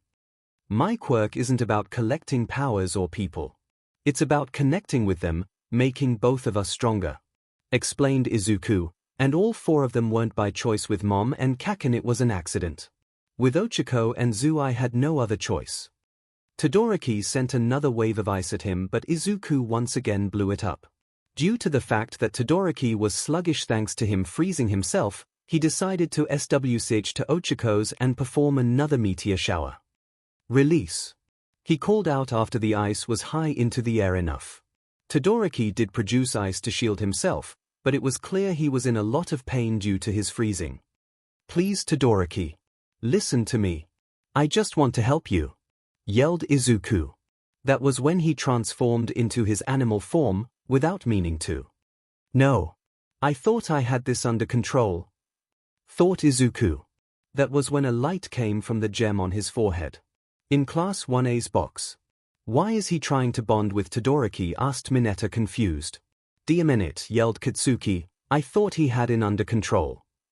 Oh yeah, you mentioned he used to have a problem trying to bond with people without meaning to, said Ochako.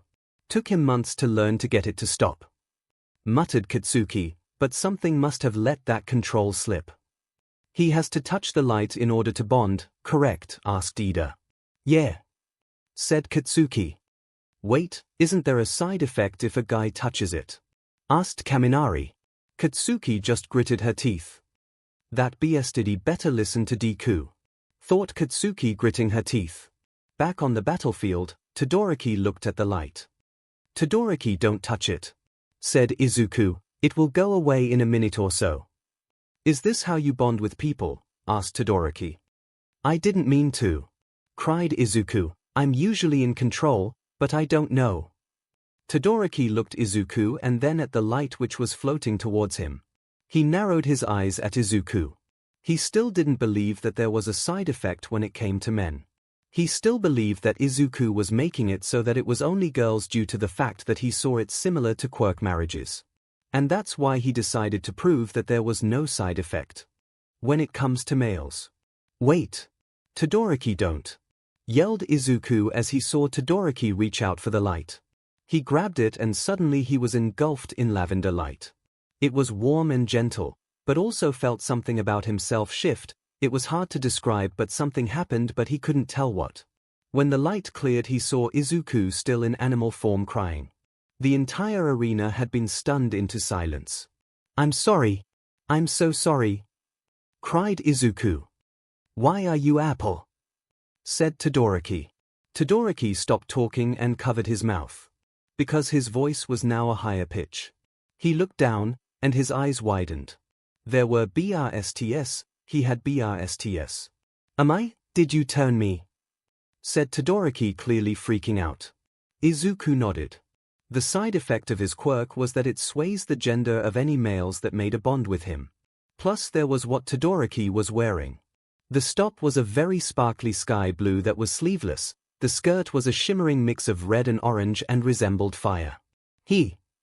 Or rather she wore a pair of gloves, the one on her right side of an icy blue while the one of left hand was light orange color. She wore a pair of boots that matched the glove. She also didn't see that on her hair was a tiara that was made of gold and silver with flame and snowflake patterns woven into it, and in the center of it was a lavender gem. The now girl also had light orange streaks on her right side mixing with the white and icy blue stakes on her left side mixing with the red. I'm sorry, cried Izuku. He then ran away, to the extent that he was out of bounds. The entire stadium was in still shock, so much so it took a bit for Midnight to notice this. Izuku Midoriya has just went out of bounds, said Midnight, shaken by it. Shoto Todoroki is the winner. The crowd was still in shock, as they could see the transformation on the screen. I am also declaring a quirk emergency, called out Midnight. I apologize for the inconvenience. The announcer's box. Present MIC managed to get over it to explain something. All right. So it looks like we have a quirk emergency. For those that don't know, we're going to take a half-hour break to settle everything going on. Explained President Aizawa sighed and rubbed his forehead. I knew this was going to happen sooner or later. He muttered to himself. He just wished that it wasn't so public. In the crowd, Endeavor scowled. What did that little brat do? He growled out. In the faculty box, Inko was shaking. She then got up. Where are you going? Asked All Might, though he already knew the answer. I have to find my son, knowing him he's taking this hard. Said Inko. He's our student. Said 13, we'll help you find him. Thanks, sighed Inko. The other teachers went in to search for Izuku as well, informing the police and other heroes acting as security to keep an eye out in case he left the stadium. In the Class 1A box, Izuku's partners and Ida all got over what happened very quickly. After all they knew about the side effect. We need to find Izuku now, said Katsuki, taking charge. The three of you go find him. I'm going to talk to Icy Hot. Are you sure? asked Ochako. I'm sure. I'm the only who can right now, muttered Katsuki.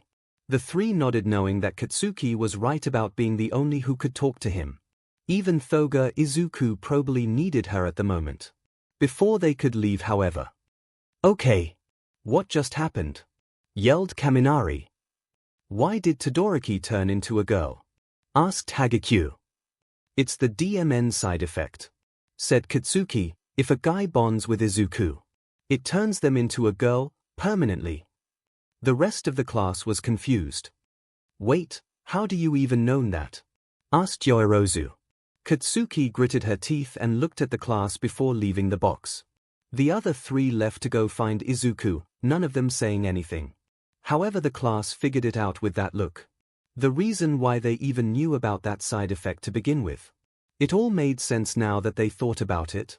The reason why they even knew about the side effect in the first place was because until the age of 4, when Izuku bonded with him, Katsuki Bakugo was a boy. Chapter 17. Izuku and Katsuki's bond. Todoroki was in shock. He couldn't stop staring at her new additions.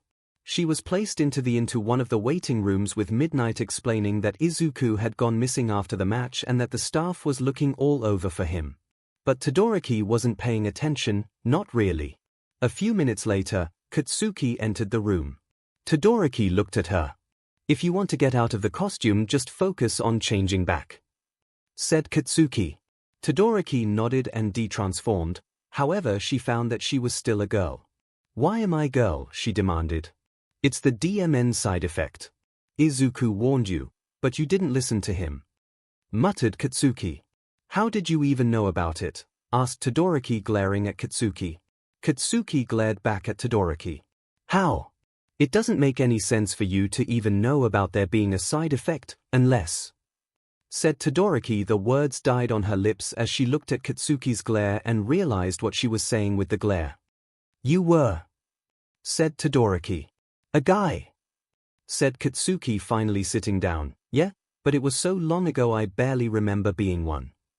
Todoroki was looking at her new necklace, which was a lavender gem. You really fed up Icy Hot, muttered Katsuki. What? Asked Todoroki. Deku's missing, muttered Katsuki. He ran off after you bonded. And I know Deku. He wouldn't bond with you, so it had to have been an accident. I wanted to prove to everyone that he was lying about the side effect, said Todoroki. And instead you showed the entire world what his quirk does to guys, muttered Katsuki, not to mention the guilt Izuku constantly feels about my change. What? Asked Todoroki. Katsuki sighed and knew she had to tell the story. Flashback: a young Izuku and Katsuki were walking through the forest together. Both of them were normal little boys, as in no rabbit ears or a dog tail. And Katsuki, well, he was a boy. While Kaken, said Izuku, your quirk is so cool. I hope when I get my quirk it will be just as cool as yours. Let's just see when you get your quirk, but I W it, laughed Katsuki, looking back at his friend. That was when he saw his friend being engulfed by green smoke. Deku? Asked Katsuki. When the smoke cleared, Katsuki couldn't help but to state. In Izuku's place was a little green bipedal animal that had rabbit ears and a dog's tail, and on its forehead was a dull grey stone. The animal blinked. Kaken, did you just bigger? Asked the animal with Izuku's voice. Deku? Asked Kaken. What? Asked Izuku. Then Izuku looked down at his body. What just happened? Asked Izuku. I don't know, yelled Katsuki. Do you think it was a villain? Asked Izuku. Probably, said Katsuki. We have to go, Kaken, or it might happen to you, cried Izuku. Katsuki nodded and they both started to run. Kaken, cried Izuku. Katsuki looked back and saw that Izuku was having a much harder time than usual trying not catch up. Katsuki realized because he was much smaller, so it made sense he was having a hard time. Katsuki ran back and grabbed Izuku and then kunaited to run. Thankfully they were out of the woods and they found their way to the Midoriya apartment. Katsuki held on to his friend as he knocked on the door as hard he could. Auntie, you better open the door or I will blow it up, yelled Katsuki. 𝐒𝐭 opened the door. "Oh Katsuki, is everything all right?" asked 𝐒𝐭. "Auntie, it's Izuku," yelled Katsuki, knowing not to use the nickname in front of his mother. "What's wrong?" asked 𝐒𝐭. "Mommy," whimpered Izuku in Katsuki's arms. She looked down at what she assumed was a stuffed toy in Katsuki's arms. "Izuku," whispered 𝐒𝐭. Izuku nodded. 𝐒𝐭 fainted. "Mommy!" cried Izuku, jumping out Katsuki's arms and running to his mom. Katsuki muttered under his breath and called his mom using the Midoriya house phone. "𝐒𝐭, is everything okay?" asked Mitsuki on the other end. "No, you old hag. Deku got turned into a weird talking animal and Auntie just fainted because of it," said Katsuki. "What?" asked Mitsuki. "Didn't you heard what I just said?" yelled Katsuki. Sometime later Mitsuki did show up and still wasn't sure how to repose to all this, other than taking them to the hospital. 𝐒𝐭 was fine, she just fainted. However, Izuku was put through a barrage of tests to see if it was because of someone else's quirk or his own new quirk. As it turned out, it was his own quirk. A few days after the transformation, Izuku was telling Katsuki what the doctor told him at the park. "So this is your quirk?" said Katsuki. Izuku nodded. "Your quirk is lame," said Katsuki. "Kaken!" cried Izuku. "You're stuck as a small animal, how can it not be lame?" asked Katsuki. "The doctors think it's a transformation quirk and I can turn back once I figure it out," said Izuku. "Really?" asked Katsuki. Izuku nodded. "So how you going to do it?" asked Katsuki. "I don't know, the usual ways that everyone's been me hasn't been working," said Izuku. "I might as well help you," muttered Katsuki, "since you can't seem to do it." "Really?" asked Izuku. Katsuki nodded. "Thank you, Kaken," cried Izuku. And that was when suddenly a light came from the stone on Izuku's forehead. "What is this?" asked Katsuki as the light floated towards him. "I don't know. But I know it has to do with my quirk," said Izuku. Katsuki poked the light and suddenly he was engulfed in bright orange light. When the light cleared, he was in what would be known as his magical girl costume. "What the?" yelled Katsuki. "Why am I in a skirt?" "I don't know," cried Izuku. "Wait, is your voice different?" "Whatever it must be you," muttered Katsuki. Katsuki, on the other hand, wanted out of the weird outfit and thought back to changing clothes, and it was back to normal. "Weird," said Katsuki. "How did you do that?" asked Izuku. "I just focused back on turning back," said Katsuki. Izuku blinked. "I tried it already, but it feels different than before," said Izuku. Izuku focused on turning back human and he did, mostly. "I'm human again," cheered Izuku. "Mostly?" said Katsuki. "What do you mean mostly?" cried Izuku. That was when he saw that he still had his tail. "I still have my tail," said Izuku. "You're still part bunny too," said Katsuki. Izuku touched his ears and found that they still rabbit ears. However, that was when Izuku felt something else he could do. "Deku, what is it?" asked Katsuki. That was when Izuku pushed whatever it was and suddenly his palms exploded. "What the?" yelled Katsuki. "What was your quirk, Kaken?" cried Izuku. "How?" yelled Kaken. "I don't know," said Izuku. That was when Izuku felt like he had to sneeze, and when he turned he transformed back to his animal form. "Seriously, Deku?" asked Katsuki. "I don't know why that happened," said Izuku. "Wait, can you turn back?" asked Katsuki. Izuku nodded, but then Katsuki stopped him. "Wait," he said. "What it is?" asked Izuku. "It's that thing on your forehead, it's now orange," said Katsuki. "Really?" asked Izuku. Katsuki nodded. "I want to see it," said Izuku.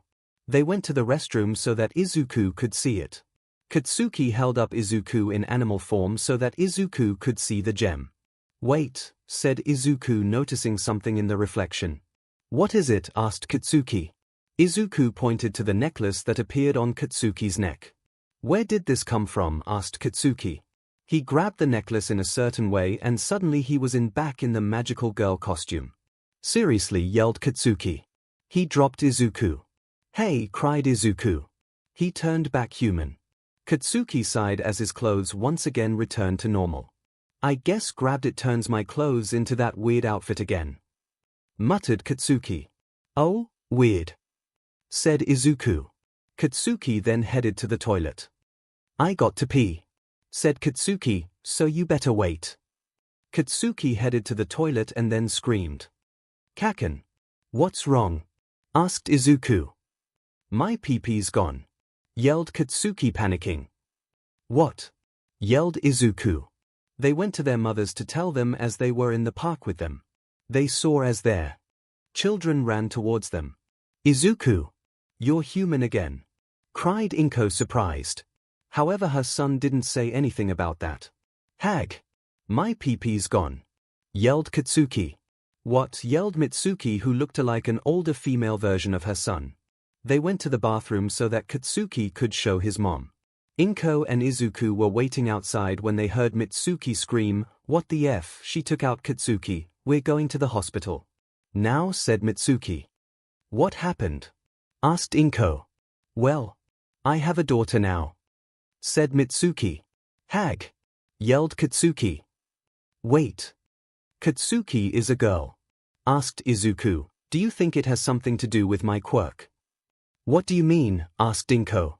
Fine, I'll show them, said Katsuki grumpily. Or rather she grabbed the necklace and they saw the magical girl costume. Katsuki then turned back. How did this happen? Asked 𝐿.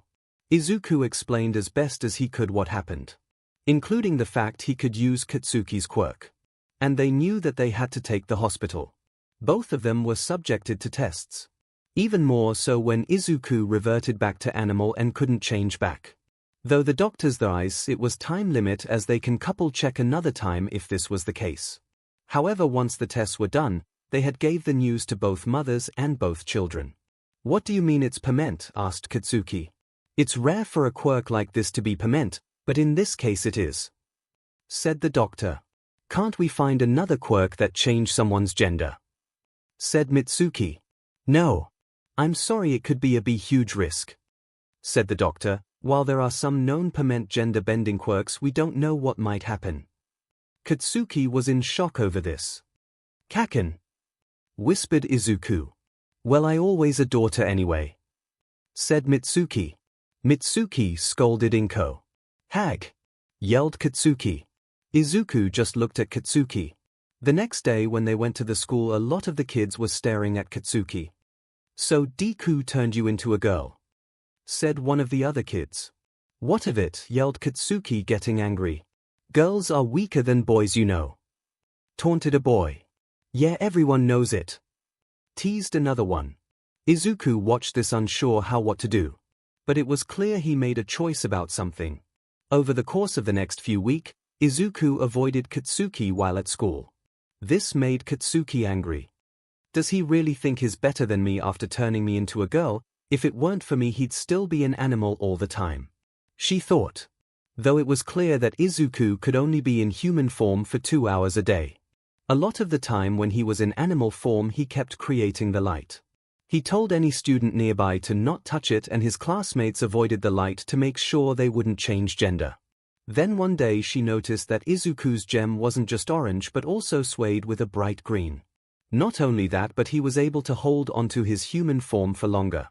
But due to the fact that Izuku still avoided her, she wasn't able to ask about it. That night she was in her room when suddenly she heard a voice. "Mommy," called out the voice. And she recognized it as Izuku. "Izuku." He heard 𝐿's voice. Katsuki looked around wondering why he was hearing their voices. "No way. I found out another ability," she heard Izuku say.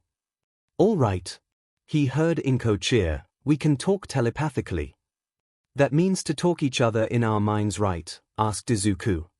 "That's right," said 𝐿's voice. "Amazing," cheered Izuku. "You should try this with Katsuki," said 𝐿's voice. That was when Katsuki felt an overwhelming guilt and sadness. "I can't," said Izuku. "Why not?" asked 𝐿. From her tone of voice it was clear that she was feeling this, his guilt and sadness too. "Because I hurt Kaken," She heard Izuku cry out. Katsuki began to cry. I hurt Kaken too much. Kaken's no longer a boy and it's my fault. Cried Izuku, I can't be friends with someone I hurt. Izuku, please calm down. Begged 𝐼𝐭, also please turn off the telepathy. I think I feel your emotions. Okay. Izuku whimpered. Wait. Cried Katsuki. But she couldn't hear Izuku's voice nor could she feel the sadness and guilt. Katsuki united to cry. She realized that's why he was avoiding her, he thought he hurt her. Not because he was looking down on her. She waited until she was done with crying then went to talk to her mom. Mom. She yelled, I need to see Deku. Look it's late brat, yelled Mitsuki. I know that. But I still to see him. Said Katsuki. Mitsuki noticed that her daughter had been crying. Fine. Muttered Mitsuki, I'll call 𝐭. Katsuki nodded. And so Mitsuki called 𝐭. Oh Mitsuki, is something wrong? Asked 𝐭 on the other end. I don't know. But the brat suddenly demanded to see Izuku. I don't know why. Said Mitsuki, she looked like she was crying too. What? Asked 𝐭. It's true. Sighed Mitsuki. I wonder. Said 𝐭. Did something happen? Asked Mitsuki. I bonded with Izuku. Said 𝐭. What? Asked Mitsuki. That's what we decided to call what he does with his quirk. Said 𝐭. Earlier Izuku discovered a new ability and we were able to talk telepathically. Really? Asked Mitsuki. It sounds like Izuku's going to be really overpowered. Mitsuki. Muttered 𝐭. Sorry. Said Mitsuki. But when we did it, I was also able to feel his emotions as one point. Said 𝐭. He think he hurt Katsuki because of the gender swap, and I felt what he's feeling. Oh. Said Mitsuki. He's been avoiding Katsuki because of that. Said 𝐭. Wait, you don't think Katsuki? Said Mitsuki. Heard and felt it too. Asked 𝐭. Mitsuki sighed at this. They decided to have the two have a play date the next day. It was decided to bring Katsuki over to the Midoriyas due to the fact that if Izuku found out he was going to Katsuki's house he might do something. Mitsuki and Katsuki got to the apartment. Who's at the door, mommy? Asked Izuku. Then she saw it was Mitsuki and Katsuki. You should show Katsuki your new furniture. Said 𝐭. Izuku didn't say anything and only nodded. The two mothers looked at each other and sighed. The two kids went into Izuku's room. Katsuki stared at the tiny bed and a couple tiny chairs. Why do you have a tiny bed? Asked Katsuki. If I don't run out of time and I fall asleep as a human I turn back. Said Izuku. Katsuki nodded. Are you wearing a dress? Asked Izuku. The hag has started dressing me up in dresses. Muttered Katsuki glaring at Izuku. She has I can't wear boy breathes until I'm older. Izuku blinked and wondered what that meant. Katsuki then smacked Izuku, forcing him to go back into animal form. Why did you hit me, Kaken? Cried Izuku. What makes you think you hurt me? Cried Katsuki. What? Asked Izuku. I heard you and Auntie last night, cried Katsuki. What makes you think you hurt me? Izuku looked down. I heard girls are weaker. Said Izuku, and they're idiots, yelled Katsuki. Izuku looked up. I'm still going the #1 hero. And I will beat All Might. Yelled Katsuki. It doesn't matter if I'm a girl or a boy. But, said Izuku. You didn't hurt me. So stop feeling sad and guiltily. Yelled Katsuki. But, cried Izuku. No. Yelled Katsuki, stop it. You didn't hurt me. She smacked him again. Kaken. Cried Izuku. Are you going to think you hurt me? Asked Katsuki. No. Said Izuku. Good. Said Katsuki, so tell me how I was able to hear your voice. I can speak to you and mommy with my mind. Thought Izuku, turning on the telepathy. What? Asked Katsuki. Is everything okay? Asked 𝐭's voice. I heard Katsuki but it was muffled. Kaken talked out loud. Thought Izuku. Is this working? Thought Katsuki. It is. Thought 𝐭𝐻𝐸, can you make it so it's just you and Katsuki? Izuku looked like he was focusing something. No, I can't. Thought Izuku. Maybe you should talk out loud and turn off the telepathy. Thought 𝐭𝐻𝐸. Okay. Thought Izuku. How did you find out? Asked Katsuki. I bonded with mommy. Said Izuku blushing. Bonded? Asked Katsuki. That's what we decided to call what we did with the light. Said Izuku. Really? Why? Asked Katsuki. Well, it's that I get your quirks and... Said Izuku. No, I meant why did you bond with auntie? Asked Katsuki. I did the light thing again and she decided to grab it because she knew I needed help with my quirk. Explained Izuku. Why didn't she turn into a guy? Asked Katsuki. I don't know. Said Izuku. Katsuki pouted a little. I'm sorry. Cried Izuku. Stop apologizing. Yelled Katsuki. Okay. Said Izuku. If you're going to be a hero, you better get used to my quirk. Said Katsuki. What? Asked Izuku. You still want to be a hero, don't you? Asked Katsuki. Izuku didn't answer. Come on, we have to figure out the necklace you gave me. Said Katsuki. I don't think it's a good idea while inside. Said Izuku. Whatever. Said Katsuki. No explosions in the house, yelled Mitsuki, especially in houses that aren't yours. How does she know? Yelled Katsuki. I don't know. Said Izuku with a sweat drop. End of flashback. As we learned more about the abilities that Deku gave me, we realized that it was magical girl powers and it only caused gender bends in guys. Muttered Katsuki. I see. Said Todoroki. He still blames himself.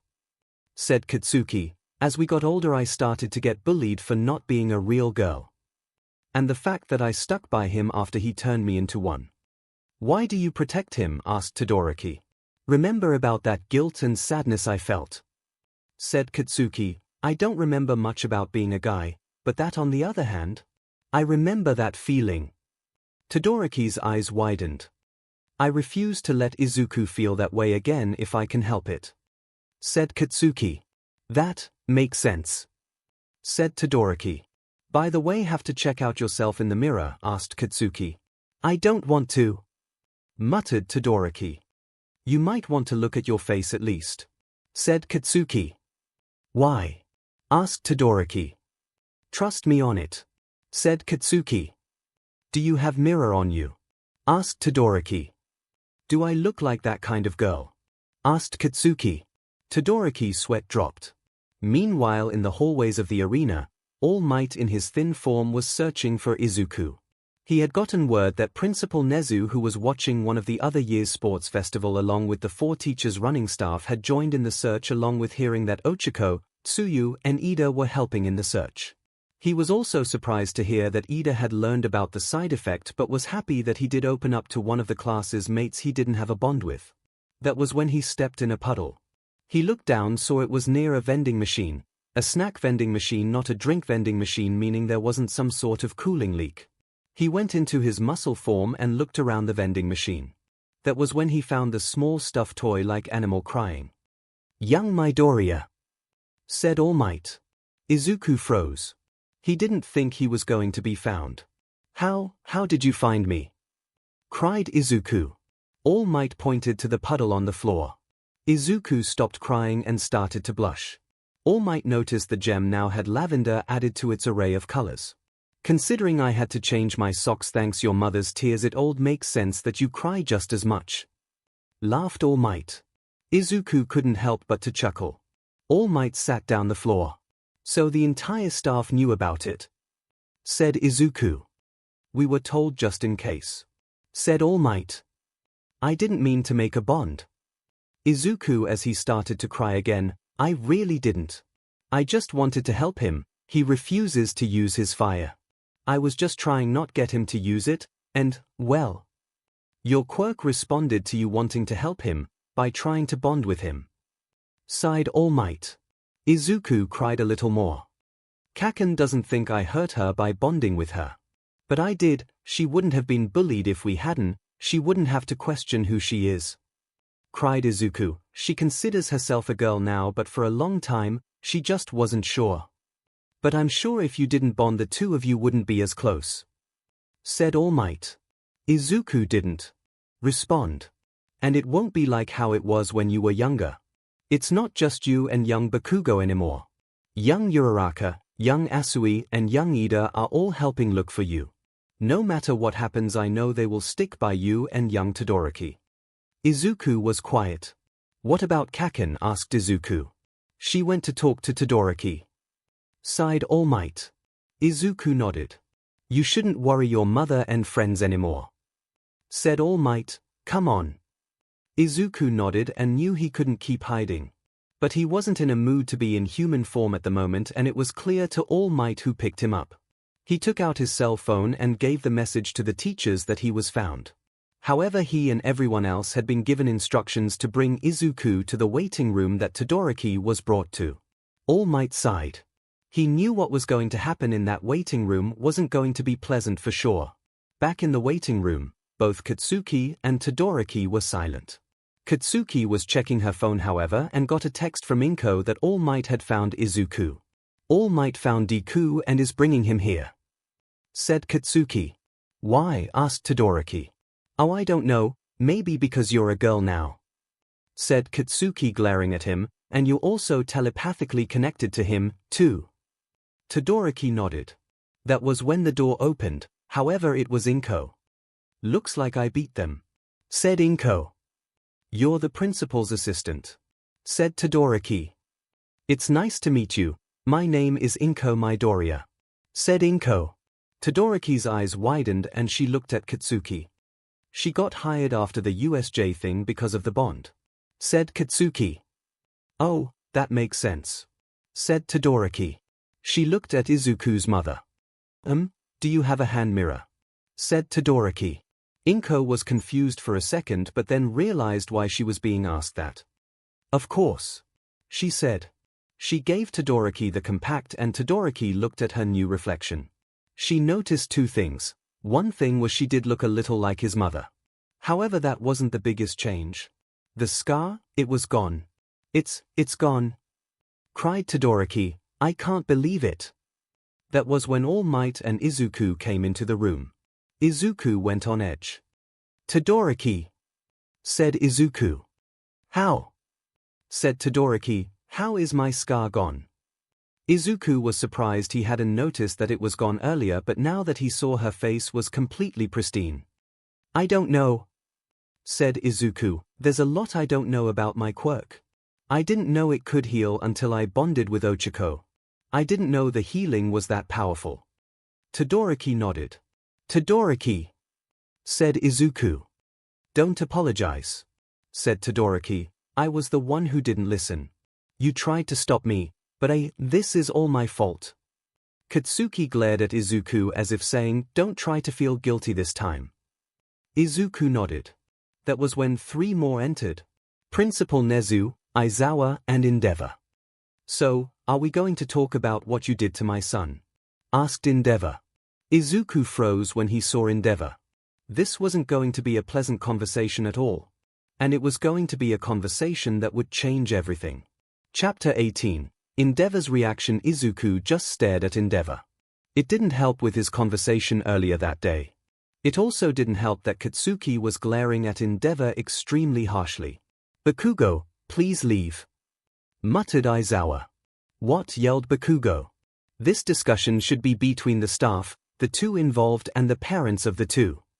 Said Aizawa. I'm involved in this whether you like it or not. Yelled Katsuki. I'm sorry, but it's better for you to leave. Sighed Nezu and turned to Izuku. However, I'm sure there's a way you can help without being in here. Izuku nodded and knew it was his way to saying it was okay to have his telepathy open. Fine. Yelled Katsuki. She gave Endeavor one last glare before leaving.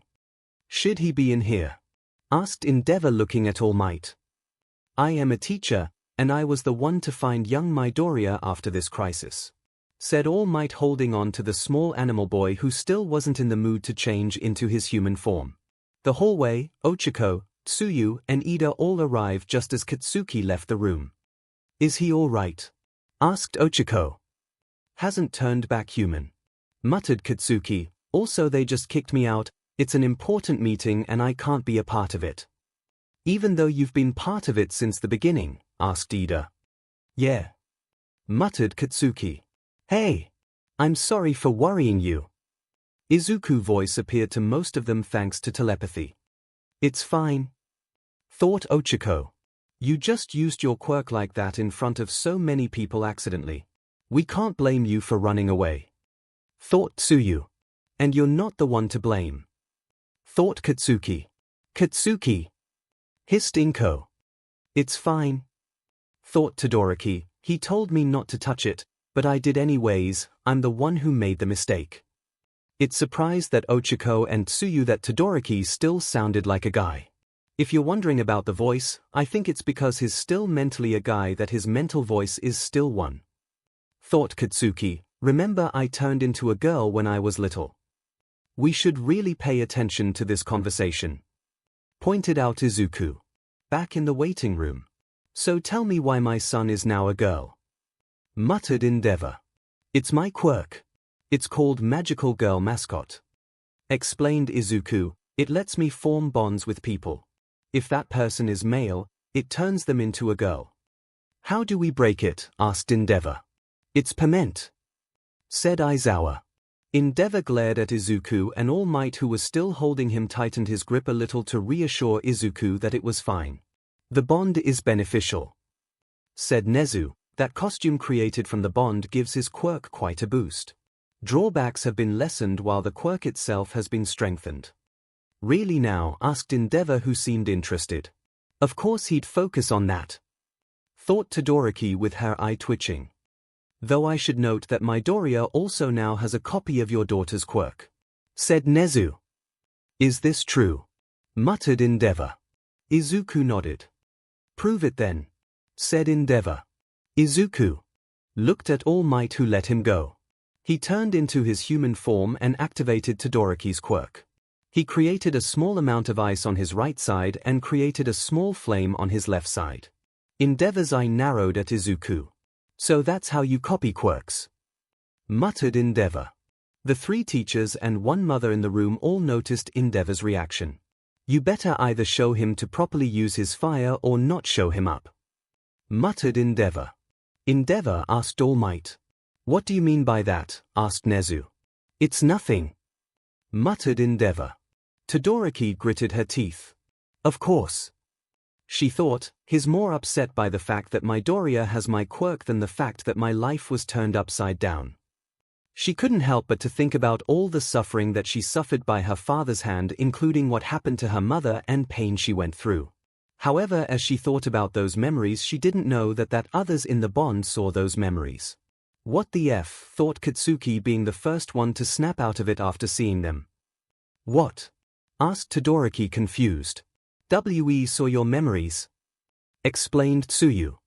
What? That can happen? Asked Todoroki, surprised. We didn't know until now. Thought Izuku. It makes sense, considering it's just been me and Auntie for the past 11 years. Muttered Katsuki. We don't exactly have the chance to share memories. Outside the waiting room, Ida noticed that the three girls were pale from getting those memories. Are you okay? Asked Ida. It's something that happened to Todoroki. Explained Ochiko. Ida sighed at that. However, inside the waiting room, Inko was shaking in a mixture of sadness and anger. And that was when she let it out. She grabbed her necklace. Everyone watched at her clothes turned into a pink and green dress, with the top being a carnation pink and having a somewhat frilly green skirt. She wore a pair of green bracelets on her wrists and had carnation pink shoes. In her hair was carnation pink streaks and her gem was on her forehead. She then pulled Endeavor towards her and slapped him, much to the shock of everyone in the room. You're a monster, she cried. What happened? Asked Katsuki, feeling the shock and anger coming from the room. Just slapped Endeavor, mentally yelled Izuku. What? Asked Ochiko. Are you serious? Asked Tsuyu. All right, Auntie, cheered Katsuki. Now's not the time. Thought Inko. Why you? Growled Endeavor. Endeavor glared at 𝐒𝐭𝐻 but then saw that his flames were put out. Turned out Aizawa had used his quirk on Mrs. Midoriya. Can you please explain? You slapped Endeavor. Muttered Aizawa. However, he as well as All Might and �NEZU knew whatever just happened had to be serious. I didn't know it was possible to share memories, but Todoroki just shared memories with us. Said 𝐒𝐭𝐻. Sharing memories?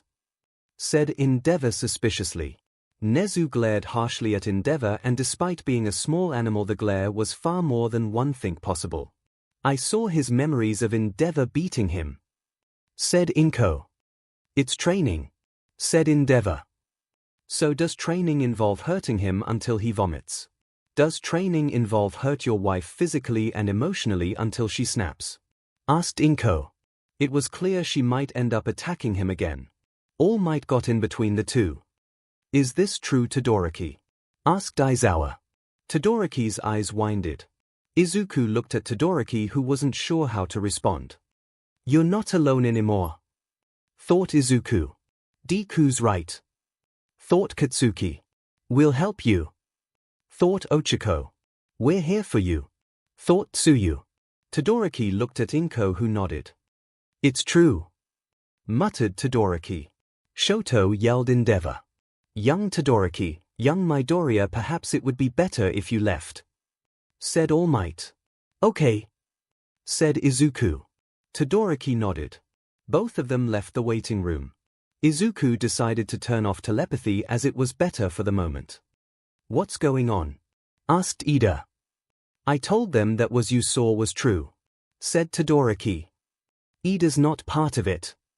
Said Ochako with a sweat drop. Todoroki looked at Ida. Leg Day is great at keeping secrets, considering he knew that Auntie is working here and the whole turning into a girl thing. Said Katsuki. All right. Said Todoroki. He told Ida the truth, and Ida was extremely pale once he was finished. To know that the number 2 hero was capable of such things. Said Ida.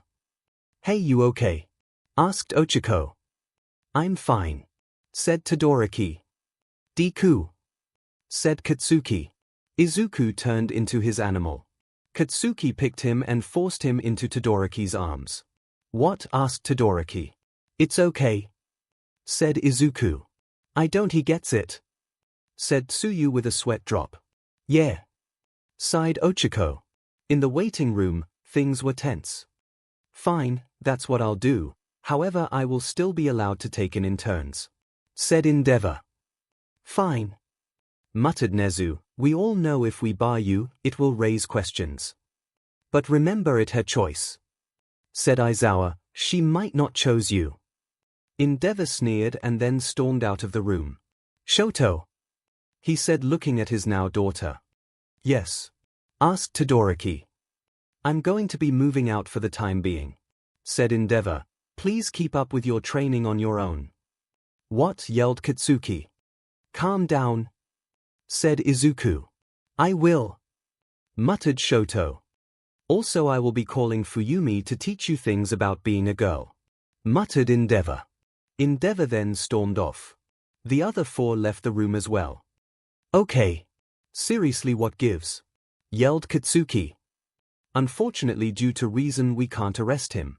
Sighed �NEZU. As much as I want to throw the book at him. It's because it's the number 2 hero. Muttered Todoroki. That and another reason. Sighed 𝐒𝐭𝐻, blushing. As she used her quirk in helping her slap him, he could have named her a villain. Muttered Aizawa. What? Cried Izuku in shock. I couldn't control myself. Said 𝐒𝐭𝐻. Even if we had helped her, the legal battle still would have brutal. Said �NEZU. People would most likely be on her side considering everything, but for the time being. Muttered Aizawa, who clearly need either a drink or a nap, probably both. So we're part of a cover up. Said Tsuyu. Pretty much. Sighed Katsuki. I'm sorry about this. Said 𝐒𝐿, blushing. Actually, I think we should be lucky you didn't use your powers to rip his ball out. Said Katsuki. Katsuki scolded 𝐒𝐿, blushing. Actually, I agree with Bakugo. If what you saw correct, I believe it's fortunate that all you did pull him towards you so you could slap him, said 𝐒𝐲, though at the same time unfortunate. Everyone who didn't know 𝐒𝐲 that well stared at him in horror, i.e., the students and 𝐒𝐭𝐻. Well, everyone but Katsuki. Thank you, said Katsuki. Todoroki, if you wish to quit the rest of the sports festival, I'm sure everyone will understand, said 𝐒𝐲. No, I will, continued, said Todoroki. Are you sure? Asked Izuku as she was still holding him. I'm sure. I need to do this, said Todoroki. Todoroki, should I win my next match, I will give it my all against you, vowed Ida. Todoroki nodded. Speaking of which, the break is almost over, said Aizawa. Oh, you're quite right, said Ida. He speed walked away. He would have ran, but it was against the rules. 𝐭, if you wish, you can spend the rest of the sports festival with Class 1A, said 𝐒𝐲. Thank you, said 𝐭. I guess that secret is coming out too, said Tsuyu. It's minor compared to the big one, said Katsuki. Come on, Todoroki, said Ochiko. Wait, said Todoroki. It's better to see their reaction now and later, said Katsuki. She felt Izuku fidget nervously. It's going to be fine, said 𝐭. Todoroki sighed and knew that she needed to get the reactions of their classmates as they headed to the box. You know, it would be weird to call you by your family name from now, said Ochiko. What? Asked Todoroki. She does have a point. Whenever Izuku opens it, we will be reading each other's minds, pointed out Tsuyu. Okay, muttered Todoroki, or rather Shoto, knowing that it was going to be hard with that. Izuku sighed as they headed to the box, unsure what of the class reactions will be. After all, it was a big deal, and it wasn't just his problem but also Katsuki and Shoto's as well. At least the three of them weren't alone in this. But helpfully, it wouldn't be like in the past, and that their reactions would match everyone else's. Or at least not everyone in class, but they just had to wait and see. Chapter 19, Class 1A's reaction. They headed to the box. It was a little nerve-wracking. 𝐭 noticed how Katsuki and Izuku were acting. Remember what I said, said 𝐭, about hero students.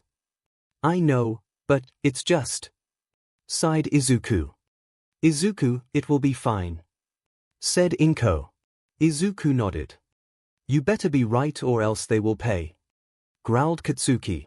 They got to the box with 𝐭 hanging back until a good time to introduce herself. Their classmates looked at them. It was clear that they were all struggling to say something. Aren't you FRs going to say something? Said Katsuki. Yorozu, as she was the vice representative, knew she would be the one to talk.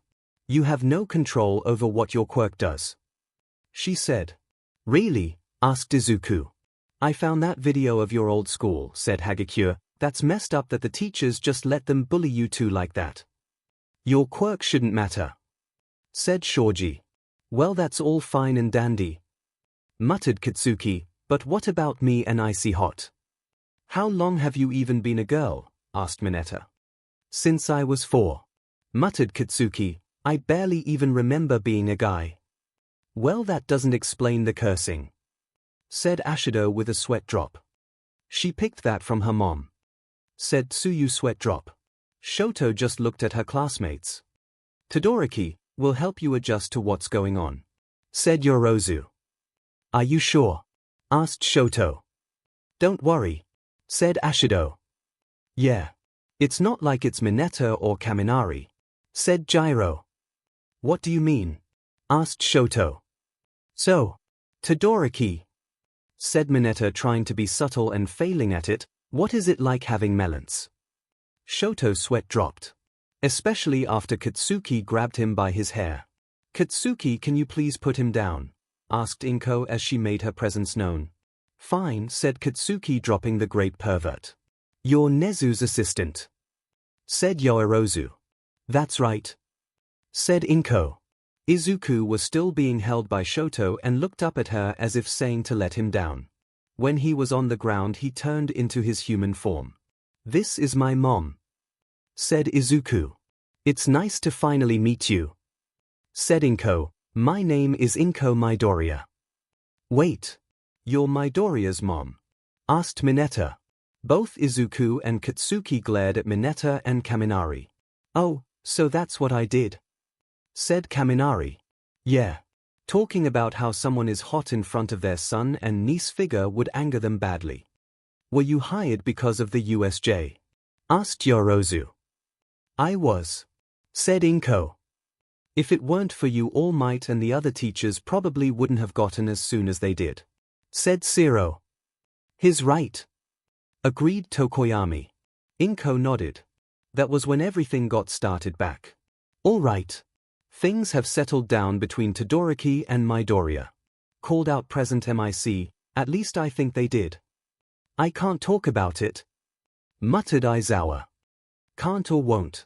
Asked present MIC both. Admitted Aizawa.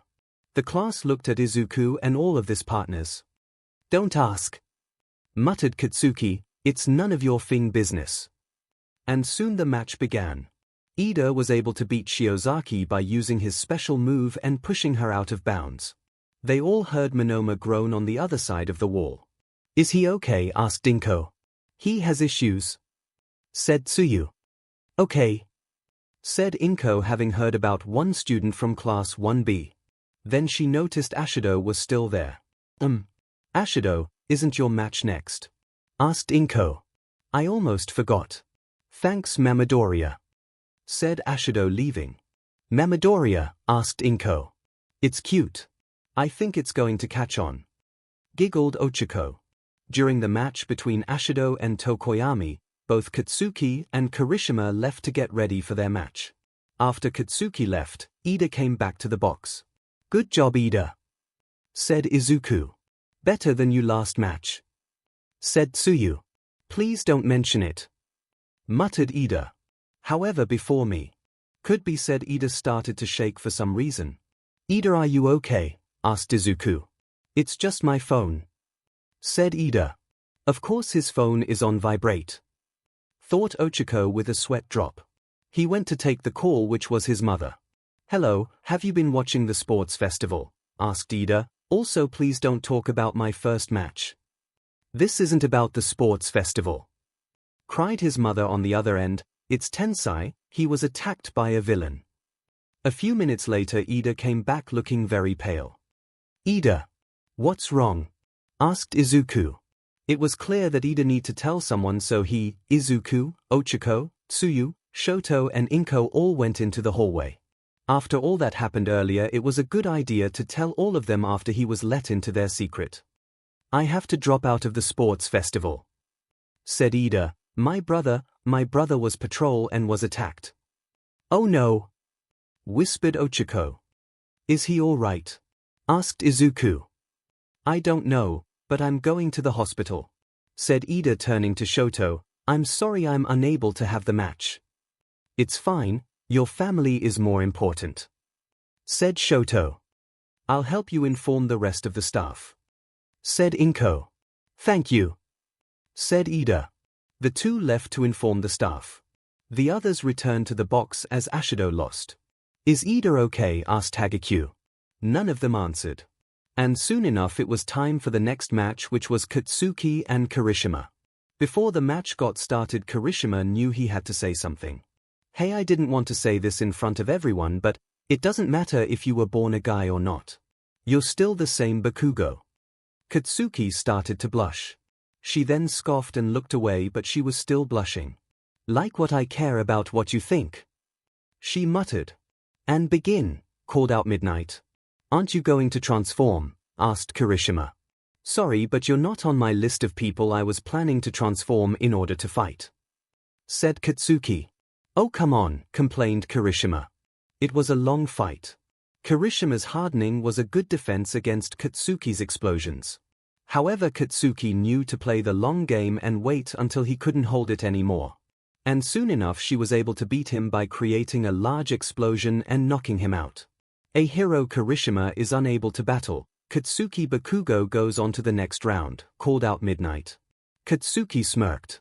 Unfortunately, I have some bad news. The next fight has been cancelled as Tenya Ida has dropped out of the sports festival due to a family emergency. What? Yelled Katsuki, surprised.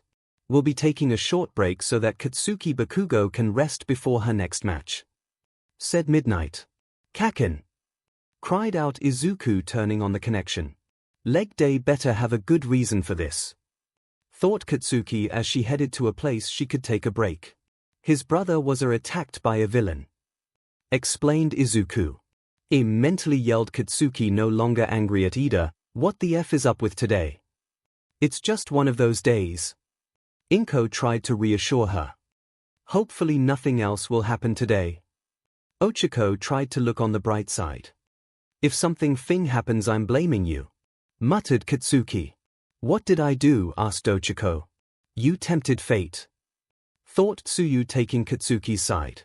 You might as well doomed one of us, thought Katsuki. Maybe we should go, said Izuku. Wait. I just realized something. Did I see Hot put on a brother? Asked Katsuki. There was an awkward silence. What?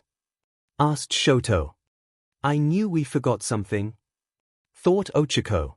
This is going to be awkward, thought Tsuyu. Katsuki sighed as the conversation ended. In the Class 1A box, Tsuyu walked over to Yaoyorozu. Hey, we forgot to get Shoto a brother, she whispered. Oh dear, replied Yaoyorozu. Did I hear correctly? Todoroki isn't wearing a brother? Asked Mineta. Yaoyorozu and 𝐭𝐸, who had returned before Katsuki's match, pushed Shoto out of the box to make her a sports BR that would fit and to help her with it. While 𝐒𝐿, Tsuyu, Gyro, Hagakure, and Ashido, who had returned during Katsuki's match much like 𝐭𝐸, surrounded him. Said Mineta, what if Midoriya's mom comes back? We'll figure something out, said Gyro. In the waiting room, Momo managed to get her size and make a sports BR for her. Do I have to wear this? She asked. I'm sorry, sighed 𝐭𝐸. It comes with being a girl, sighed Yaoyorozu. Shoto nodded. Thankfully, it being a sports BR, it was easy to put on. Thank you, said Shoto. If you need anything else, just tell me, said Yaoyorozu. Okay, said Shoto, not getting it. 𝐭𝐸 and Yaoyorozu looked at each other and realized that they shouldn't explain it, especially since Shoto was in the finals. Not a good time to learn about that. We'll leave you to get ready for your match, said 𝐭𝐸. Shoto nodded. The two left her to get ready for the finals. Thank you, Yaoyorozu, said 𝐭𝐸. It's no problem, said Yaoyorozu. I saw one of those videos. It was a video of a bunch of girls taunting Katsuki about how she'll never be a real girl and Izuku trying to make sure she didn't attack them back. Katsuki was the one to leak them on the internet, said 𝐭𝐸. Really? Asked Yaoyorozu. I'm surprised that she did that, said 𝐭𝐸, but of course she'd deny it. Yaoyorozu nodded. It made a lot of sense. They got back to the box and found Mineta covered in bruises. Are you okay? Asked 𝐭𝐸. I'm fine, don't worry about me, said Mineta, trying not to cry. All right, yelled Presentacy, here's the only match for the semifinals. And yet after a Quirk emergency and someone dropping out, it's still not the worst sports festival that UA ever had, muttered Aizawa. Everyone heard Presentacy shudder at the memory, so many badges. So does anyone know what they are talking about? Asked Soto. You don't want to know, said Izuku. The lone semifinal match soon began with Katsuki versus Tokoyami. Dark Shadow had a weakness to light. The stronger the light, the weaker it would become.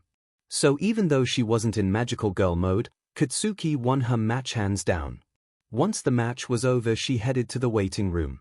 She saw that Shoto was in there. What the F? I see Hot, yelled Katsuki. Then she realized it was the wrong waiting room. Oh, seriously, muttered Katsuki. She looked at Shoto and sighed. Look, you better use your, said Katsuki. I know I have to use my fire, yelled Shoto suddenly. Katsuki stared at Shoto. I wasn't expecting that, sighed Katsuki. I'm sorry, said Shoto. It's a shitty day, muttered Katsuki. If I had just used my fire in the first place, muttered 𝐿𝐿, then maybe none of this would have happened. Your father's a SHT bag who messed you up, but that doesn't mean using your fire makes you him, said Katsuki. 𝐿𝐿 sighed. I wasn't going to even say use your fire. I was going to tell you to use your new powers, said Katsuki. 𝐿𝐿 looked up. You have new powers, so I expect another magical girl match. Make your own choice with how to use powers, said Katsuki. Use your fire if you want, your choice. 𝐿𝐿 was quite after that. She couldn't say anything else. Though if I were you, said Katsuki, I'd say use your fire in ways that human trash fire would use his. 𝐿𝐿 was surprised. Katsuki began to leave. Wait. I have something to ask you. How do you get used to it? Asked 𝐿𝐿. Katsuki sighed. I told you I barely remember ever being a guy, said Katsuki, so I can't really say. 𝐿𝐿 sighed. Look, we already told you're not alone, muttered Katsuki, even if we're going to be fighting in a few minutes. 𝐿𝐿 nodded. You better be a magical girl for the fight, muttered Katsuki, because I won't go easy. 𝐿𝐿 nodded as Katsuki finally left.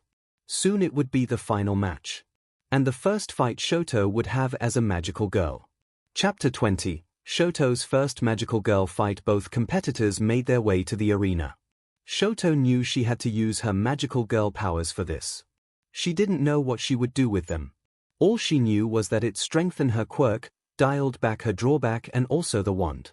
She headed onto the battlefield where Katsuki stared at her. All right. It's the finals. We have 𝐿𝐿 Todoroki right after their quirk-induced sec change, yelled present MIC. Aizawa practically growled out.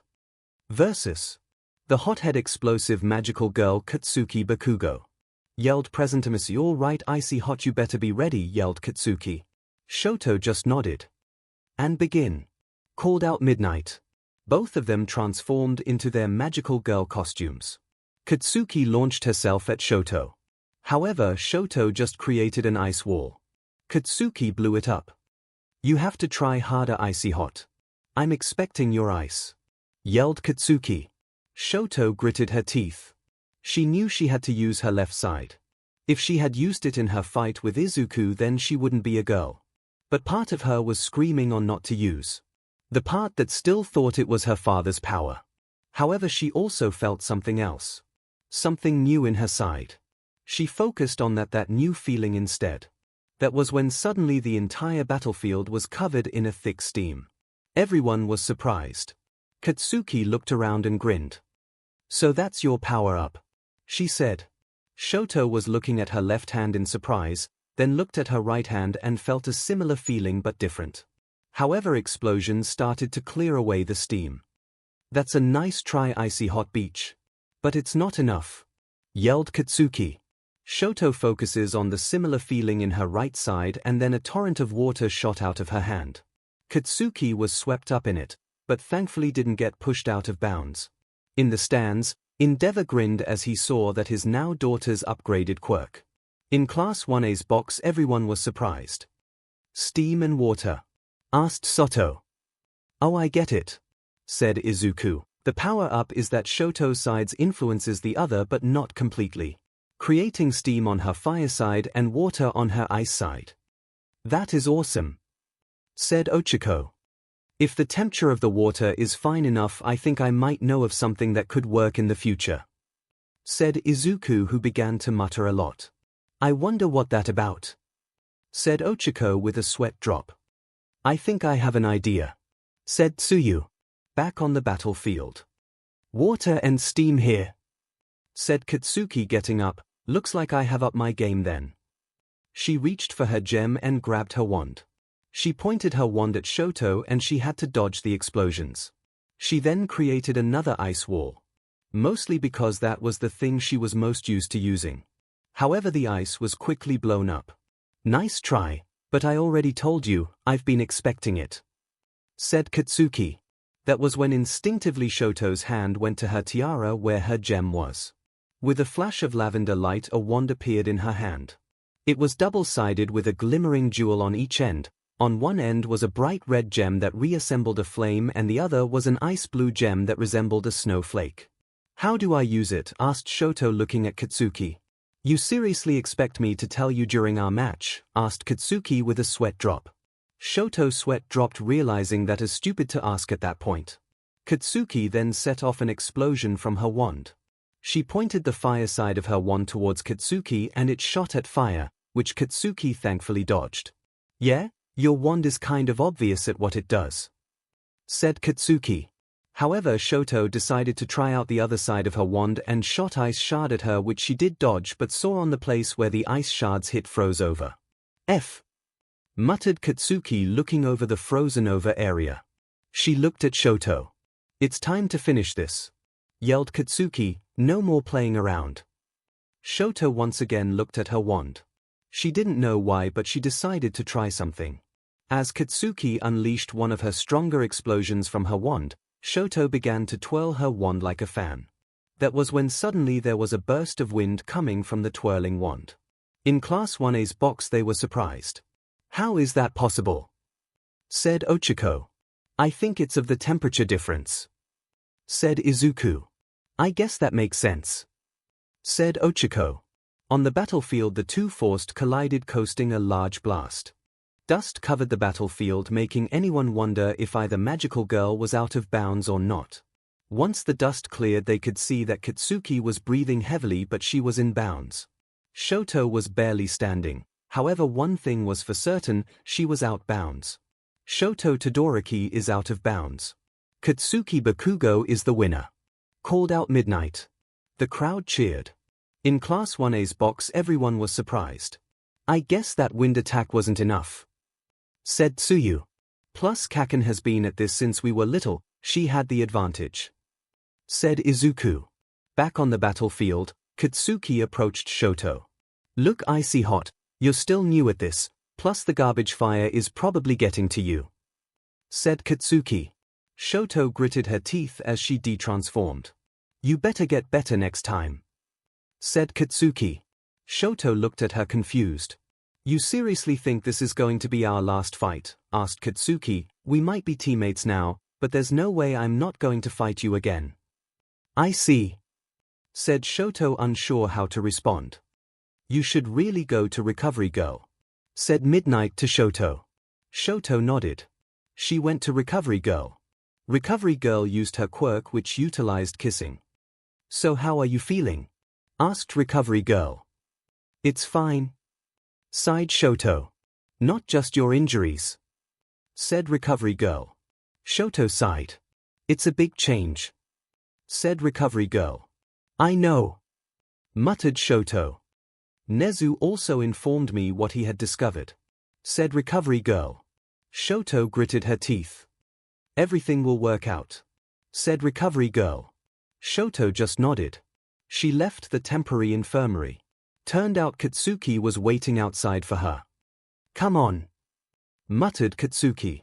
I don't need a babysitter, muttered 𝐿𝐴𝐻𝐻. It seems like you do, muttered Katsuki. They headed to where they would go to the podium where Tokoyami was also waiting for them. All of the students had gathered on the field for the closing ceremony. All right, let's celebrate the winners of the sports festival, cheered Midnight as a podium rose up from underground, with all three of them all ready to receive their medals. As a reminder, Tenya Ida shares third place, however he had to leave due to his family emergency. In the crowd of students, I really hope his brother is okay, said Ochako. Yeah, sighed Tsuyu. Izuku sighed. All right, now it's time to hand out the medals, called out Midnight. And who is going to do it? Everyone saw that it was All Might laughing in his hero costume. He jumped down and called out, I am here, with the medals. However, Midnight talked over him by saying, it's All Might to give the medals. Everyone's sweat dropped at this. Sorry, said Midnight. All Might sighed. And so he gave out the medals. He gave the bronze to Tokoyami, praising his skills, followed by giving him a hug. The next, of course, was 𝐿𝐴𝐻𝐻, giving her the silver medal. Young Todoroki, what happened today will be a change, but I'm sure you'll be able to adjust, said All Might, and then he whispered, I will make sure that your father will stop hurting you and your family. 𝐭𝐲 just nodded as she received the medal and All Might hugged her. In the crowd, 𝐒𝐿 noticed the way 𝐭𝐲 looked and knew everything was starting to hit her hard. And then All Might gave 𝐒𝐿𝐴 her medal. Young Bakugo. You really showed the skills you have, both with and without your powers as a magical girl, said All Might. Gave 𝐒𝐿𝐴 the medal and was about to hug her. Don't you dare hug me, yelled 𝐒𝐿𝐴. Oh come on, it's not that bad, said All Might. I don't care if you're All Might. Don't you dare hug me, yelled 𝐒𝐿𝐴. Everyone watching sweat dropped. Kaken's not a hugger, said 𝐒𝐿𝐴. That makes way too much sense, said 𝐒𝐿𝐴. All Might turned to face all of the other students. You might not be on the podium this year, but I'm sure you will all learn from this and grow, and maybe next year it will be you standing up here, said All Might. He then gave a big grin. There's something I have to say though, and I think you know what it is, said All Might. The crowd was getting excited. But as it turned out, the crowd wasn't on the same page as everyone else. Plus ultra, yelled the crowd. Good job everybody, called out All Might. There was an awkward silence. Really? It was the perfect moment to yell out the school motto, yelled out someone in the crowd. Then the booing started. Sorry, but they really did do a good job, said All Might somewhat weakly. Sometime afterwards, they had all gather for class. All right, all of you did a good enough job and some of you have already gotten draft picks. There's no classes for the next 2 days, so get some rest, said Aizawa. As everyone was leaving class, Aizawa looked at 𝐭𝐲. She sighed and knew that he wanted to talk to her. What is it? asked 𝐭𝐲. I think you should talk to Hound Dog, sighed Aizawa. Hound Dog was the school's counselor. I'll think about it, said 𝐭𝐲. Aizawa sighed and realized it might be something her father ingrained in her, that therapy was for the weak.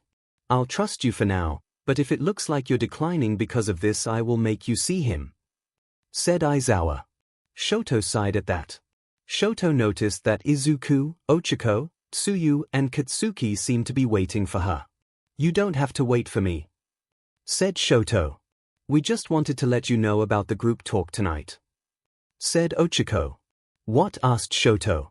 It's something we do every night, said Izuku, with my telepathy. You don't exactly have a choice in this. We just wanted to let you know, muttered Katsuki. Fine, said 𝐭𝐲. Wait, said Izuku. He texted her something. As it turned out, it was an address. It's my address, in case you ever wanted to come over, said Izuku. I don't want to be a bother, said 𝐭𝐲. You wouldn't be a bother, said Izuku. But you mother, said 𝐭𝐲. Beach slapped her, but after finding out how he treated you, pointed out Katsuki.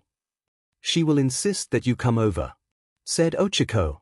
Reminder, she ate dinner more at the Midoriya than at her own place. I see, said 𝐭𝐲. Thank you. 𝐭𝐲 then left. Izuku sighed as she left. Katsuki then slapped Izuku on the head. Kaken, cried Izuku. Stop blaming yourself, muttered Katsuki. It's not your fault and you know. But it's my quirk, said Izuku. Katsuki then slapped him again. Katsuki's right. You did warn him not to touch the light, said Tsuyu. Yeah, sighed Izuku. Icy Hot has no one else to blame, and remember, she wanted to show everyone that there wasn't a side effect, said Katsuki. Izuku once again sighed. He really hoped that 𝐭𝐲 was going to be okay. After all, it was a big change that she had to adjust to. And it wasn't just the gender bend that was hitting her, but something else as well, and it didn't involve her father, well, at least not directly. All they could hope for was that 𝐭𝐲 would be able to adjust, because it wasn't going to be pretty.